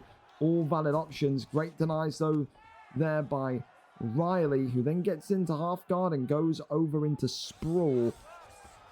I mean, I like this position again. Keep sprawl, work the body. You think, Charlie, with that compromised stamina, but then again, I mean, this is even better. Look at this, the back sitting position for the RNC, and that's denied, and that's going to be a farewell potential victory. Is it? No, he gets out of it again. Wow. Still has 90 seconds. How Riley continues to get out of these, I do not know. The triangle choke in now this time. Tries to get out, and he does. And Neddy here may well have to... And he can get out now. Oh, okay. Well, listen, this is a big 60 seconds here. Does he engage? Does he shoot the takedown? Are we going to see Holloway, Gaethje style point to the mat and just swing and bang? I'll tell you, if he does, then Piper will have a chance here. More big shots continuing to rain on through. Big one down the middle again. Oh, and there it is. It's an absolute scorcher from Razor Riley. Joe Piper gets it done. In round number 3, it is a tomahawk of a pull elbow, Charlie. That's your sparring partner right there. Did you work on that? What's your instant reaction to that one? A knockout of the night contender, absolutely positively. You know, we only played a couple of matches, but one thing that was very evident is when he can pick that pattern and he starts to register the throw, maybe the third, and he can get that pull elbow, he works really well. you know, and he's just managed to get it there perfectly. You know, low stamina for Diaz, low head health, really relentless comeback from it when it looked like after the first round the score could have been settled. You know, I'm happy for him to be able to walk away after that third round with a win.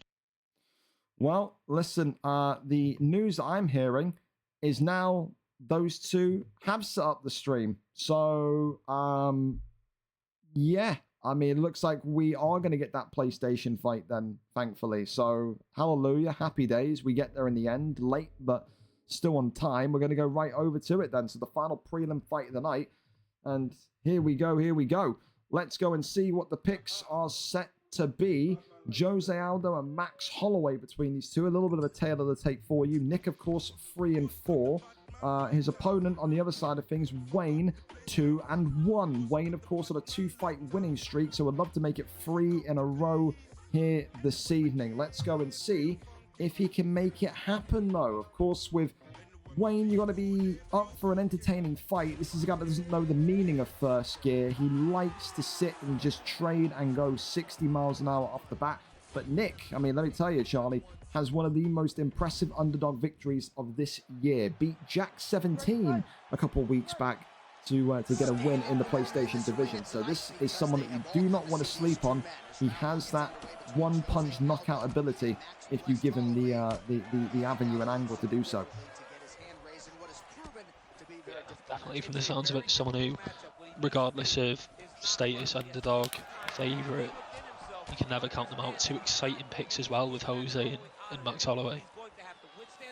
And I mean, I always ask this to people that come on about the Max Holloway pick. I mean, Max Holloway can be used in so many different ways. You know, he's got great anti-wrestling, he's got great speed, great leg kicks. I mean, what will be your approach today against the height, the reach, the length of Max Holloway? Jesus, that head kick was nearly vicious. I mean, would you go and try and maybe tap the legs of Holloway? How would you approach this one?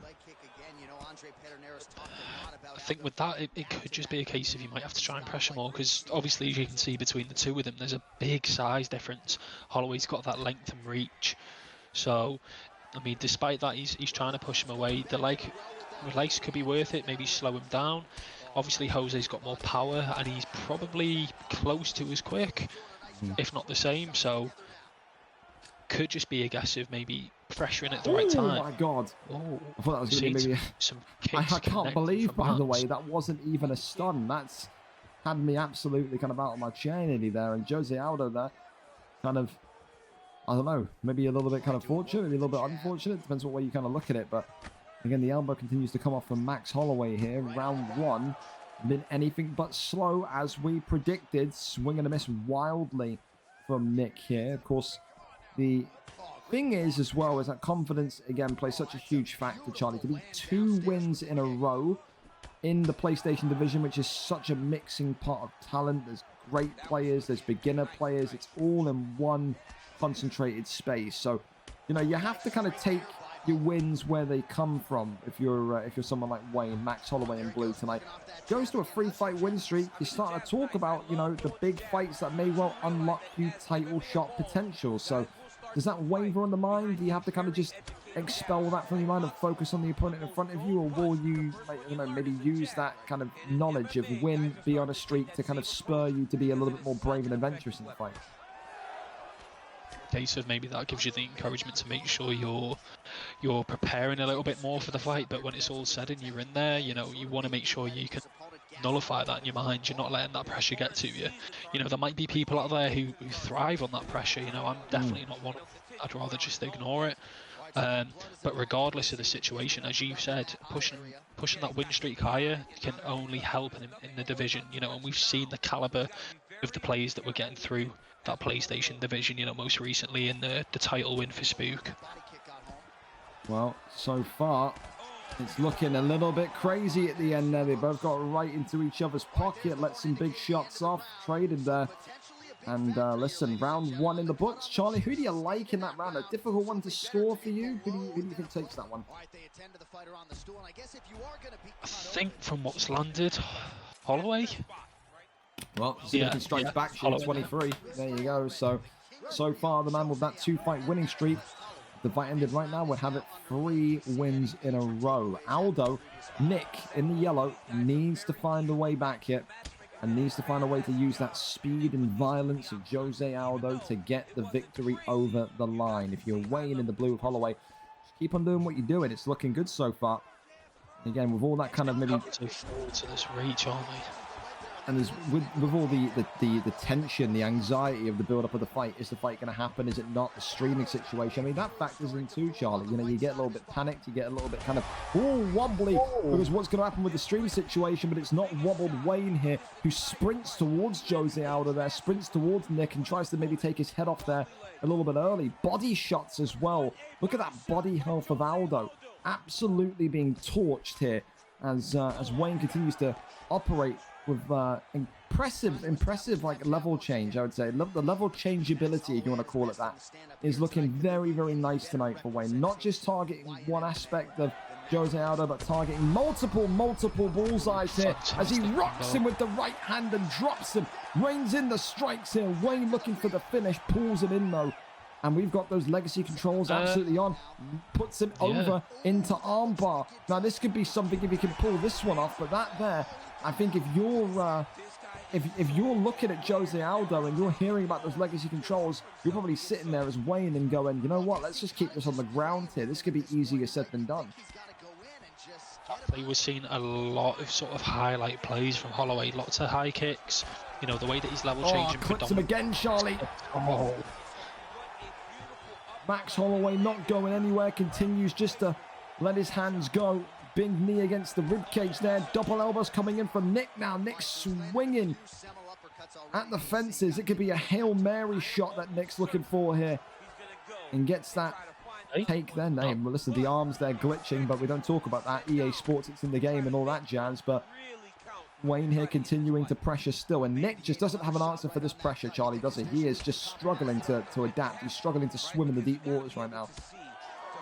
Very sporadic. We're seeing Wayne sort of distance himself, throwing those kicks, but then when he's choosing to sort of pick it up and move towards him, he's managing to get into space easily, not worrying about that octagon control at all. He doesn't need to.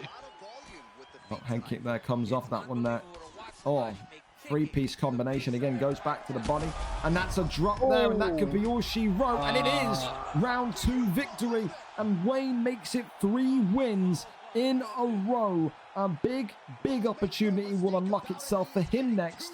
3 wins, 1 loss, and he may well be feeling like his time is coming. He may well feel like the PlayStation title is looming and is round the corner. I mean, those bigger guys up there at the top echelon of the PlayStation division are scary prospects. But you have to say, you know, you got your job done tonight. You got for your opponent tonight. Now it's time to look upwards and really start to maybe up the gear a little bit, because it only gets more difficult from here. For Nick, listen, love him, one of the PlayStation fan favorites, but just couldn't cope with the pressure tonight, could he, Charlie? It was one of those, that reach management from Wayne tonight on Max Holloway, it was almost perfect to a T. And then unfortunately to the point of where we kind of realised that wrestling could be a weak spot for him. It was too little too late. He wasn't able to get the takedowns he needed. Great takedown defense from Wayne, and that's obviously helped him boost with that final push of pressure to result in the KO. Well, listen, couldn't have put it any better myself. A great kind of synopsis of the fight, a great overview of the fight. And for Wayne, like I said, a really great moment here. Started off losing his first fight in VFL, and now look at that, on a hot streak of 3. He has got to be loving life in that PlayStation division at the moment. A round 2 TKO victory for Wayne, and in the end, the prelim card, Charlie, I mean, it wasn't all blue corner domination, but it may as well have been. Only 3 red corner victories. Adam Toy, Mr. Brunsey, and Wilkie. Everyone else has come from that blue corner. I mean, performance of the night so far, I mean, we talk about the prelims, obviously, all of this could change still. Performance of the night, RNG Mellon. Submission of the night, Cellar TV with Darren Elkins. Fight of the night, Gerard versus Stewarty. Knockout of the night, Razor Riley. Any kind of, maybe, you know, shouts for you, Charlie? Have we maybe missed anything? What do you think? I think you've got it all nailed to a T, pretty much. You know, we've seen that streak. I think we had 3 submissions in a row, didn't we? From Celalot to Benji, and then I think it was Harry. All 3 submissions were good. do think sell a lot of submission of the night, and then between Gerard and Riley with their knockouts, but I think it's nice and fair. It's well spread, well deserved. Everyone with their finish tonight has been great though.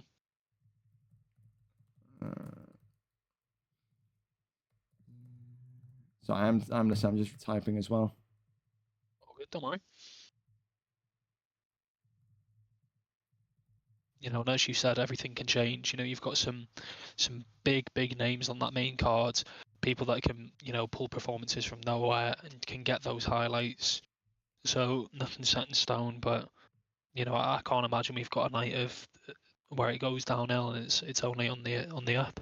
Well, I'll tell you this much. So far, Twisted Batman is 10 minutes away from getting re-punted out the league, because this is a guy that, again, shock horror, a history in UFC 4 of skipping fights and not showing up to fights, isn't here, isn't responding, probably has so much CT he doesn't realize the cards today. Since Lewis has no-showed, I think, 2 fights on UFC 4, I'm very kind of like stringent with people. It's like you have like one opportunity. The first fight you miss when you've got a history from UFC 4, if you miss it, then you're out. So again, and like, to be honest with you, like the PlayStation division, it's like I've got less to worry about in terms of kind of cleaning this up. So Twisted Batman isn't here in 10 minutes, and Twisted Batman will not fight here again until UFC 6. Like I'm bored of the PlayStation guys who, again, not all of you, but like the higher up guys, the guys that like seem to have like this weird ego about being good at a game that about 3,000 people play.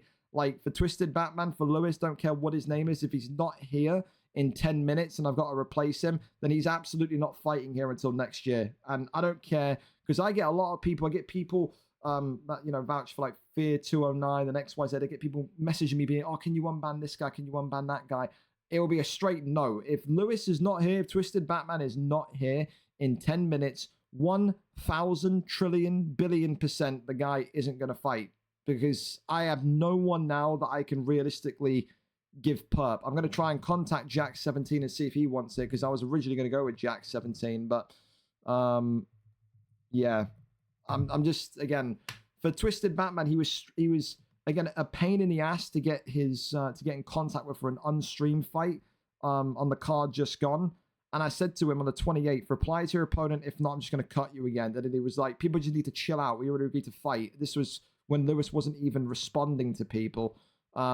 So yeah, it's just really, really, really stupid. But if Jack17 doesn't fight, then I guess it'll be an open challenge. I wouldn't mind Venom. I wouldn't mind Fear. I mean, I'm not going to give 2 fights in one night, so I'm not too interested in Wayne, but it'll be Venom or Fear. And if there's not Venom or Fear, then listen, it's just going to be a cancelled fight. I'm not going to give perp someone that's negative or coming off of a loss or any of that shit. So, I mean, it's on those guys. I mean, if it's just annoying, because again, people like, and it pisses me, because these are the moments where when the PlayStation guys go like, oh, like, why isn't the PlayStation division any bigger? It's clowns like Lewis, bro. It is. It's clowns like Lewis. So it is what it is. For now, what I'm hearing is that Jack17 will take the fight, which is good news. As soon as that fight starts, 1 trillion billion %, you have it from me.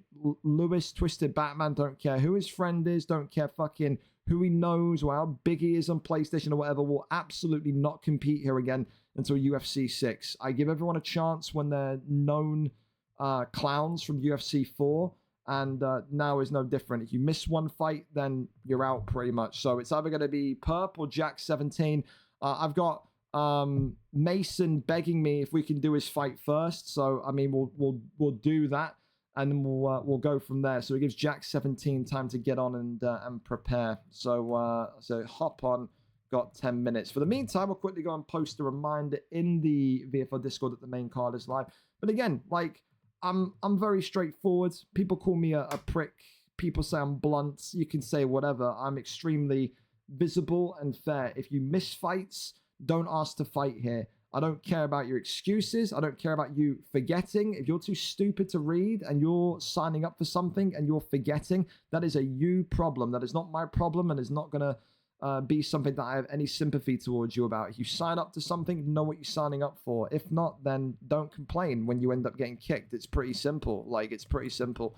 Main card is now live. I'm not going to do any of the trailer. We never do the trailer for the UFN. So apologies to the guys on the main card who maybe wanted to see the trailer. But listen, we're over and up to it. Let's go over and see who gets the victory in our first matchup of the night. Mason 29 against Ellis JP. So with Ellis relegated early into that lightweight division, some people will say maybe it's harsh. Some people will say it's about where he needs to be. Ellis tonight comes in charge as a 0-0 kickboxer, some of the best kickboxing talent in this division, sets up the prospect down the line of maybe him versus Skelly. Mason, of course, 1-1, but not a loss. It's a draw. 1 win, 1 draw, no losses. He believes that it's inevitable that he will one day rule this division at 155 and hold the title again. He was involved in a bit of a high-profile scuffle with Showtime over the last card. Again, I don't know what kind of maniac beefs with the nicest man on the internet, but Mason maybe wanted to sell fights, maybe get a fight quicker by trash talking, who knows. Tonight, Ellis will need to be aware of Mason's takedowns, his ground game, and his control in the wrestling in general. If he doesn't, if he's not prepared for it, it could be a smothersome lightweight debut for him. Let's go over and see what the picks are set to be. Mason against fan favorite Ellis JP is up and ready for us. So 5-star fighters are legal at this point now, Charlie. I mean, we're going to see the likes of Topuria maybe down the line, but you're also now going to see the likes of Islam Makhachev to start us off against Max Holloway potentially. Do you like that? Max Holloway against Makhachev? Do you think that's a bit of a suicide pick? What do you think of that?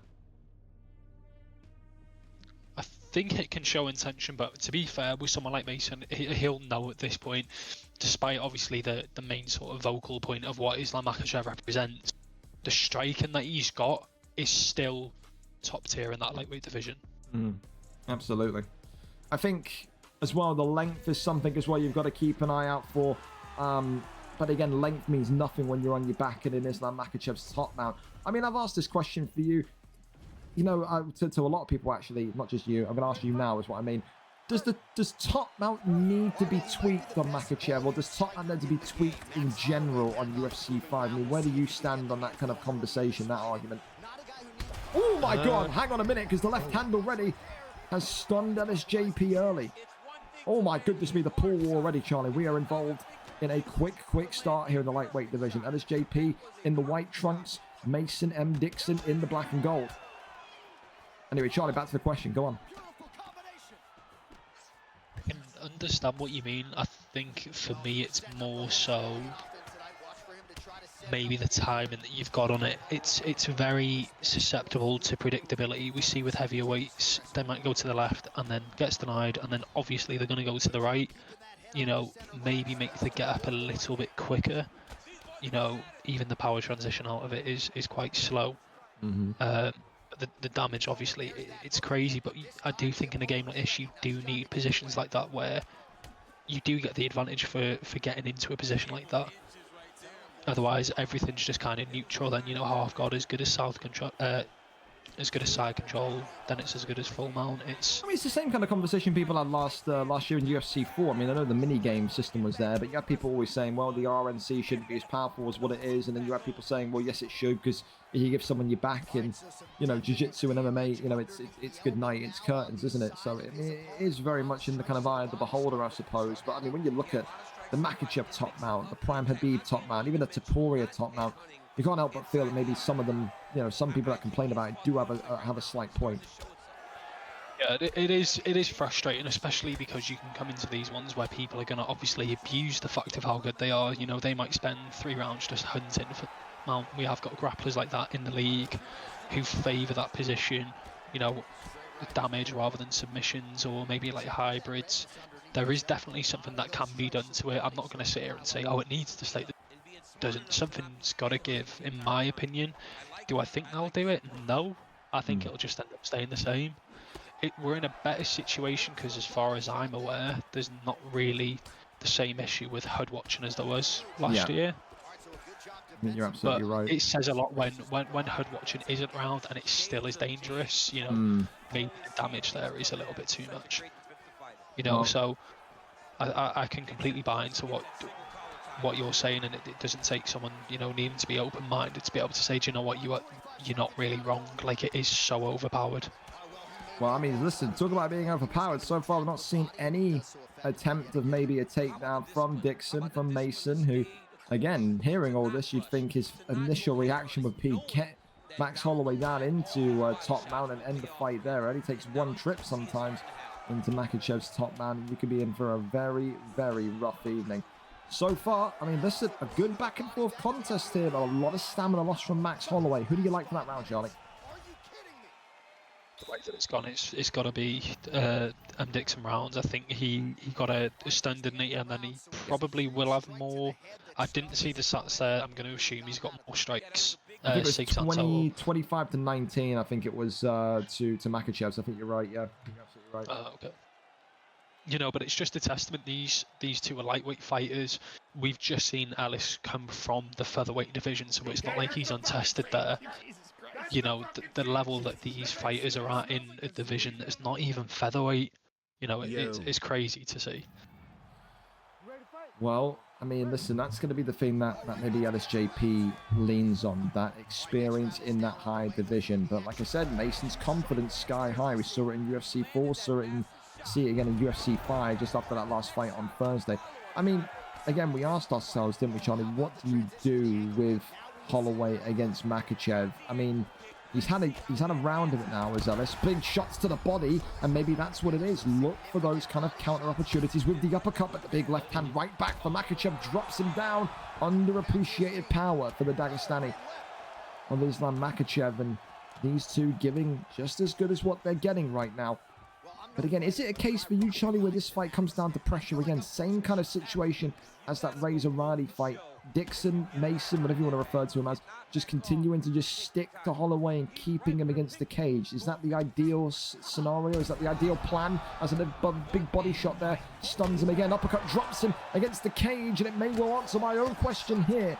Nearly, the fight comes to an end, but Definitely the right game plan, that's for sure.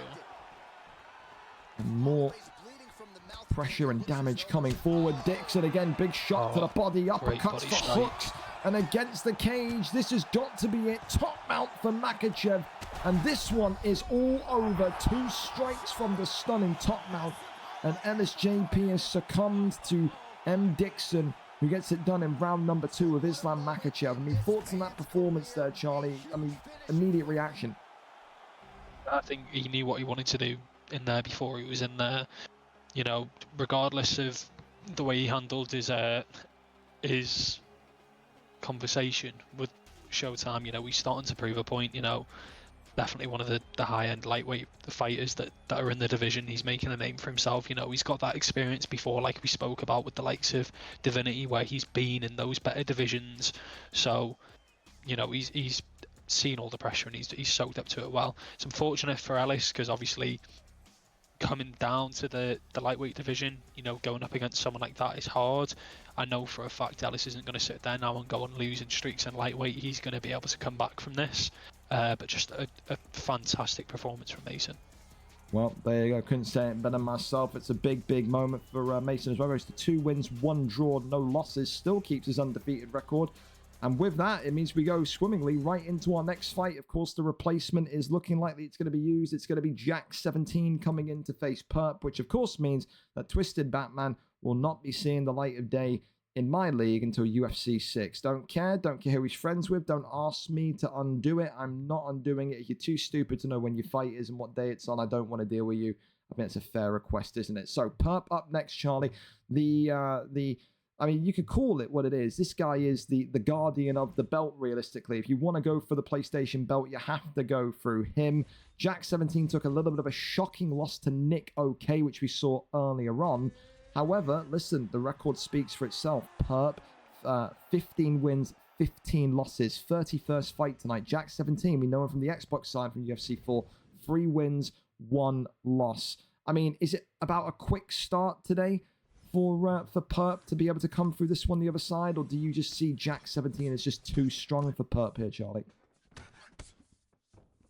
It's one of those where I'm not even just saying that Jack's the expert, that they've both seen the share. Obviously, Jack's new to the PlayStation scene, but that does not negate the fact of This man's been in bantamweight, you know, in Xbox for a long time before UFC 5. I think whoever starts off quicker, though, it is obviously going to benefit them a lot more. I know that seems really obvious to say, but when you've got the quality of both of these fighters, getting that quick start is not as easy as it sounds. That's more than fair. I mean, as well, the pick's quite nice. We know about Leon Edwards and his sharpness, but we don't see this kind of prime Robbie Lawler often, do we? I mean, comes with so much power and so much offensive pressure, doesn't he? But gets on his back, could be in a little bit of trouble here. Yeah, Leon's got the grappling, you know, after his fights with Kamaru, UFC were quite nice to him, so someone like Robbie Lawler, when you're Leon, that is a side that you can explore, that wrestling side. Absolutely. I think we saw it in the welterweight division on Xbox, you know, even though we talk about his sharpness and we talk about his, you know, his slickness on the feet. I mean, we saw it with Ollie, we saw it with even Benji PP. You can wrestle, you saw it Chorus, you can wrestle with Leon to a really nice standard. So, again, so far, Jack never really known, shall I say, for his wrestling on the Xbox side. It was more of that kind of Nebo cheeser in UFC 4. Oh, well, hang on a minute. Oh. Big head kick from Perp there. Oh, big elbow right back, though. I mean, sometimes you need to just throw some smoke in the wind there, Charlie, and see if it hits. And that absolutely just reminded Jack that he's not up there against some run-of-the-mill PlayStation guy. You know, that's a big strike, and that's done a lot of damage to Leon Edwards' head health there. It's just one of those responses that Perp can throw out, and Jack's going to have to be wary now. He can't think that he can just walk all over him. It's every single punch he throws, it's got to be cautious. He's got to be ready for that counter.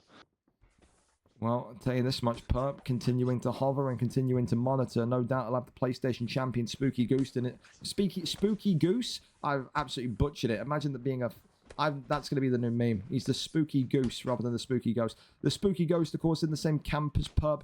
Perp's almost been like his Teddy Long, his manager of kind of, you know, preaching his greatness. No doubt he would love a crack at the PlayStation champion. If he can beat Jack tonight, may well get even closer towards that prospect. Of course, though, easier said than done. These two so far very much having a good back and forth competition. I mean, head health maybe just marginally more damaged on Lawler than Edwards, would you say, Charlie? I think you're right with that. It's quite coordinated, you know, from the majority of the fights we've seen. It has been kind of blitz heavy in terms of at the end of the round, someone's either cut badly or someone has taken that fair share of head damage. So both of them are doing well now. Not fighting too heavy. Stamina's still there. Both of them do have, you know, cuts that could be interpreted as potentially, you know, throwing themselves in the water, opening themselves up to a weakness later on. But it's a good fight so far from both fighters. Well, you know, you look back to that head kick as well. It's just a, you know, a subtle reminder to Jack 17. You know, you cannot be counting your chickens before they hatch. Anything really can happen with this kind of really stringent, I don't know what the word is, stringent Robbie Lawler pick. I feel, you know, as well, if another stunt happens, it wouldn't surprise me if Jack starts to rely on a couple of takedowns just to test what Perp is like down there. I think, again, you know, with that success from the head kick, would you encourage Perp to maybe be a little bit wild, a little bit crazy with Lawler and throw another one out there, Charlie? Would you say, you know, it's a hit and hope, it was a lucky shot, don't do that again, you'll open yourself up to counters? More just the sporadic use of it. You know, we're not really used to seeing Robbie Lawler head kicks, are we?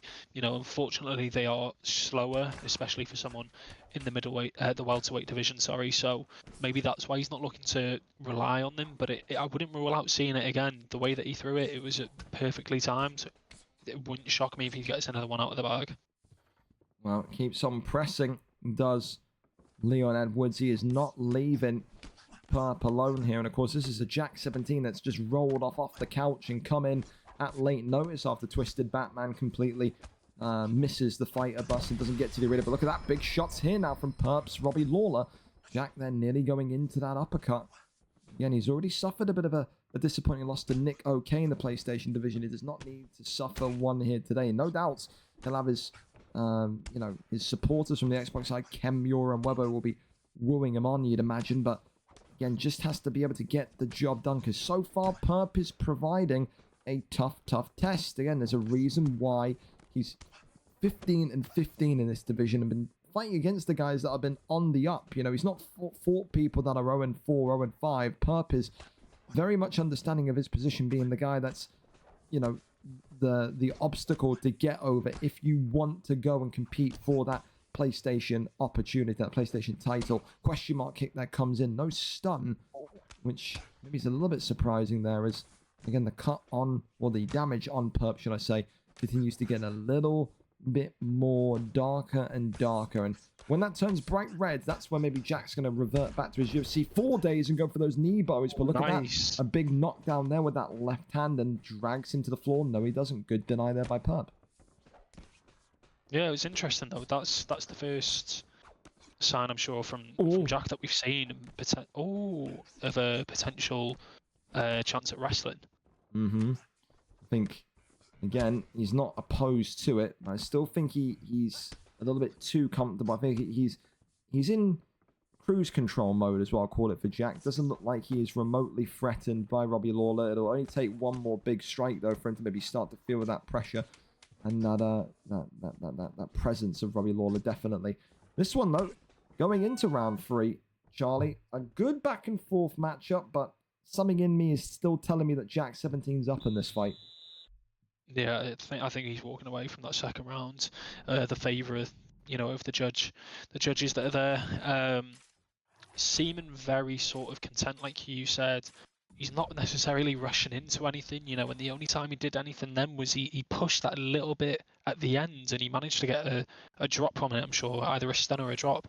So, you know, it just shows that discipline. You know, he's obviously going to be more disciplined, having been as experienced and high level as he was back in the day, and showing that he's still got that. Don't write him off so quickly. Yeah, again, that cut reopened nice and quickly from Jack 17, who just continues to be a little bit cautious when entering that pocket against Robbie Lawler.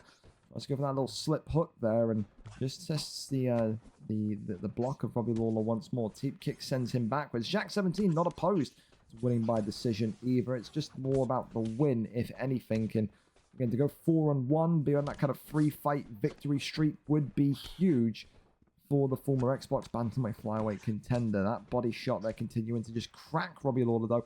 I mean, are you surprised at Robbie Lawler's body durability, Charlie? Just doesn't... Oh, hang on a minute. Big one from inside the clinch there. You don't see that too often. As Robbie Lawler backs away, survives that one.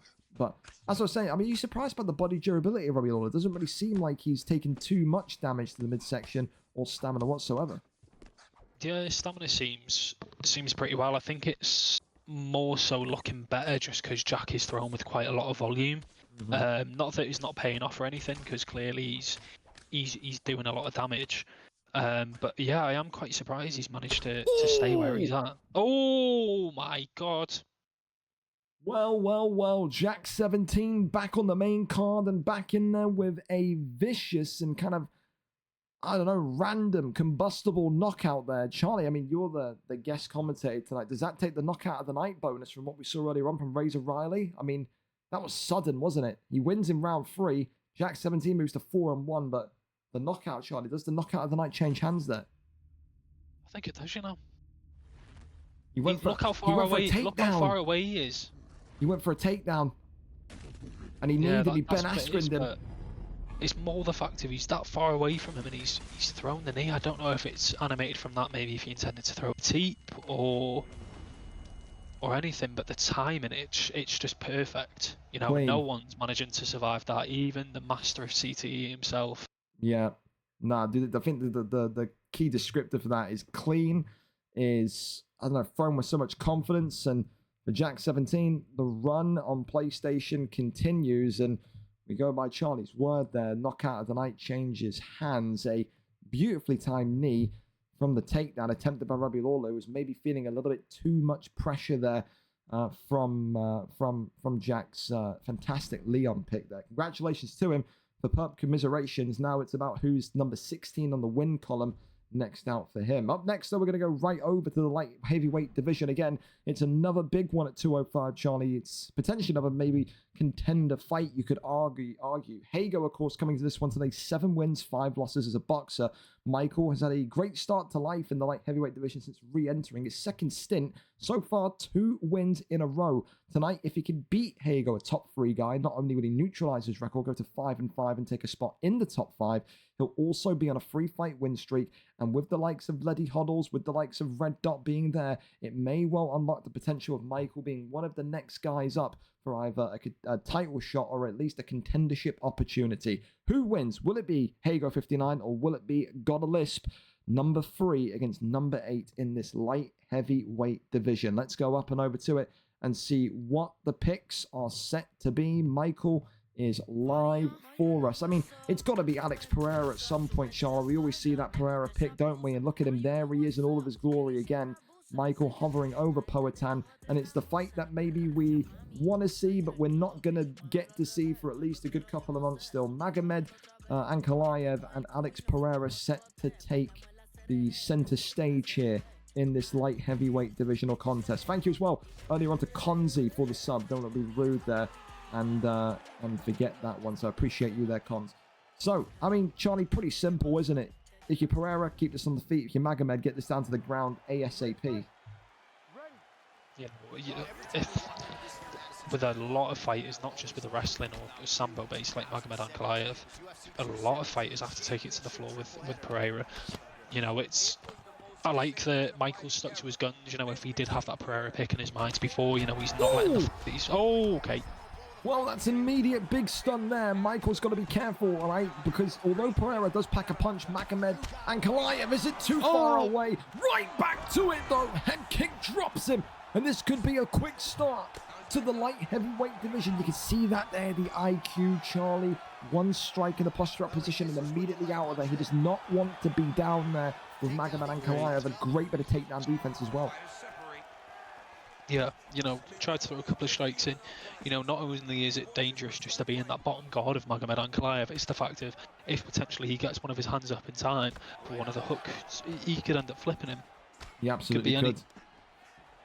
And I think, you know, the danger with it as well, I think Michael is very self-aware. I think Michael is very conscious of the fact that if this fight does go to the ground and he gets stuck down there, he may not be able to get back up. I mean, his kickboxing is his bread and butter, yes, and that's why the Pereira pick suits him so well. I'll tell you this much though, Ankalaev, Hago cannot sit there and absorb too much more damage, Charlie, especially inside the pocket and especially to the body shots. If you're Michael, you just want to work those body shots, don't you? Ooh, big elbow there comes in because it would drop the stamina, makes the ground game less scary. And again, we always say it now, Charlie, maybe it's because it's the light heavyweight division, maybe not, but people often forget about those leg kicks of Alex Pereira. No leg kicks get thrown from Michael. Damage the legs, you'd make the takedown less of a risk. Yeah, it's true. You know, he's, you know, when we watch Alex Pereira actually in the UFC, one of the quickest, snap his leg kicks doesn't really translate into the game like it should, but he has got the power with it. You know, any wrong movements, he can even get a little break on that leg. Wouldn't finish the fight, but it's little things like that, as you said, you know, might slow him down, harder for him to walk. Leg kicks are weaker. You know, whether he's throwing at the head, or the body or anything, they're weaker. So little things like that can help. And those double uppercuts are scaring me as well. Michael just committing a little bit too much to the body there. Nearly eats a massive Russian uppercut, but listen, so far keeping his distance, using that length of Pereira very, very well so far. And scary times is making it a very scary time for Hago and Ankalaev so far. 46 seconds left of round number 1. We saw an explosive start to the round and now a bit more of a kind of condensed chess match between these two. Ankalaev not able to land a takedown as of yet. And I mean, you look at that head health, Charlie. He has to find a way to get into the ground in round 2 because it's not going to last too much longer if this stays on the feet. He is getting some good damage done with it. Oh! You may be the dreaded commentator's cursing, Charlie, with that one there. Well, what a way to secure the round absolutely positively for Michael Godolisp. Scary times, whatever you know him as. That is a 10-9 to Alex Poatan Pereira for Hago. He's got no answers so far, Charlie, for the takedown defense of Pereira. You know, we talk about different methods of takedowns in the clinch, dry takedowns, double legs, single legs, cage takedowns. He's got to do something different to get Pereira under control here. Yeah, exactly. I think when they're in those heavier weights as well, a lot of people just forget about the clinch. You know, obviously it gets associated with cheesy because of some of the stuff we see it. But even if he's against the cage, if he can get that clinch and just swing him round and push him against the cage, that'll benefit him. Because what Michael's doing a good job here is he's masking the fact that it's getting later and later in the round and he's still not got a successful takedown.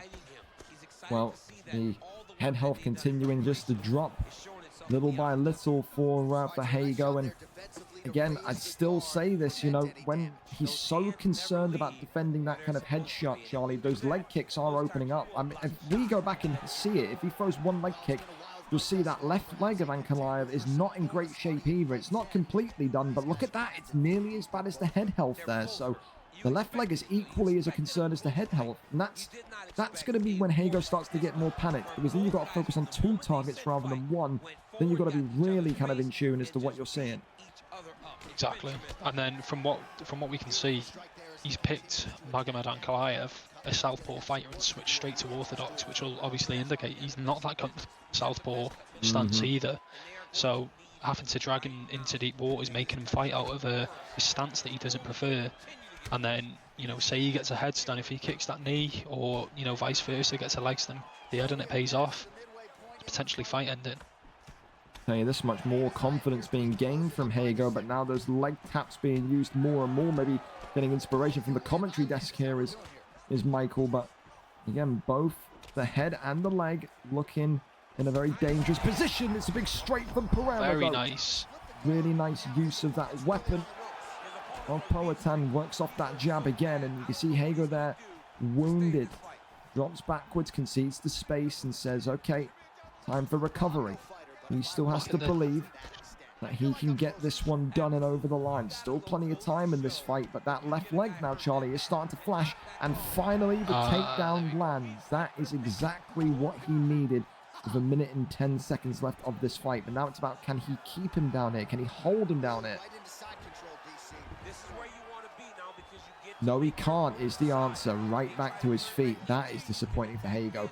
When you get those positions, you have to make be a confidence knock. Yeah, you have to be able to. Oh, hang on a minute! Look at this, swinging for the fences here, and he's against the cage. Michael's got to move here. Tell you what, Hago should have kept swinging. Living left hand though. Head kick drops him, jumps into the guard. 28 seconds. He's going to try to go for the finish, and Michael not able to get it just yet. 20 seconds left of round number 2. But wow. Both fighters getting close to smelling victory. Oh, drops him. Jumps in. He's got to survive. Michael, does just survive it. Charlie, we have got a fight on our hands here at 205. I was going to say, if he kept the distance, he might have had that round at the end, but I'm still in the camp, Charlie. If he pressured him earlier on when he had him against the cage and Michael was just backing up walking, if he hit maybe 1 or 2 more hits on the block, he may have well got it done there and then. But I mean, they're both going to be feeling good. A bit lost, wasn't he? Oh, pull elbow! Oh, double tap. Oh my God! A lot of room for head movement here. He needs to defend. He needs to defend himself. Michael needs to defend himself. Oh no! And this one, oh my God! 1 strike away. Oh God! Hago posturing up here again, drops the elbow, and Michael here has now entered a very difficult position. He's trying to go for a triangle choke there with Pereira. Hago has gone to work. His denials have woken up. He's denied the Kimura, or the Kimura escape, and gets the Kimura in there. Michael's block now going to be even more compromised, and if he wanted to go for a killer blow, a knockout blow, now he's going to be even more confident than ever. And it may end right here, Charlie. It's all over. Round number 3, Hago leaves it late, but it is certainly great. He ends the winning streak of Michael and gets back to winning ways himself. A slow first 2 rounds for Hago, Charlie, but he gained that confidence in round 2 and then acted upon it in round 3. A very, very nice, sensational victory, you could say, from the light heavyweight contender there this evening.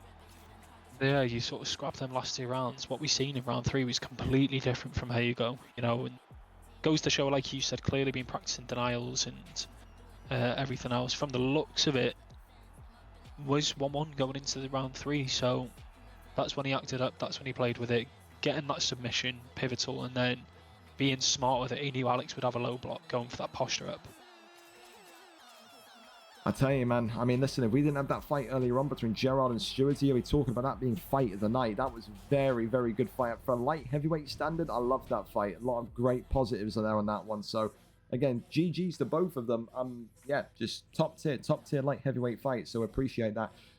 For I'm the GOAT as well. If that's GOAT of MMA Bully, thank you so much for the tier 1. Appreciate you. Good luck to you in your next fight. I think you fight, what is it, tonight? Or are you, yeah, you fight literally, yeah. I think you fight against Max. If that is you, I forget names. I'm old. So, yeah. Thank you very much for the sub. Good luck to you.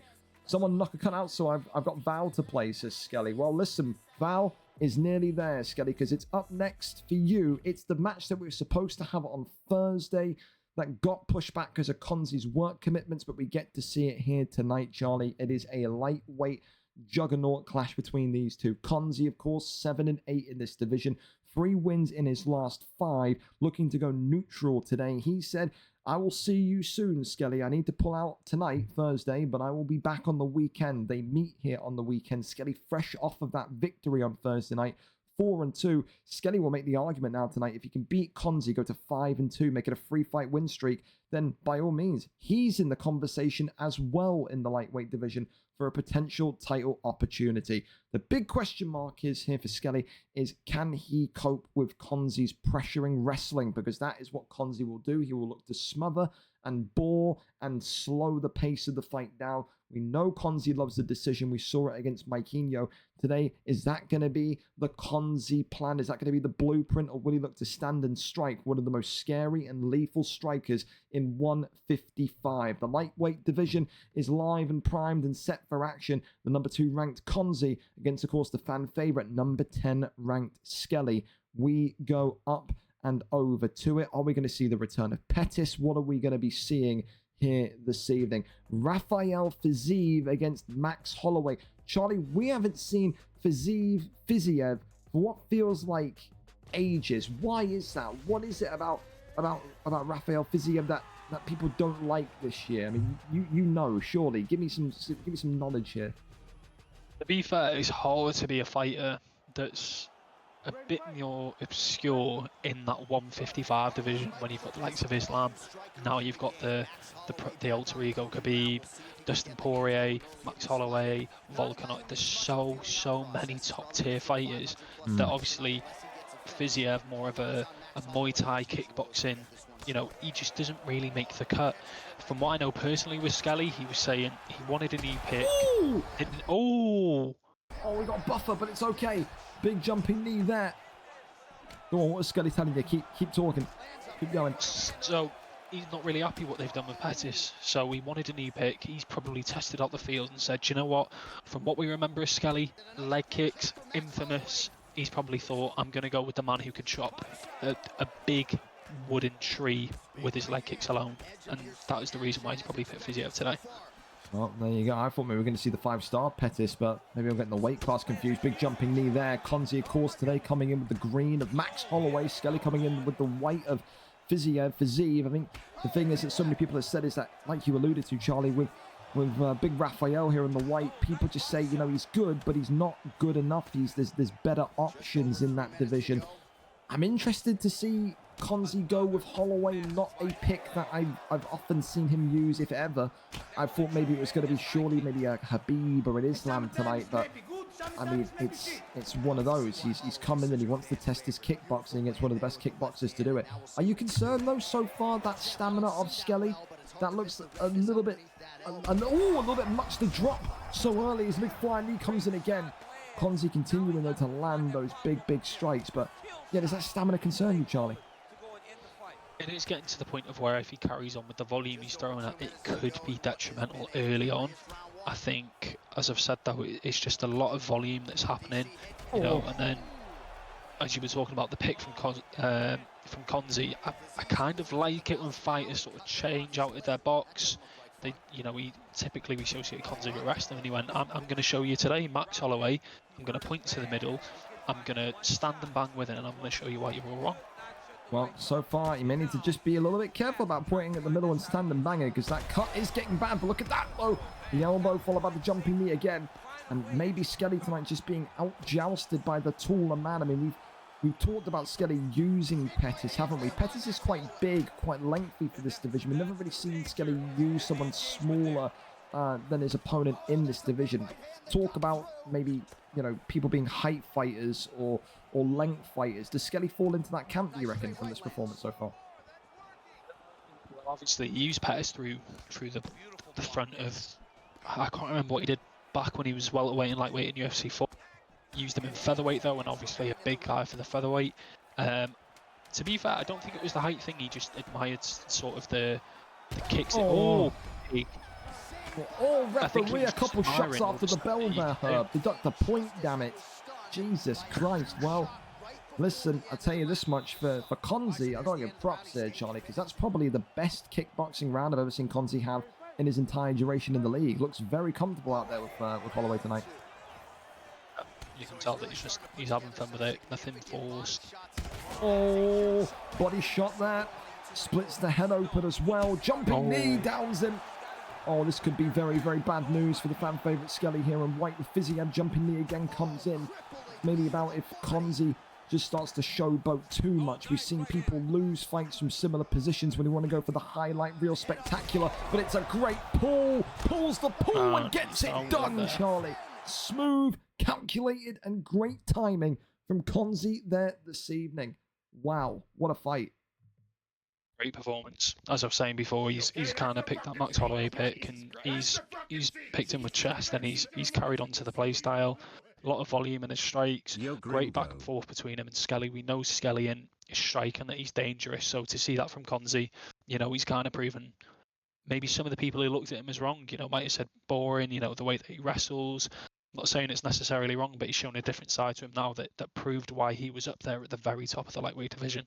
Yeah, I think when Konzi combines kickboxing with his wrestling, he's a scary, scary prospect for that division, man. So probably, like I said, honestly, that's the best striking clinic I've seen Konzi put on since ever entering the league. So I love that. I love that mix of being able to alternate between being a control wrestler and being a ferocious striker. Love that. So congratulations to Konzi. A very, very good performance tonight against a very, very dangerous Skelly. Thank you as well to Sherma. 21 months on an 18-month streak for the sub. We appreciate it. Remember, it's September, so you can sub for a reduced price. Only £3.47. If you sub for longer as well, it works out cheaper. You sub for 6 months, for example, it's 30% off. So again, use your Prime, sub up, help your brother out there. So again, appreciate you massively, Sherma. Listen, we go over to our next one, and it's a big one in this flyweight division. We talked about high-profile fights on a UFN, Charlie. There's not many more high profile than this. Awesome Max against Bully of MMA, two of these guys that I've wanted to consistently book. And now finally we get the opportunity to do that on a Saturday evening card. Awesome Max comes in today with a 3-2 resume. 3 wins in his last 5. Coming off of a loss, Bully, of course, a perfect 2-0, and he says his aim is to get to the top of this division and win the belt quick time. Today, if he wins, he'll go to 3-0. He'll overtake Awesome Max, and maybe he could potentially set up a meeting with FontyMMA. If not, he'll look higher and beyond. Maybe look to a Black Panda or a Nathan NK or a Lelo. Who knows? The world is his oyster if he wins this fight today. I tell you that much. For Awesome Max, it's pretty simple. You win here, you'll go 4-2. You'll propel yourself up the rankings into the top 10, but you'll also end the hype train of Bully of MMA. Can you do it? Will you do it? Is the big question, though. We go over and up to it for this flyweight matchup tonight. Let's go and see what the picks are set to be. Excited is an understatement. Let's go and see what we're cooking with. Looking like Moreno and Pantoja. Always ask this question, Charlie. Are you a Moreno man? Are you a Pantoja man? What side of the fence do you sit on in the great flyweight debates? To be honest with you, I'm not really either. I'm not at that level where I'm used to using them in competitive environments, obviously. But if it's sort of a weight class that gets picked on for ranked, I don't really use either. I'd say typically, though, I have used Pantoja more than I've used Moreno. Okay. Just seems a lot weaker this year. But it wouldn't surprise me. The reason, obviously, we're seeing both of these with them picks, it could just purely be that wrestling side, that jiu-jitsu side. Absolutely fair, man. It's more than fair. Well, Pantoja's got that favoured cross, that looping cross. Yeah, the looping cross is absolutely so money for him, isn't he? I mean, it just adds an element of speed to Pantoja that other people or other options in the division just don't have. I think the thing as well is that these two are so well-rounded. I mean, I like GOAT of MMA to kind of wrestle, but I'm also liking Max to kind of sit there and almost kind of egg on the wrestling. I think he'll trust in his takedown defense enough to the point where he'll say to Moreno, just shoot, keep on shooting. I can run your stamina bar into the ground purely just by my defense. So again, both of these two are going to be coming in confident tonight. Of course, the favorite of this one is GOAT of MMA in the blue trunks, who does have that undefeated record to his name still. But again, Awesome Max lives up to his name. He has awesome performances, and even in his losses, he performs to such a degree, to such a level where you got to sit back and say, wow, he's not too far away from a potential contendership opportunity. So a massive one today in that flyweight division. Crosses over though into top mount, and now maybe has him locked up here. Posture up from Pantoja, rains down the big strike, stuns Moreno already and goes right into this armbar, Charlie. And this could be a very, very, very compromising position. GOAT of MMA has the arm extended and the bar there drops by around about kind of 60%. It's only going to take one more as Max continues to rain it down here. The elbow there attempted and just whiffs with that one. The Kimura though gets locked in, and now right back into the thick of things. Moreno going to try his luck. Gets that flip though into north-south, Charlie. And again, I said, man, Max is a killer. This guy is comfortable everywhere, showing tonight that he's not only a beast on the feet, but a beast on the mat as well. Yeah, you can't really be doubting anyone that's in that level of that division, you know. To manage to excel to the point of where you're a bantamweight or a flyweight fighter, you've got to be, you know, of the elite in both sides, not just stand-up, but also wrestling. Well, 50 seconds left here of round number one, and I think if you're Pantoja, you're definitely sitting there saying, I've got this round. Just got to kind of see it through here. Tries to get one more elbow off, but with 30 seconds remaining, it does look like Pantoja's going to end this round on top. I mean, it's no strange kind of position for Bully, for GOAT, whatever you want to refer to him as. You know, he's lost rounds before, but it's his comeback ability, as a word I like to say, that I love the most. This is someone that can kind of have a poor round like he's just had in round one and then completely eradicate it from his mind and then come in completely fresh in round number two, Charlie. Is that what he needs to do? Does he need to come in and just forget what just happened, or does he need to be wary of this ground game? Yeah, just needs to, you know, kind of phase it out, and from, you know, hearing word of mouth about how he can fight, he is a man that will willingly just put it to the back of his mind. It didn't happen, and, you know, despite it being round two, it'll feel like any round one.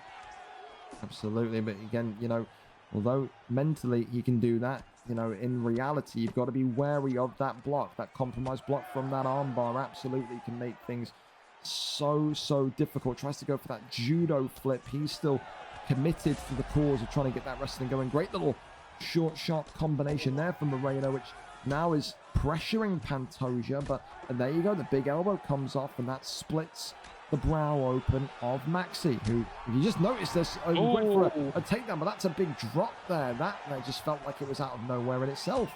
Big right hand again, takedown continues to swing in, and GOAT here just holding him up, says there will be no more takedowns unless I initiate them. And this is what I'm saying, Charlie, a minute and a half into this round, and you wouldn't think that Moreno just lost round one. Looking phenomenal. Exactly. What we tend to see with those top tier fighters more and more, it's more common people that can just kind of forget it, and that's why sometimes these fights feel split 50-50, because it almost looks like round by round you're watching a different fight every time. Well, the clinch hit is good, works the knees off, continues just to tap him away, gets a big elbow off, and I mean, again, listen, you know, Pantoja's not too far away from maybe that doctor coming in, Char. You know, he's got to make sure that he just doesn't eat too many shots inside the pocket, too many elbows inside the pocket, because, again, you would not want to lose by doctor's stoppage after that round one that you had if you're Pantoja. Yeah, and obviously he's just got to remember he's still got a round in his books. Oh, big nasty elbow there, and one in return. You know, he still has a round to his name, despite what happens in this one. As long as it's nothing too detrimental, he's still matching on the scorecards. If he can see to the end of the rounds, hopefully a good little comeback and damage. You know, there's nothing stopping him from maybe excelling in round three. Great little kind of Nice little slip straight there. there. Yeah, really nice. Big uppercuts. All the elbow. Dude, how are these elbows not stunning him? That's 2 elbows now Moreno's hit. That has not even got a stun on Pantoja. That is wild. Continues just to add the pressure to him. More strikes there this time to the body. And look at that big elbow from inside the clinch here. All the uppercuts. He's continuing to test the block of Pantoja. Head health of Max is eating damage now. Really, really big strikes coming in. Another uppercut. With 30 seconds left of round number 2 of your Pantoja, you got to just be thinking to yourself, get to the end of this round and survive it. Oh my God, right hand again against the cage, and this could be right over now. No, he stands back up to his feet, but Pantoja is feeling the pressure. Awesome Max is not going to survive too much more. Elbow swinging in, drops him again, but it is going to survive. Poor buzzer beater nearly there, Charlie, but that is one-way traffic. That is absolutely, in my books, a 10-8. I could not agree with you more. Just to really repeat this, you would not think that Moreno lost round number 1 with how he's come out so fit and firing, a confident man. It's ridiculous, the mental strength of Goat here tonight, I tell you. Wild. Yeah, he's showing that he's not scared, he's not afraid of anything in the pocket. You know, even when he's low on stamina, he's still throwing pressure on. I mean, again, this stamina of Maxi Pantoja is definitely going to be something that makes you sit there and wonder how much longer can he go. The block has been absolutely just butchered. The stamina has been butchered. The level change has been phenomenal from headshots to body shots. And it just feels like at times that, you know, in that second round, Maxi was almost getting stuck in the mud, Charlie. Didn't really know what to do, what to throw, and was just kind of walking backwards, looking frozen, wasn't he? Yeah, when, you know, you've got Bully throwing as much as he was, that volume, it's just kind of insane when you sort of get pinned by it, and that safety net of, oh, well, they're low on stamina, they're going to go away, and it doesn't. You know, it can be a little bit paralysing. Well, more and more knees to that midsection. Look at that, though. The elbow being tossed. Oh, my goodness me. The evasive maneuvers again of Pantoja. Phenomenal. But look at that from Goat there. Drops him with his own elbow. And now the health pack is bright red. That there is indicating of a doctor's stoppage if he is not careful. More and more butchering shots to the body. Another little jab, and he's going to walk backwards. He wants that doctor's stoppage. He tried it there, Charlie, but just not too far away. Continues just to swing onto that compromised block, and again walks backwards, and the doctor's going to come in, and that is game, set, over. Match. He doesn't even want to go for the kill shot.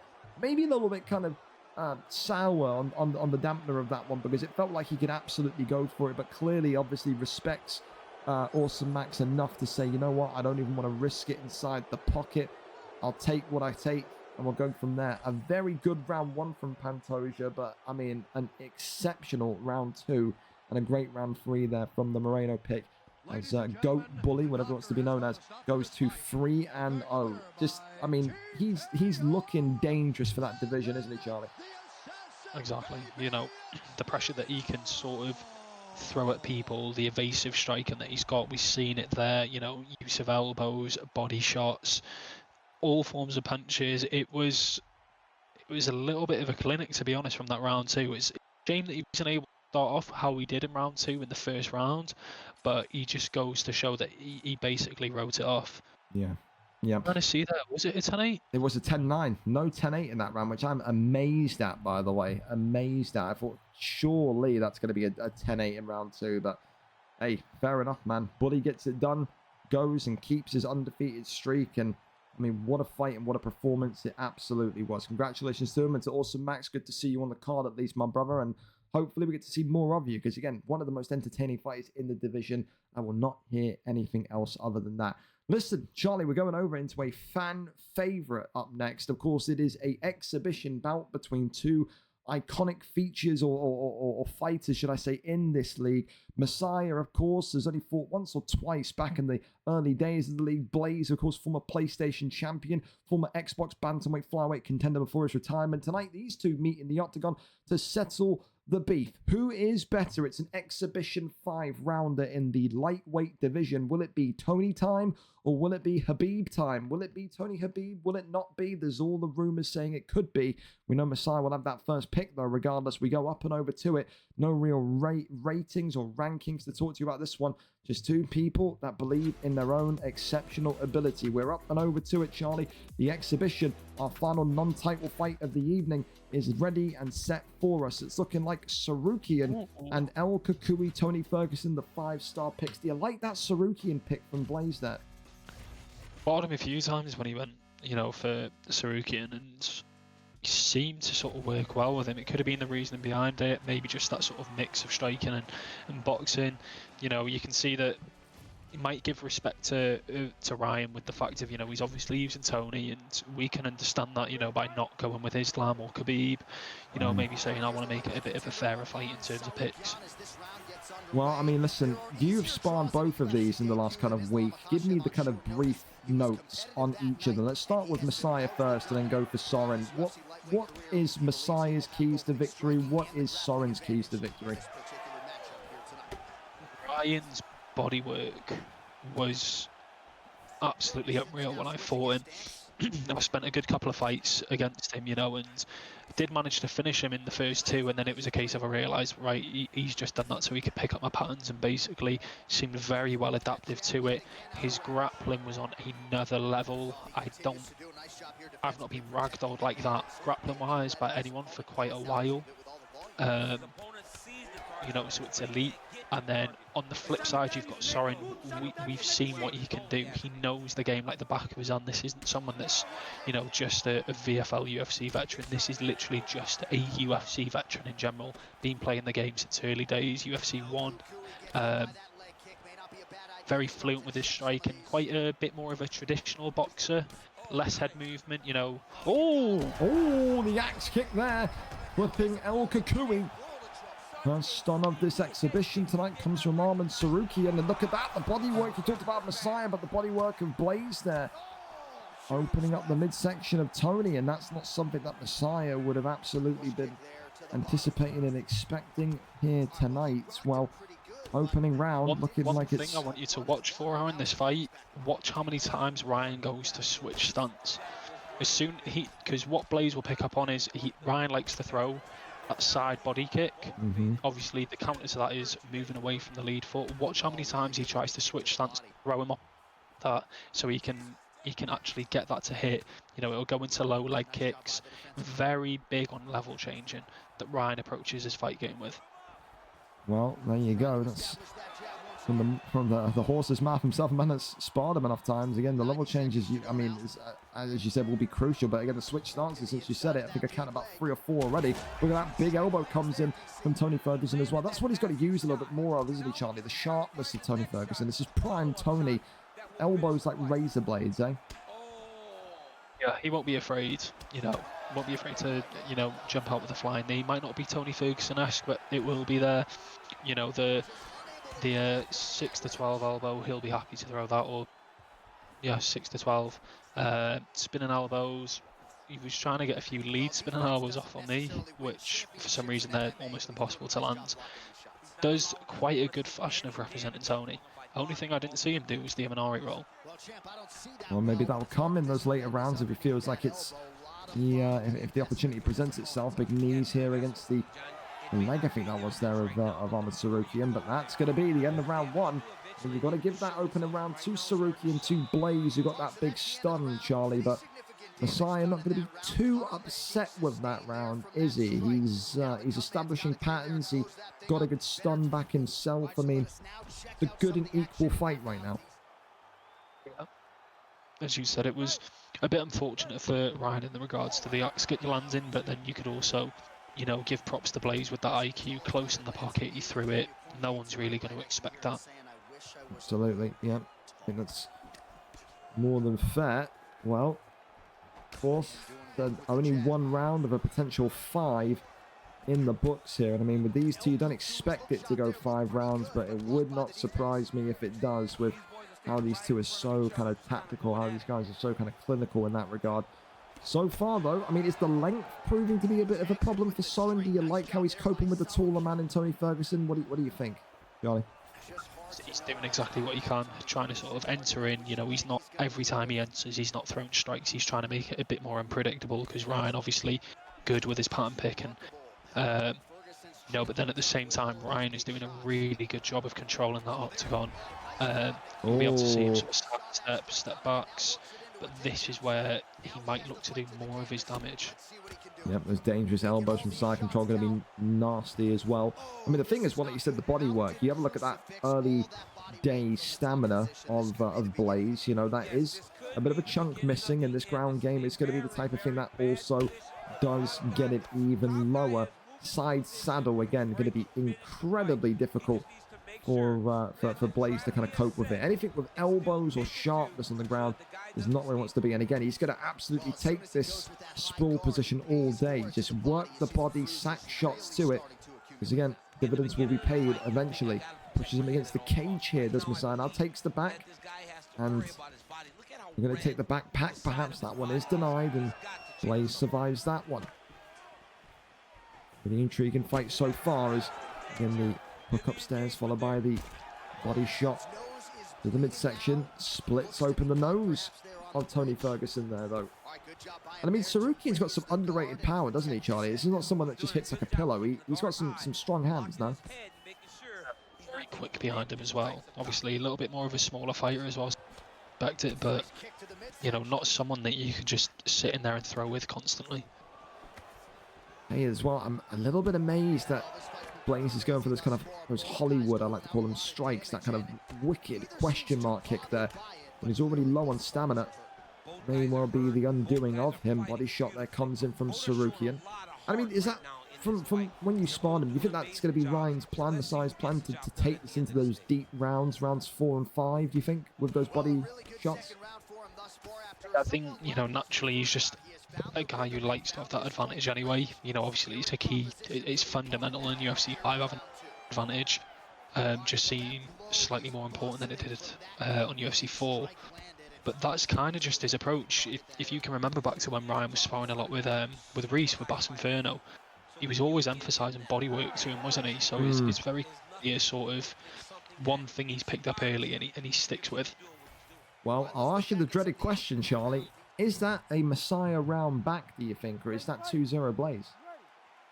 I couldn't really tell you. I think it will be Messiah. I think he's managed to land more of the strikes. Blaze is throwing, but he's kind of caught in that reach trap, which Ryan's trying to put him in, where he's just forcing him whiffs. The thing is, though, Charlie, look at that block of Messiah as well. I mean, he is, you're exactly right. He is trying to cause Blaze to maybe throw in volume to then get that stamina down even quicker. But, I mean, Tony Ferguson's block is not going to survive too much more, man. Soren's going to start to be in that position where he can just advance onto Messiah and just go. And look at that, the axe kick there again. Big left hand ducks underneath, though. Great head movement from Messiah once again. Battle. The Minari roll, there you go. Pay for it. You said we were waiting to see it at one point. And then gets out the camera, not helping him in that regard. That's something that he will not be a fan of. But, dude, I tell you, Charlie, that block's really concerning me now. Look how low that is. You talk about the stamina of Blaze being a potential issue. It's the low block coupled with that threat of the axe kick that no doubt Messiah is going to need to make a read for. It's the problem. I've not seen too much that can really justify his block being that low so quickly. You know, Soren's kind of leading with his jab straights. You know, I can understand why, but that is going to put a sort of spanner in Ryan's plans of how he wants to control this fight with his octagon control. Well, 2 minutes and 30 seconds left of round number 3 here in this exhibition matchup, and it's been tense. Ooh, but look at that, the big left hand from Messiah. Big knees now coming forward, tries to go with a spin kick right upstairs, but again, needs to just pick his battles, doesn't he, Charlie? Because again, he's just getting a little bit too gung-ho walking in. Despite having that stun, forgetting about that block. That block is not good. Look at that. The head health now is starting to really go. It wouldn't surprise me if this is the point of the fight where we see Ryan, you know, voluntarily try and take this to the floor, regardless of a stun, a drop or anything. His own. Well, I think he may well need to. I can't lie to you. I feel like that block is blinking. When the block is blinking, that's when you know it's bad. And just imagine how even more compromised it'd be if Blaze with Saruki manages to get an armbar locked in. We could be talking about fractions, couldn't we? But side kick sends Ferguson backwards again. The left hands and the right hands from Saruki continue to pile on forward. You can definitely see in Blaze's movement now and that aggressive push forward, Charlie. He's getting more confident towards this fight getting to the end. He believes he can get the finish. You know, it kind of needs that late push, maybe snatch a little bit at the end of the round. The only problem that he's got is that stamina's starting to drop quick. Yeah. You know, he was low before, but it just seems like he's lost like 10 to 15% pretty quickly. Oh, there's the clip. Oh, drops him. Jumps onto him, but the up kick saves Messiah. And there you go, bar respect there at the end from Saruki, and back and forth in this tug of war as we go into round number 4. And Charlie, I think you absolutely hit the nail on the head in the last round. I think at this point now, Joe Tony Ferguson, you have to start thinking about control wrestling here. Your block is not going to last too much longer. Gets the takedown, and there you go, right into it. He's now got to keep it here for the entire round and just break Blaze's spirits, doesn't he? Because if the stamina goes very low, then it's a very intriguing fight. It's the battle of stamina against the battle of the block, but it's easier said than done because Blaze, very dangerous in ground positions as well. He knows how to handle himself. Yeah, exactly, you know. It is a shame that you've got the geographical difference between them, where obviously ping's looking between 100 to 130, but regardless, it's nothing that these two aren't used to. I think what you were saying before, where he's got that stamina so low, you know, that's what he... Oh, the axe kick again. Oh, this could be the beginning of the end here. We kept saying it. He's working that block and going for that axe kick, Charlie. That's the secret combination. That's the secret sauce right now for Saruki. And jumping knee comes in. Jumping knee again comes in. Is it maybe a hit and hope procedure for Messiah at this point? It seems like he can't get away from Sarukian's stinging jab hook, and that could be all she wrote here against the cage. Messiah in deep, deep trouble. The knee, and with this block compromise, Soren, it could be all set and done. Slips it though, Charlie. What a survivalistic instinct that was there, but I mean that block is not good, and now in top mount we go. Can't get denied. Right. If he can get it full guard, if he can get it to full guard. Well, it's a big if though, Charlie. It's a big if. And look at this as well. With that block, it only needs a couple of elbows to pierce on through. Gets the deny there brilliantly. Does Blaze, but there you go. Gets back into full guard, denies him here. There we go. Now fakes here, thinking about the right-hand side. That one there's denied again. Crosses over, pulls him back inside. Fakes again, goes to rubber guard. That one's denied this time. This is an intriguing and a fascinating matchup. Rubber guard is here. There we go. This is what he'll want. Now, can he keep him here? One elbow. Denies him there. Keeps him locked in rubber guard, but then pops out after a couple of elbows. Nothing too dangerous as of yet. Pulls him back in. The ground game waking up here for Messiah. Nice. Flips him in and over into side control. Keeps him locked in here. And back to his feet. Oh, this is a little bit crazy from Messiah. Okay. Dives in. Maybe accidental, you could say, but posture up there, raining down the big strikes again. Big ones coming in from Messiah. Elbow. Would you have maybe posture up and go for body shots, though, Charlie? I mean, with the situation of the stamina? I think, to be honest with you, I would have just gone for the headshots. I'm not sure on how much the body shots actually do in terms of draining the stamina, but it's more just to try and keep the head health advantage going. You know, obviously with that low block, any little thing like that will help him.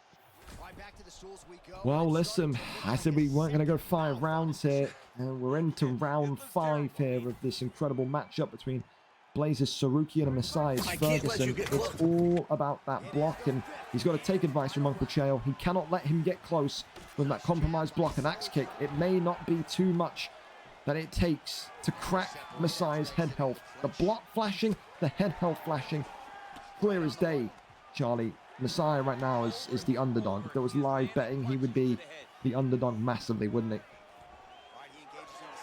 Looked at it though, he's not rushing in. He's got a plan of some sorts, I can imagine. Going to get that head movement absolutely just to a T. It's that axe kick again. Oh, and it's all over. Just like that. Blaze works the block, gets the axe kick through, and the uppercut sends Messiah thundering to the canvas. Tony Ferguson is out, and Blaze through Ahmed Sarukian gets it done. No respect there at the end. Nice striking. There you go from Messiah. Typical classic. I mean, what a fight, Charlie. But, I mean, again, the question will absolutely be about that how quickly the block went there from Messiah tonight. I mean, worked so well as well with that compromise. We had that compromise block from round 3 onwards and made it all the way through to round 5. Have to respect it from an old veteran, but tonight, Blaze just a little bit too much for him. Sarukian winning all 4 rounds there, according to the judges. What do you think of that? A little bit surprising. I would have thought Ryan. I think it was round 2, wasn't it? Was it round 2 that I thought he won? I think so, but yeah. to be fair, when we did see Ryan get stunned, it was kind of measured back with a stunning reply by Blaze within like a minute or so. So, a great performance anyway, to be fair. And, Ryan sticking to his game plan did come close. I did think we were going to see a little bit more there from the ground game in terms of him being on his back. But nevertheless, a great fight from both of them. One for the fans, and, they delivered.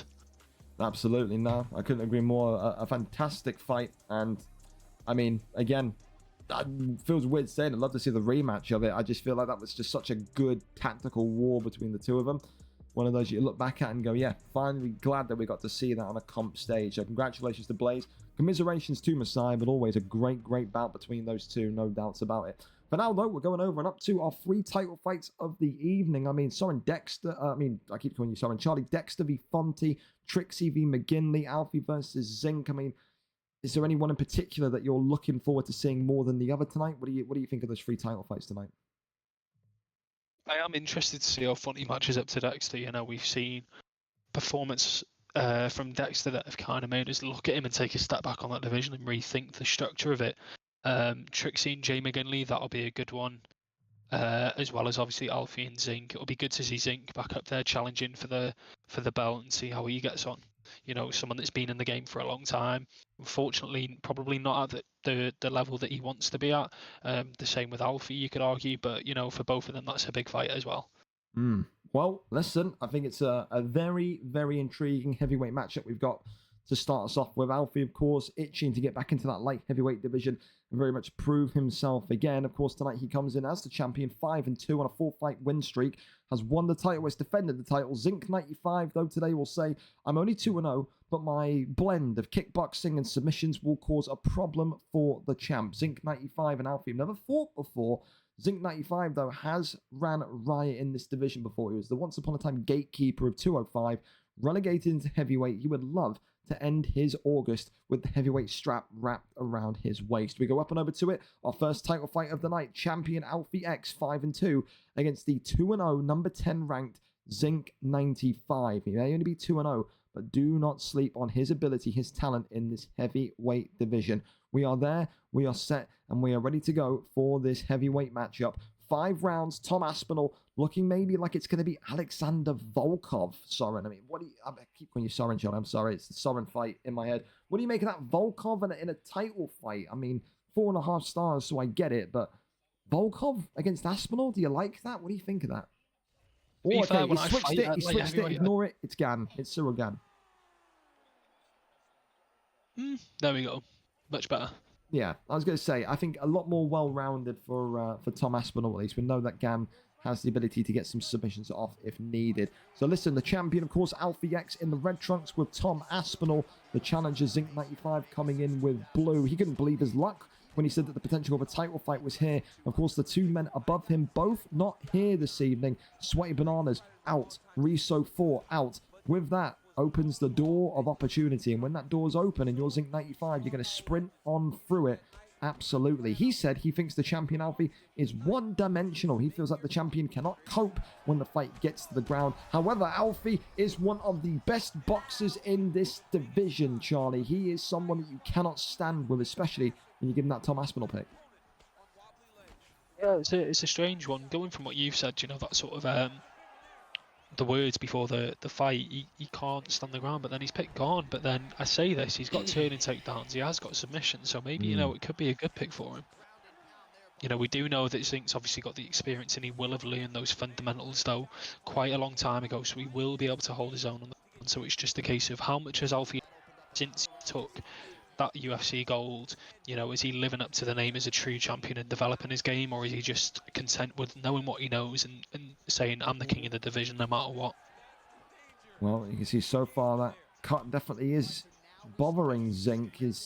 Again, he's just in that little bit of a kind of headspace there, and he's throwing that heavy body shot, that heavy body kick once or twice already, and that's opening up a counter opportunity for the champion Alfie to kind of strike through. Just needs to calm that down a little bit, because again, when you're missing strikes like that head kick there, when you're hitting those heavy body strikes and you're already cut a couple hooks, you could be down and out before you even know it.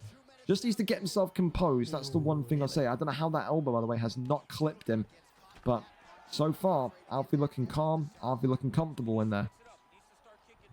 Yeah, I'd say if he's back on the feet, he kind of needs to lead with that lead body kick instead. It's a lot quicker, much less risk in terms of it, and it still does that damage when it lands. He's managed to get in here with the... Okay, well look at this, the guillotine's in. How does he do with his denies here? That one there, not possible. Gets back over into the... Oh, great flip though, that is, Charlie. That's, again, he's getting more comfortable as things go. Tries to go for the arm triangle. That one's reversed now by the champion, and Alfie now conceding backside. Down he goes into side control. 49 seconds left. Alfie just needs to remember, not too much damage is going to come in 49 seconds. You can see, is Zink maybe rushing these submission attempts, do you think, Charlie? Oh, hang on. Well, I say that. Look at this. The heel hook in. But again, Alfie just slithers out of that one. Now backside position here. Tom Aspinall raining down some strikes. Gets back to his feet. Round one going to end. But there you go. Bow respect from both of them there. Maybe Alfie's gearing up to get a bit of a front kick off. I don't know. Same question though, Charlie, though. Do you feel like Zink is maybe rushing into these submissions?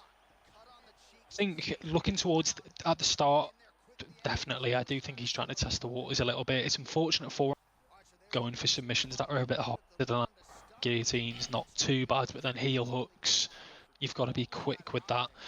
It was quite good timing because on the heel hook anyway, Alfie only had about managed to get the denial. It could have been something really good, especially at the end of the round.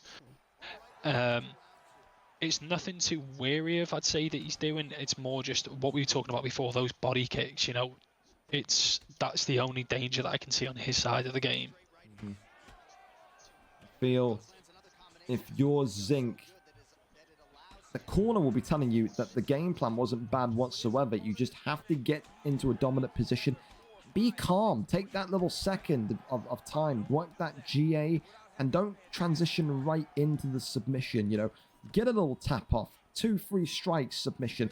The thing that Zink is falling in the trap of, and I think it's because it's a title fight, maybe the anxiety of the situation, is he's getting into those key positions, those core positions, and then immediately trying to go for the sub. Alfie is no amateur. He is going to read that. He's going to get the flip, the denial, the reverse, so on and so on. That's one thing he has to just be aware of. Head health of Tom Aspinall is not looking too bad. It's probably equal to Zink. The only difference is, of course, that cut exists, so that damage exists around the eye of Ciryl Gane. But again, the longer this fight stays on the feet, the longer this fight stays in close proximity, Charlie, Alfie's going to feel quite confident that he can bring the belt home. That's the problem, we're seeing volume from Zink's side. Alfie's responding well. It's something I call when I'm speaking to guys who are sort of light heavyweight mentality, where they feel like they need to prove something. So that's where all the volume comes from. And it's like you said, maybe remain a little bit patient. And when those options are there, you'll be able to figure something out with it. Well, look at that. A little bit of a internet stammer there. But again, Zink just having to keep his composure and cool. As he does have that top position again.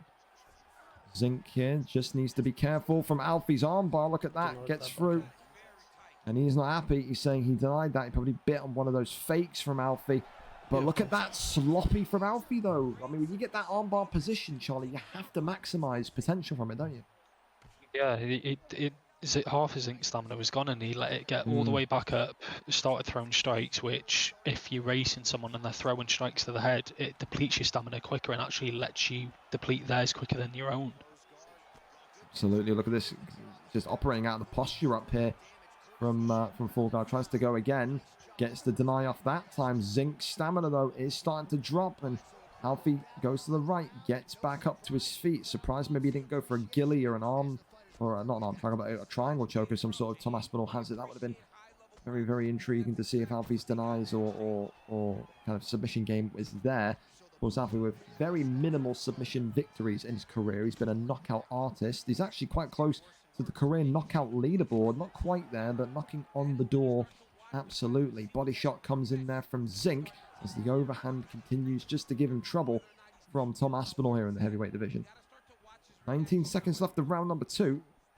And maybe you can argue that Zink's gotten away with one by getting out of that armbar. But look at that, though. The beautiful pull elbow counter Fantastic from the champion. That One there. elbow. One pullback elbow, and that's what it was. And he says it's just one pullback elbow. It's so easy to talk through it once it happens, but you've got to make sure you don't fall into that trap for it. I mean, right now, Charlie, how are you scoring this? 2-0 to the champion? Yeah, I think it's going to be 2-0. Main thing that I'm sort of looking at now is, you know, we did mention it a little bit before, but it's starting to become blaringly obvious, is that head health difference. Yeah, and I honestly thought that head kick was going to creep through the block there, and again, I think that's got to be Zink saying that's a little bit fortunate. He's had luck on his side there. I mean, now the corner's going to absolutely be screaming at him. You've got to get this down to the ground, and you've got to hold him. Have to hold him. Have to try and earn that respect back as that uppercut is just continuing to send shivers down my spine. The right hand from Tom Aspinall drops Zink 95. The blood trickling, and look at that. It's the double drop. The double drop there, Charlie, as he gets back up. He doesn't want to be down there with Zink. A big sigh there, a big deep exhale of breath from Zink 95 as he knows this is starting to get a little bit too close for comfort now, Charlie. It's not going to be too much longer if he continues to eat the same punishment. Yeah, you know, unless we see some head movement like Alfie's been showing with the pull elbows, I think it's a case of you could be looking at the obituaries being written. Again. Yep. Every single time, and the head kick there attempted. Oh. And that takedown again denied. We talked about the improvements in Alfie's game. The champion is takedown defense up there with one of his best attributes. And the doctor going to come in here. No fight ender yet. Zero guard is being checked, should I say, tested, like he's got AIDS or something. But he is going to be allowed to fight and continue here in round 3. Zink there, hyping himself up, rubbing his face, knows he's got to get himself in there. He's had a bit of a tricky and tough round 2. Even more so round 3. But he has to avoid that pull elbow, and he's got to try and land that takedown. Big double hooks immediately coming in. Alfie, they're not denying that one. And that's a great takedown. That's exactly the kind of start to life he wanted after that doctor's check there. But again, just going straight to the arm triangle. From that 3 times now. Yeah, absolutely. He sweeps the arm as well. As Alfie look at the stamina. Is going to get right back if he doesn't want to be down there whatsoever. Alfie's stamina low. Zink's stamina low. Head health is the difference maker. Another takedown, another deny. Alfie just showing off all of his takedown defense tonight. It is no doubt something that he can be proud of. Left and right hands keep on coming from the heavyweight champion. Alfie's just looking for that one pull, isn't he, Charlie? Looking for that one response counter. Is that double leg or single? Yeah. You can see he's ready to line it up, and you know, as soon as he does it, it's going to hit like a bowling ball. Alfie again denying the takedown. Oh, uppercut there was close. Absolutely giving us shivers again. The jab straight 1-2 head kick there continues to scan. Big right hand again. Goes upstairs. Uppercut there, whiffing. Alfie, though. I mean, Alfie in the same kind of breath. He's got the head health advantage. Yes, Charlie, but I mean, he's thrown a lot here. He is not out of the woodwork either. His stamina is goosed, man.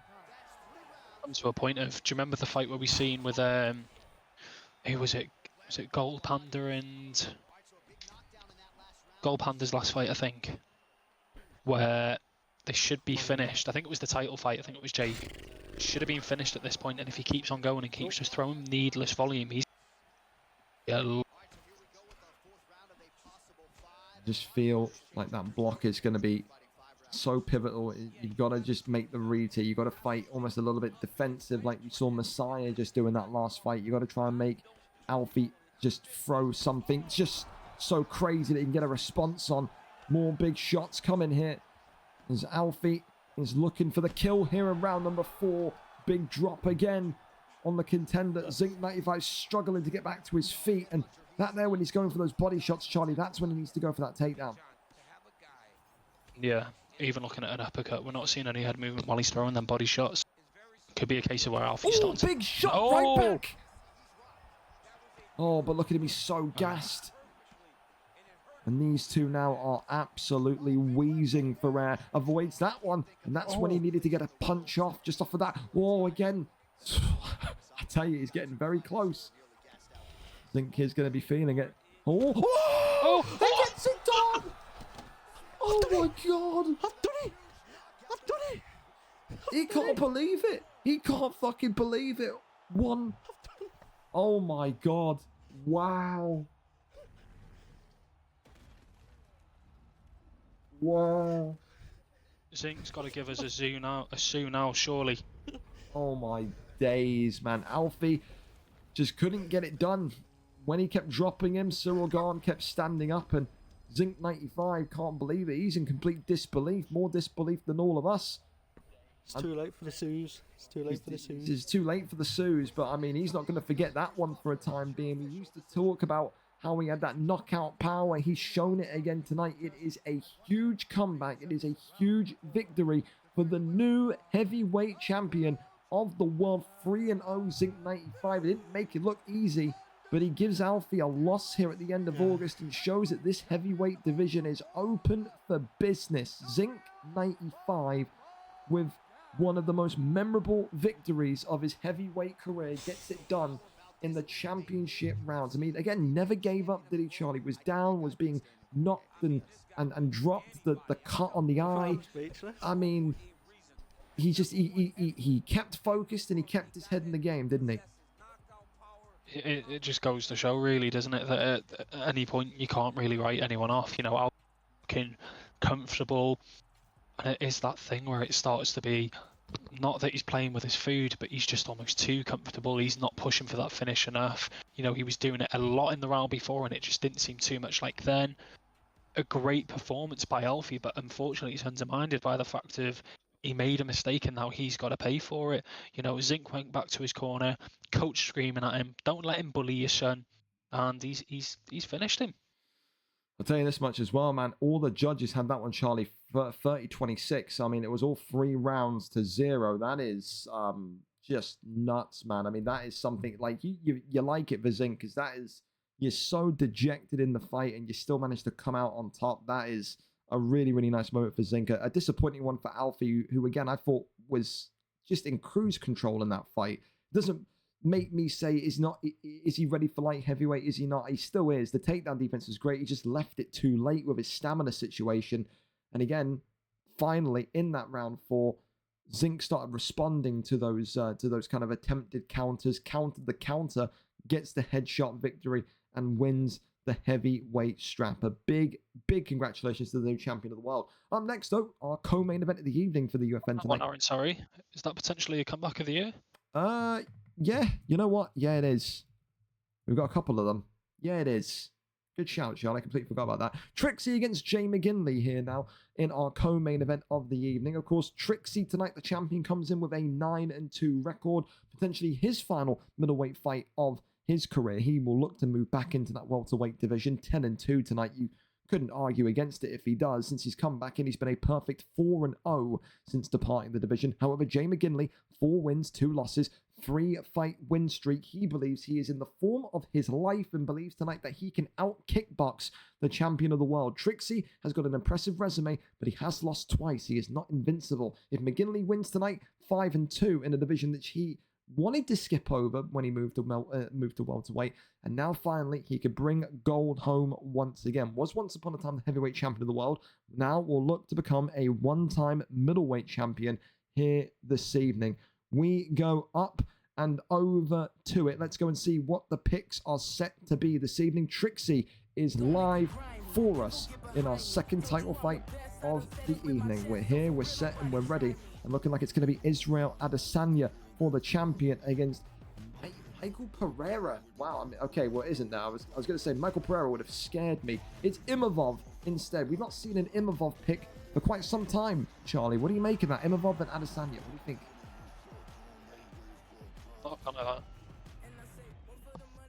To be honest with you, all seriousness, I've never actually really used him, so I couldn't even give you an opinion on him. I would have thought purely for length reason, you know, as boring as it is, it's the Pereira pick. Yeah, maybe. I think, you know, I don't know.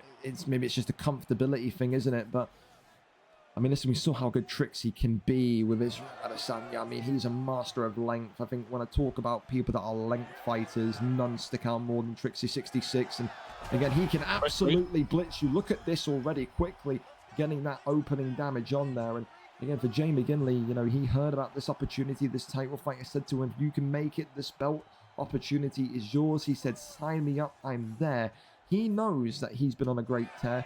But there is a big jump. There is a big jump in that kind of fighting top 10 middleweights to fighting the top 5. These guys up here are all vying for that jump into welterweight. Trixie wants to get back there, right the wrongs of last time.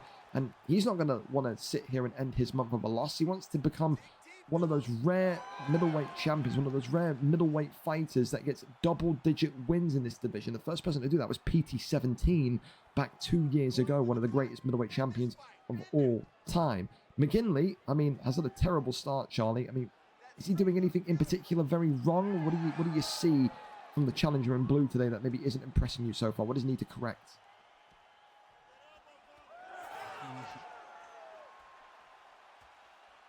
I think it's a bit early. You know, to be fair, he did get pushed against the cage, but given that, obviously, he's managed to get out of it straight away, took a bit more of that octagon control. It might just be a case of making sure that Adesanya hasn't got reach over as well as on you against the cage. Pretty balanced for both of them so far, though. Both looking really good, competent with their striking. Feel maybe you could say, you know, the head health and the cut damage of Imavov is definitely a concern for the challenger. But one thing I'll point your attention to, Charlie, watch the next body strike from McGinley onto Trixie. That midsection is being tenderized of Trixie, the champion there. So again, maybe that's going to be the game plan today. Work those strikes to the body and see if you can maybe get that body knockout on Trixie 66. Compared to the head health, it's looking a little bit bleak. Really good so far. I didn't even notice that until you said it, and immediately went for the body straight afterwards. Little things like that can be the key to winning. People get that punches like that they build up, they do damage. It's why you see all the level changing in the higher division, and especially against an Adesanya pick who's got all these, you know, sort of elaborate animations, different kicks. Oh, that is big. Yeah, huge elbow there. Great. That definitely earns the respect back of Jay McGinley, who's been dropped there. Ground and pound could see this one done inside one. Trixie 66 not able to get it over the line though. But the first knockdown of this fight goes to the champion. It is back and forth in some degree, but you've got to give that round one to the champion Trixie in Adesanya colours, don't you, John? Yeah, fantastic finish for him at the end. You know, was looking likely that he could have finished it. Probably didn't get the ground and pound that he wanted. You know, Jay McGinley just needs to stay composed. Try not to let, you know, have that affect him too much and stick to his game plan. I think the thing as well is, you know, he has to also kind of take the positives of that round and know that those body shots are creeping through. Trixie has not done a great job in defending that midsection, as again, first strike is that side kick right to the ribs. And this is, you know, when you need that same thing we saw earlier on from Benji PP, those pull back body uppercuts. Those would work a treat right now. One of those may well stun Adesanya here and there. Honestly, you know, like you said, we've seen it before with Benji, how fluent he made them look. If they clearly are, and something like that, especially for Jay McGinley, is going to favour you massively with that bodywork and getting you that stamina advantage. Well, I think it's going to come down to maybe what disappears first, the body health of Trixie 66 or the doctor entering the octagon to inspect Jay McGinley. If you're Adesanya, again, you know, he showcased it in the last fight. He's not afraid to win by doctor's stoppage. He knows the sharpness that Adesanya brings. If I'm Trixie right now, if I'm his corner, I'm telling him, listen, look at how bright red that cut meter is. You need to get a... Oh my God! Wow! Headshot dead for Israel Adesanya. Trixie says no doctor's stoppage needed and catapults Imavov to the canvas. 1 minute and 48 seconds of round number 2. And that is one of the cleanest headshots you'll see all night for the middleweight champion to remain at the top of the throne and to go 10 wins, 2 losses. What a victory shot there, Charlie. Unreal. What a finish. You know, it's unfortunate for Jay McGinley. You know, he was doing good work with the body, but we could see it from Trixie, as you were saying, the damage he was getting to that cut, it was getting deeper and deeper, and it was a case of which one was going to go first. But ultimately, when you're Israel Adesanya, there's a reason people do that body work to you. It's because something like that can be so simple. Just a jab, you know, roundhouse kick, that can get you a knockout like that. It's unreal. I'll tell you this much, man. I mean, some of the knockouts we've seen tonight are fucking nasty, man. Just fucking nasty. I mean, I'll ask the question, does that take the knockout of the night away from Jack 17's Leon Edwards knockout earlier on the knee when Perp shot for the takedown, or would you keep it on Jack 17 and Leon for the minute? I think we'll keep it on that for the minute, and then once the cards, you know, after this next fight, we can sort of go through everything again. But there's no doubt in that's knockout of the night caliber, 100%. Oh, 1000%. I tell you, listen, what a way to leave the middleweight division as well. If he is moving up, yeah, you know, that's legacy cemented there. He looks ready for it as well, man. He looks absolutely ready to go back up and give it another crack, absolutely. But I mean, listen, he'll revel in it tonight. September hits tomorrow, and from there, maybe a new pathway towards the welterweight title will unlock itself. But listen, I'm excited for this one, let me tell you, because it's the main event now, Charlie. It's the New Zealand Kiwi himself against FontyMMA. I mean, we've talked about Dexter so many times, Charlie. I mean, this is someone absolutely positively that practices on that kind of away ping, that knows exactly what he's doing in regards to you know, fighting those guys, fighting those European guys in a way, or those American guys in a way, which basically puts him in a position where he's always looking so damn frosty. I mean, do you expect Dexter tonight to be in a position where, you know, maybe this fight looks closer? Do you expect him to just run through this one tonight? I think it will be a close one purely on the, you know, you can't count someone, you know, with the quality that Fonty's got. You know, we've seen him in his build up to his title challenge and why he's proven that he belongs to be challenging for the belt. Obviously, when it comes down to Dexter and what you've said, he is one of those fights that is a ping difference. Europeans don't really understand it, but it's more just a case of it's predominantly a European league. So for Americans, for example, they're used to grappling and fighting Europeans on that ping issue. So when we're doing the one-offs, when it feels for us, it's hard. For them, it's natural. That is something to think about as well. How will Fonty deal with it? Has he been preparing for it in any way? I still expect it to be a close fight, though, with all the quality that we've got, a little bit more of a chess match than just domination. Well, it may actually not happen, because as of right now, the word on the street from Fonty is that, again, Dexter is not here. And I'm not even going to be light on him because he knows that he's fighting. He got pinged. He got I put up the card yesterday, or this morning, should I say, at like 2 a.m. our time, which is like 3 p.m. in the afternoon. So it's the middle of the afternoon for him. If Dexter is not here, I'm done with interim titles. If Dexter isn't here, we can get a replacement. Dexter is being stripped of the belt tonight, and there will be a new flyweight champion because, again, I've dealt with his kind of fucking his HDMI issues here and there. But, dude, I'm like, no. Like, there's been no notice. There's been no warning. I don't care if you're 11, 12, 13 hours ahead. If he's not here, 1,000%, I am not doing this with Dexter.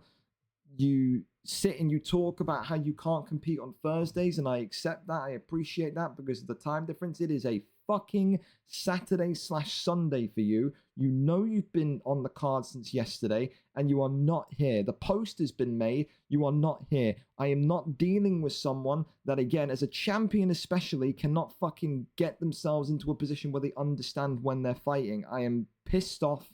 I'm annoyed with it. So, if he's not here in the next 5 minutes, I'm getting a new contender in, and there will be a new undisputed champion. We've done this shit with interim fights before. I brushed it off. I allowed it because of the time difference. But you know that you were supposed to be fighting tonight, and you are not here. It is that simple. So, I'm going to go and look towards Lelo and Nathan NK. If Lelo or Nathan NK is here, they're fighting for the belt tonight. It's that simple. I like the New Zealand dude, but that is a complete joke. It's not like you can say, well, I didn't see it. The card came out at 2 a.m. this morning. I was asleep and I've not been home all day. It came out at 2 a.m., which, again, if you add 11 hours on, is 1:44 p.m. in the afternoon. 1:44 p.m. New Zealand time, and you are not here. It is that simple. Yeah, I'm going to be looking towards Lelo, and I'm going to be looking towards Nathan NK. If Lelo's here, Lelo will fight for the belt. So it's that simple. But I'm bored of this. I'm bored of, I don't care about fucking time difference. I don't care. Like, be here, be on time. I had the fucking poster made up. We did all the fucking kind of stuff for it. If you can't do it, then stick to unstreamed and get the fuck out of the title contention picture, because that's a complete joke. That is a complete joke. I'm gonna go hit up Nathan NK as well and see what he says, because again, I appreciate that. Again, with it being so late, I doubt someone like Lelo's going to be here. But if Nathan's here, Nathan's fighting for the belt right now. It's that simple. But it just annoys me. It annoys me because I've bent over backwards, not once, not twice, not 3 times, but 4 times to fucking help out Dexter and get him in and over the line, get him in and fighting to have him as a champion. To then tick the card, for him to tick the card, for him to say, I will be here, and then not be here. Complete joke, complete stupidity. Absolutely not dealing with that. Just 0%. So again, there will be a matchup. There will be a main event. And if Dexter watches this back, it's your own fucking stupid fault for being so fucking time lagged, clearly, that you can't read what day the fight's on. I've said this time and time again. It is always either the extreme high end or the extreme low end. It's either the very good people that always do this or the very, very raw beginner people. It's never ever a middleweight or a lightweight or XYZ. It's always either the very good people who are a little bit stupid, a little bit kind of like focused in terms of like how good they are at the game that they forget how to read, or it's the people that are so new they don't know what Discord is. But there will be a title fight. I'm dead ass serious. There will be. I don't care if I've got to move someone from fucking bantamweight to flyweight to fight for the belt. Fonty will fight for the belt tonight. There's no more interim shots. There's no more of this stupidness. There isn't. There is absolutely none. And there will be a serious conversation as to whether or not Dexter continues in this league, because I'm bored of it, man. I've had to change fights and plans 3-4 times over the past 5-6 weeks to accommodate your fucking 11-hour time difference, and I've done it without a single complaint. You tick the card and you can't even be fucking bothered to show up on a Sunday. Like, it's your problem. It's your problem at this point. I'm not interested. I'm not interested. Complete joke. Everyone's like, oh, you know, be a little bit more fucking like polite to people. Fuck that, man. Don't tick a card and say you can fight in an event, in a main event, and then not be here. It's a complete fucking shit show from him. It is complete shit show. Fonty bully. I'm dead serious. I may give it. They tick the conditions of the card. They don't tick for something. It suits them. I'm dead serious. I'm at the point where I'm gonna give fucking Chov Nardino a shot. Honestly, like, I'm dead ass serious. I'm gonna do it. I'm dead ass serious. I'm gonna give Chub Nardino the title shot. If he's here, he's getting it. And if he's not here, I'm moving someone who is here from bantamweight into flyweight and putting it on. Like 1 billion%. No more fucking interims. No more of this. No more of this. Because I know exactly what Dexter's going to say. Dexter's going to go, I didn't realize it was on Saturday. I know exactly what he's going to say. Because again, none of these fucking bantamweights or flyweights, no offense to the 2% that are intelligent, know how to fucking read. They don't know how to read. They're too focused on fucking crying and bitching in the Discord about being cheesed or undeniables or wow that they don't know how to fucking read when a date is. I'm sick to the back teeth of it. I am. Because it just ruins everything. It delays this and I got to go run around and look for what? I'm going to look for this. I'm going to go give Jovi Rammy the fucking shot. If Jovi Rammy's here, Jovi Rammy can have the shot. I'll move him over to flyweight. I am getting a flyweight champion tonight. As if I've got to stay here until 4 o'clock in the fucking morning and DM everyone in the league, I don't care if I've got to move a fucking heavyweight down into flyweight. There's going to be a fucking flyweight champion tonight. 1 trillion billion%.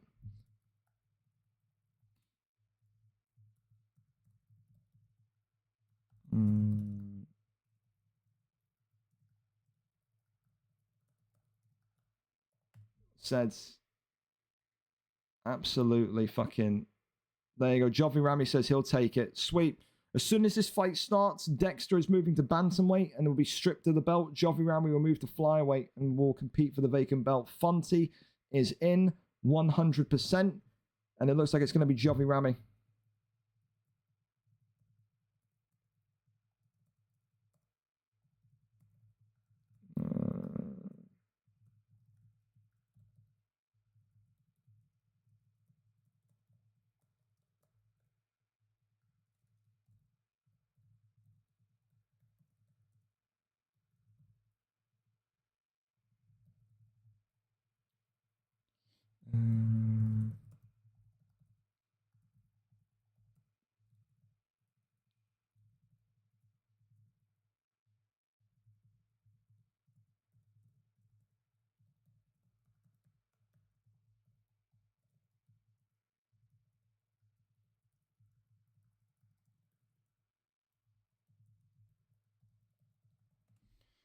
All right. 1 minute and I'll be there. Sweet. Done deal. So Dexter goes into flyweight and 8-2. We'll copy that form over as well. And we'll move Tom for a brief second. Put Dexter 8-2. So yeah. Again, if you give me no, like the thing is, if Dexter was like, yeah, if he messaged me today, this afternoon, and was like, you know what, actually can't do it, can't make it. Didn't realize the day, my fault, would have done another interim. The fact that you've not even fucking showed up, the fact that you're too fucking dense to understand or read when you're fighting, nah, sorry. Someone that's here can fucking have the title instead. So Jovi Rammy is getting the shot. 10 billion%. And we're doing this as well. Let me put this down here. And then we got to move Jovi Rammy 9 and 12. Move Jovi Rammy down here for the time being. I'll reorganize all this later on. And again, I don't care if fucking he sees the DMs and he quits the league. The beauty of the league is I don't need anyone to be here. I could run the league with fucking 60 people. I don't care. I'm not doing this with fucking good players that are too fucking stupid to understand the days and times they sign up for. Call it harsh. Couldn't give a fuck. You don't get special treatment because you're good at the game.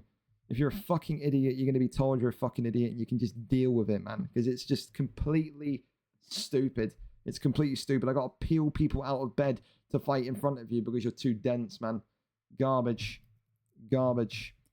All right, well, we're going over to it then. Jovi Rammy, that's the new one. Jovi Rammy against Fonty is the confirmed matchup. 100,000%. Here we go. FontyMMA gets the home pick because he's here. He deserves it. It's not his fault that his opponent is a fucking cabbage.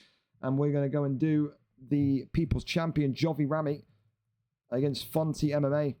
And I think if you're Jovi Rammy, you're probably looking at this and saying to yourself, I'll take this, because he was just in a division that had the likes of Kiss George and co in it. I think Fonty will take it as well, because he hasn't got to worry about that ping condition. I think absolutely. I think both parties are going to be extremely happy with this one. So let's go and see who gets it done. Main event is now live. And for Dexter, again, you're seeing this back. Couldn't give a fuck. Learn to read. All right. So talking about this fight then, it's a late change. Jovi Rammy, 9-12 on a 3-fight win streak, takes on FontyMMA, who is a perfect 3-0. It is a title opportunity for Jovi Rammy, which he earned in that bantamweight division, but tonight will cash in that flyweight division. Of course, the big question marks are more so on if Jovi Rammy can do it on short notice, if Jovi Rammy can do it against an undefeated quantity like FontyMMA. If he can, he will claim top-level gold, and he will maybe find himself with that top-level gold in with a shout at a Hall of Fame induction. So we go over and see what the picks are set to be. Fonty has his dance partner. Jovi has his title shot. Two people that are ready to become the top-level champion, that are reliable and know how to read a fucking calendar and a clock. Hallelujah, it may be. We go over and see exactly who gets this one done. We're here, we're set, and we're ready to go. Jovi Rammy may be saying he hasn't played in a week, but when the opportunity knocks, you answer. Davison Figueiredo for Jovi Rammy. Brandon Moreno for Fonty. I mean, Charlie, it is a difficult situation Jovi finds himself in, coming in and being able to fight for this belt. But I mean, he has to take it, doesn't he? He can't reject the opportunity, can he? Yeah, I don't think anyone's going to turn it away, especially with what you were saying. In a division with the likes of Kiss George, it's a hard challenge. And, you know, it's Jovi Rammy, he's a veteran of the game. You know, he might be cold, but he's a player that's going to have the ability to step in on short notice and fight a fight. It might take him a couple of minutes to warm up, but he's there and he's ready. You know, let's not take any credit away from him. You know, that he's not earned a title. It's a little bit, you know, out of the blue, that's all. He does belong here, you know, and it's good that Fonty's got someone that he can have a little dance with back and forth, and that, you know, it's not one fight, it's a good square up challenge for the both of them. Absolutely. I think as well, you know, the thing is with this fight, you know, Jovi has to kind of be able to start this one quick enough. I think you see already that head damage that he's got onto Fonty is something to a degree where Fonty's going to be very aware quickly, like, whoa, okay, this is a 5-round fight potentially. I'm already on that yellow cut damage. So I think, again, you know, we know Jovi for almost having that kind of Tomaselli gene inside of him, where he can kind of awaken and kind of unlock pretty instantaneously. But we have seen Jovi before have fights that are more kind of methodical, more kind of slow-paced, and more kind of ready-made in that sense. I think tonight, you know, it's something that I can't really feel too sorry for Fonty, because if anything, it's an improvement. If Fonty isn't used to playing New Zealand ping, I mean, immediately this fight is an improvement, isn't it? Sorry, I keep calling you Soren, Charlie, but it's an immediate improvement, isn't it?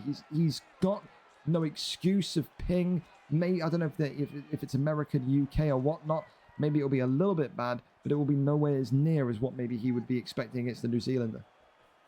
I think it is American, UK, but regardless, like you say, New Zealand, UK, no matter what game you're playing, it's not that it's unplayable, it's just, it almost changes the way you do stuff. Well, big stun there already as FontyMMA continues to step inside and let his hands go inside the pocket, works off that jab again. And now you can see Jovi Rammy getting woken up by that one a little bit, just steps right into action and says, okay then, I'm awake, I'm here, I'm present. Again, that kind of damage on the nose so far of both fighters equal, you could say. Stamina lightly in the favor of Brandon Moreno, though that could be a key point in which Fonty wants to operate off of tonight.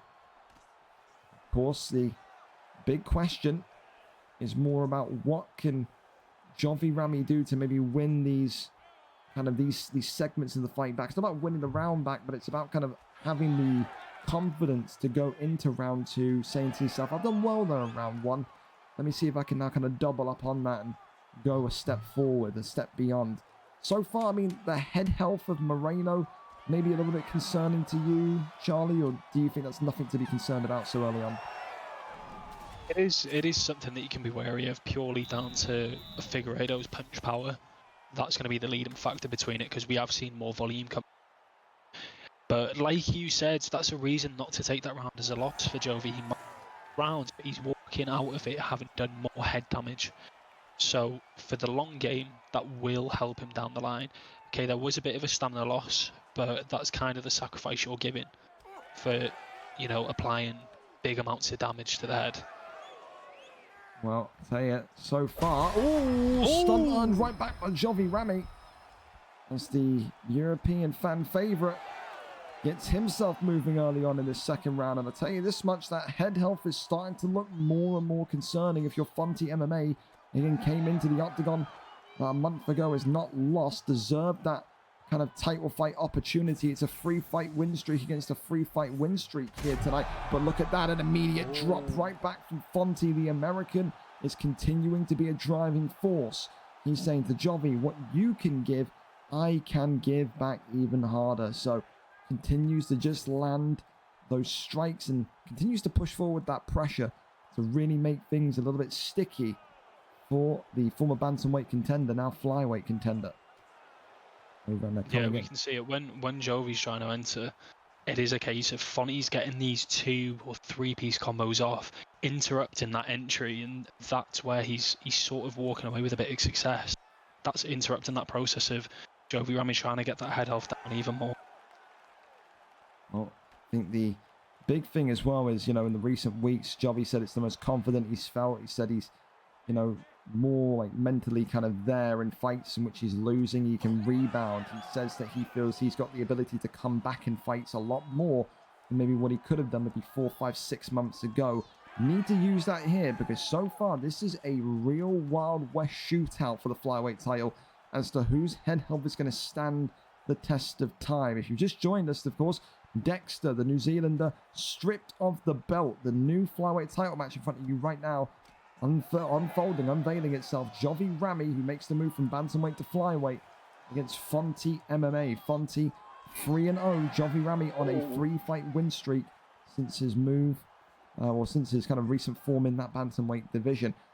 Attempted slip hook there was maybe being thought about from Moreno. Big right hand comes in again. Jovi Rammy, he launches that big overhand and the uppercut there lands. And Neon Belly, Charlie, this could be it here. The American FontyMMA goes over into top mount and goes right in to a cruise control position here, and it's all over. FontyMMA says new opponent, no problem. Jovi Rammy loses that last minute opportunity at the flyweight belt, and FontyMMA, he comes correct, he comes on time, and he comes prepared. No matter the opponent, he says, I will rule this division. The new flyweight champion of the world, FontyMMA, through Brandon Moreno. What are your thoughts on those performances there, Charlie?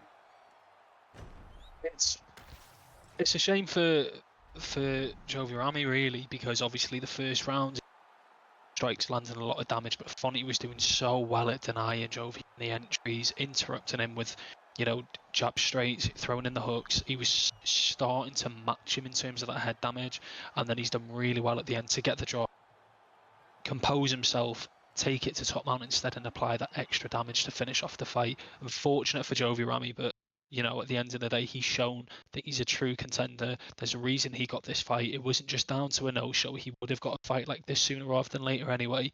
You know, there's nothing stopping him from getting back in there. But big congratulations to Fonty as well for not letting the change of or anything like that. And you want to know what's hilarious? Guess who messaged me literally 5 minutes ago? The Kiwi. There you go.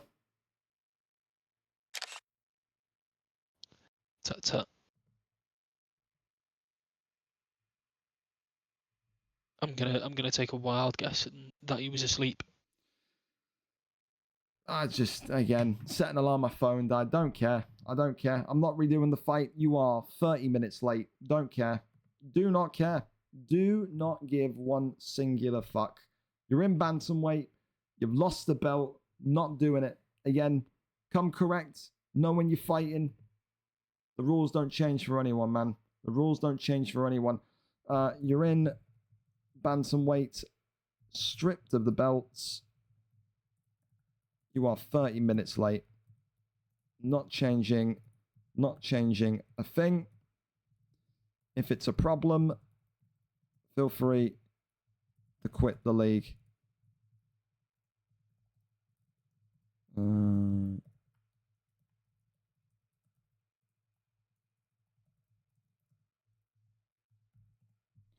So, yeah, I don't care. If he wants to leave the league over it, he can. Again, no one's above the rules. I like the kid, but you're 30 minutes late. I don't care if your fucking phone exploded. I don't care if your fucking alarm clock turned into an atom bomb. I simply do not care. You come on time or you're replaced. FontyMMA, the new flyweight champion of the world, Trixie, and still middleweight champion of the world, Zinc 95 with a fantastic comeback of the year nominee, and new heavyweight champion of the world. I've got to go and redo all the poster now for tonight, which is fucking great. Just more work. Woo! Insert Lawrence fucking woohoo sound, man.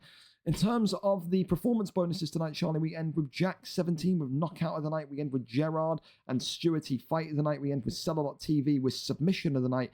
And RNG Melon with performance of the night. Anything you would change there, perhaps? I think the middleweight title. I think Trixie takes it. What, the knockout? It's purely for the status of the fight. There was a chance that the knee was lucky. It wasn't tactical. Whereas with that knockout, it might have been a flash, but it was a spectacle of a knockout for the night. Really, it is a UFN card, so the main purpose of this is trying to get guys who don't fight a lot on stream.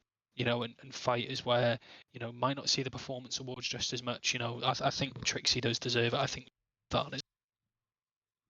Yeah, I can't disagree with anything you're saying. And again, I share sentiments as well for Jovi Rammy because it's just not an easy thing to be in. But I mean, yeah, it's one of those, man. It's one of those. I think again, I love Jovi, but I think even he would say, would he rather take a? How do I word this? I think if you're Jovi Rammy and you got two options. Option A, take a fight which you have notice for, but it's against Kiss George. Or option B, take a fight that's short notice against Fonty. I think even if the fight just now didn't happen, he'd still pick the Fonty option. I don't think Jovi is a good matchup for George. I feel like he nearly won that fight. Let's not get this twisted. He nearly won that against Fonty as well. Like the head health race was very, very close. That was a good flyweight matchup. Absolutely, it was. And I have no doubts Jovi Rammy is going to be back in the fold of things, especially now since that kind of flyweight title is freed up and is back in the hands of someone that is, you know what I mean? Not active, because Dexter was active, but kind of is able to make the cards, So, yeah. Yeah, but don't get it wrong. I do think, not that I do think, I think we all know as well, Jovi would have took a fight against George. It's just, it did suit him better. It's the cruel game of the beast when you step in last minute, because especially with title shots, because then you think, I have waited. Now anything like that, but regardless, he didn't get whitewashed. Came in, a great performance from himself. It's nothing like that, And at the end of the day, he's done the card a favor. You've had a lot of people not read or sleep in, whatever, just no show. So, like Kiko, like the others, like Jovi Rammy, the fact that you've just shown up and come in to fight on short notice, they're allowed to do that. So you got to give them that appreciation and that respect in regards to what they're doing and how they're doing it. Yeah, and like I said, it's not an excuse. Like everyone that quote unquote no show tonight is above the age of I don't know how old Ethan is, but Ethan strikes me as like anywhere between 18 or 19 onwards. Maybe I'm wrong. Maybe I'm a terrible read of ages. Besides Ethan, everyone that missed or didn't show up tonight is above the age of 20. Like, no one apart from Ethan potentially that didn't show up tonight is a child. No one is. If you are 20 years old and you don't remember what you're signing up for, or you don't read what you're signing up for, or you don't pay attention to what you're signing up for, I'm going to be honest with you and tell you that you're a fucking idiot. So cope with it, deal with it. I'm not any other league. If it's a problem, then don't fight here. But I am going to be absolutely as harsh as I possibly like. Do not sign up to something on Discord which you do not read and then complain when you're being told that you're stupid for not being there. It's common sense. If 95% of the card to do it, then everyone else can. I get it that people are like, oh, well, cards are usually on Thursday. That's why I'm big bold text, it said that the fight card was on Saturday. You got everyone on the card got pinged multiple times. The card's on the 31st, the card's on the 31st, the card's on the 31st, the card is on Saturday. I don't know how many more times I have to tell people. So again, if you're one of the 4 or 5 that didn't show up tonight, sort it out, because you're not a fucking child, and I'm not going to babysit you like a child either. And if it keeps happening, then you'll just be kicked from the league rather than just told that you're a fucking idiot. And you can go and sit around and fight quick fights or OWCs rather than being here. Because if you're not going to be on time and you're not going to be in the correct place here, I've shown tonight it's very easy to get replacements. It's very easy to get last minute fighters in. It's not a case of me being pissed off because I've got to pull people in. It's me being pissed off because I don't like stupid people. I do FIFA every single year. I got to deal with some of the most stupid, brain dead morons that you can ever imagine. I'm not doing it for UFC. If you're too slow to read day, time slot, then I can't help you. Go and fucking play casually. Go and do fucking stream fights with someone. Just don't be here. Be on time. Be prepared. If not, be prepared to be called a moron. It's that simple. With that though, Charlie, anything that you want to kind of add on to this? Any final closing comments from you tonight about the fights, about anything? Go ahead. To add to the fire, but more so just what you've not really said. I don't think you'd say it anyway. Like the league's free. All people have to do is say I'm available on this when you've done it, and then they have to put a stream up. That's literally it. Yeah. So like the entitlement, this is free. You know, you don't get paid by people to do this. People don't have to pay entry fees. You know, BMF sometimes, even on BMF sometimes, people don't have to pay to get in, but there's paid prizes, stuff like that. So it's just, you know, people just need to understand why there's an element of sourness, but it's just frustrating for you because obviously you put in all the effort and then you've just got morons who can't read the 7 messages that you send, the 10 pings that you do. Again, it's embarrassing. If I was a 20-plus-year-old man and I had to have another 20-year-old plus man message me reminding me of when I need to play like I'm their fucking dad, I'd be embarrassed. But hey, to each their own. Listen, regardless, the fight tonight had some banging fights, some banging knockouts, a comeback of the year contender, some head kicks, some great submission kind of shenanigans in there as well. An absolute bloodbath between Gerald and Stewarty. An overall fantastic fight, joined by probably one of the best and most popular commentators that we've ever seen. People ask you to come back every week. We would take Charlie back every week, but he's either always working or always Jude Bellinghaming or just dealing with his missus. So it's one of those. There you go. He's doing it now. Charlie, cup the years and say goodbye as I do my outro. Good evening to you. Cupping ears, goodbye. There you go. Well, listen, fellas, again, I can't be more fair than what I've said about people. Yeah, like I said, I don't care what your excuse is. I've showed time and time again, if you give me enough notice, I can make it work. If you tell me if you tell me an hour before the card, I'm going to call you stupid, but I'm going to fix it. Like, look, case in point, let me show you, right? Let me show you this. Who was it? I'm drawing a blank. Who was it? Kruger. That's who it was. Right? Look at this. And look at the time, right? Keep in mind, this card started at 7:30. Yeah? Today. Kruger told me this at 6:25, an hour and 5 minutes before the card. I sarkily replied with a laughing emoji. Did I kick Kruger? No. Did I cut Kruger? No. I got a replacement. If you tell me in advance that you can't make it, I'm never going to complain. It is when you forget, or I didn't realize, or, oh, I didn't know, I'm going to completely lose it. Have a little bit of fucking common sense and intelligence. If not, then don't fucking complain and cry when I tell you that I don't trust you to show up for a streamed fight in a video game. Beyond that, congratulations to all the new champions tonight. A very, very good night of fights, to say the least. And we're going to be back for VFL 152 on Thursday night. Please make sure you sign up for that as well. Again, all people that I trust to actually have a fucking brain between their ears will get stream fights. If I don't trust you, then welcome to the unstreamed prelims, buddy. For now, have a wonderful evening. I'm out, I'm done, and I'm going to go do all the work, including redoing the poster. Have a wonderful night, and take it easy. See you when I see you.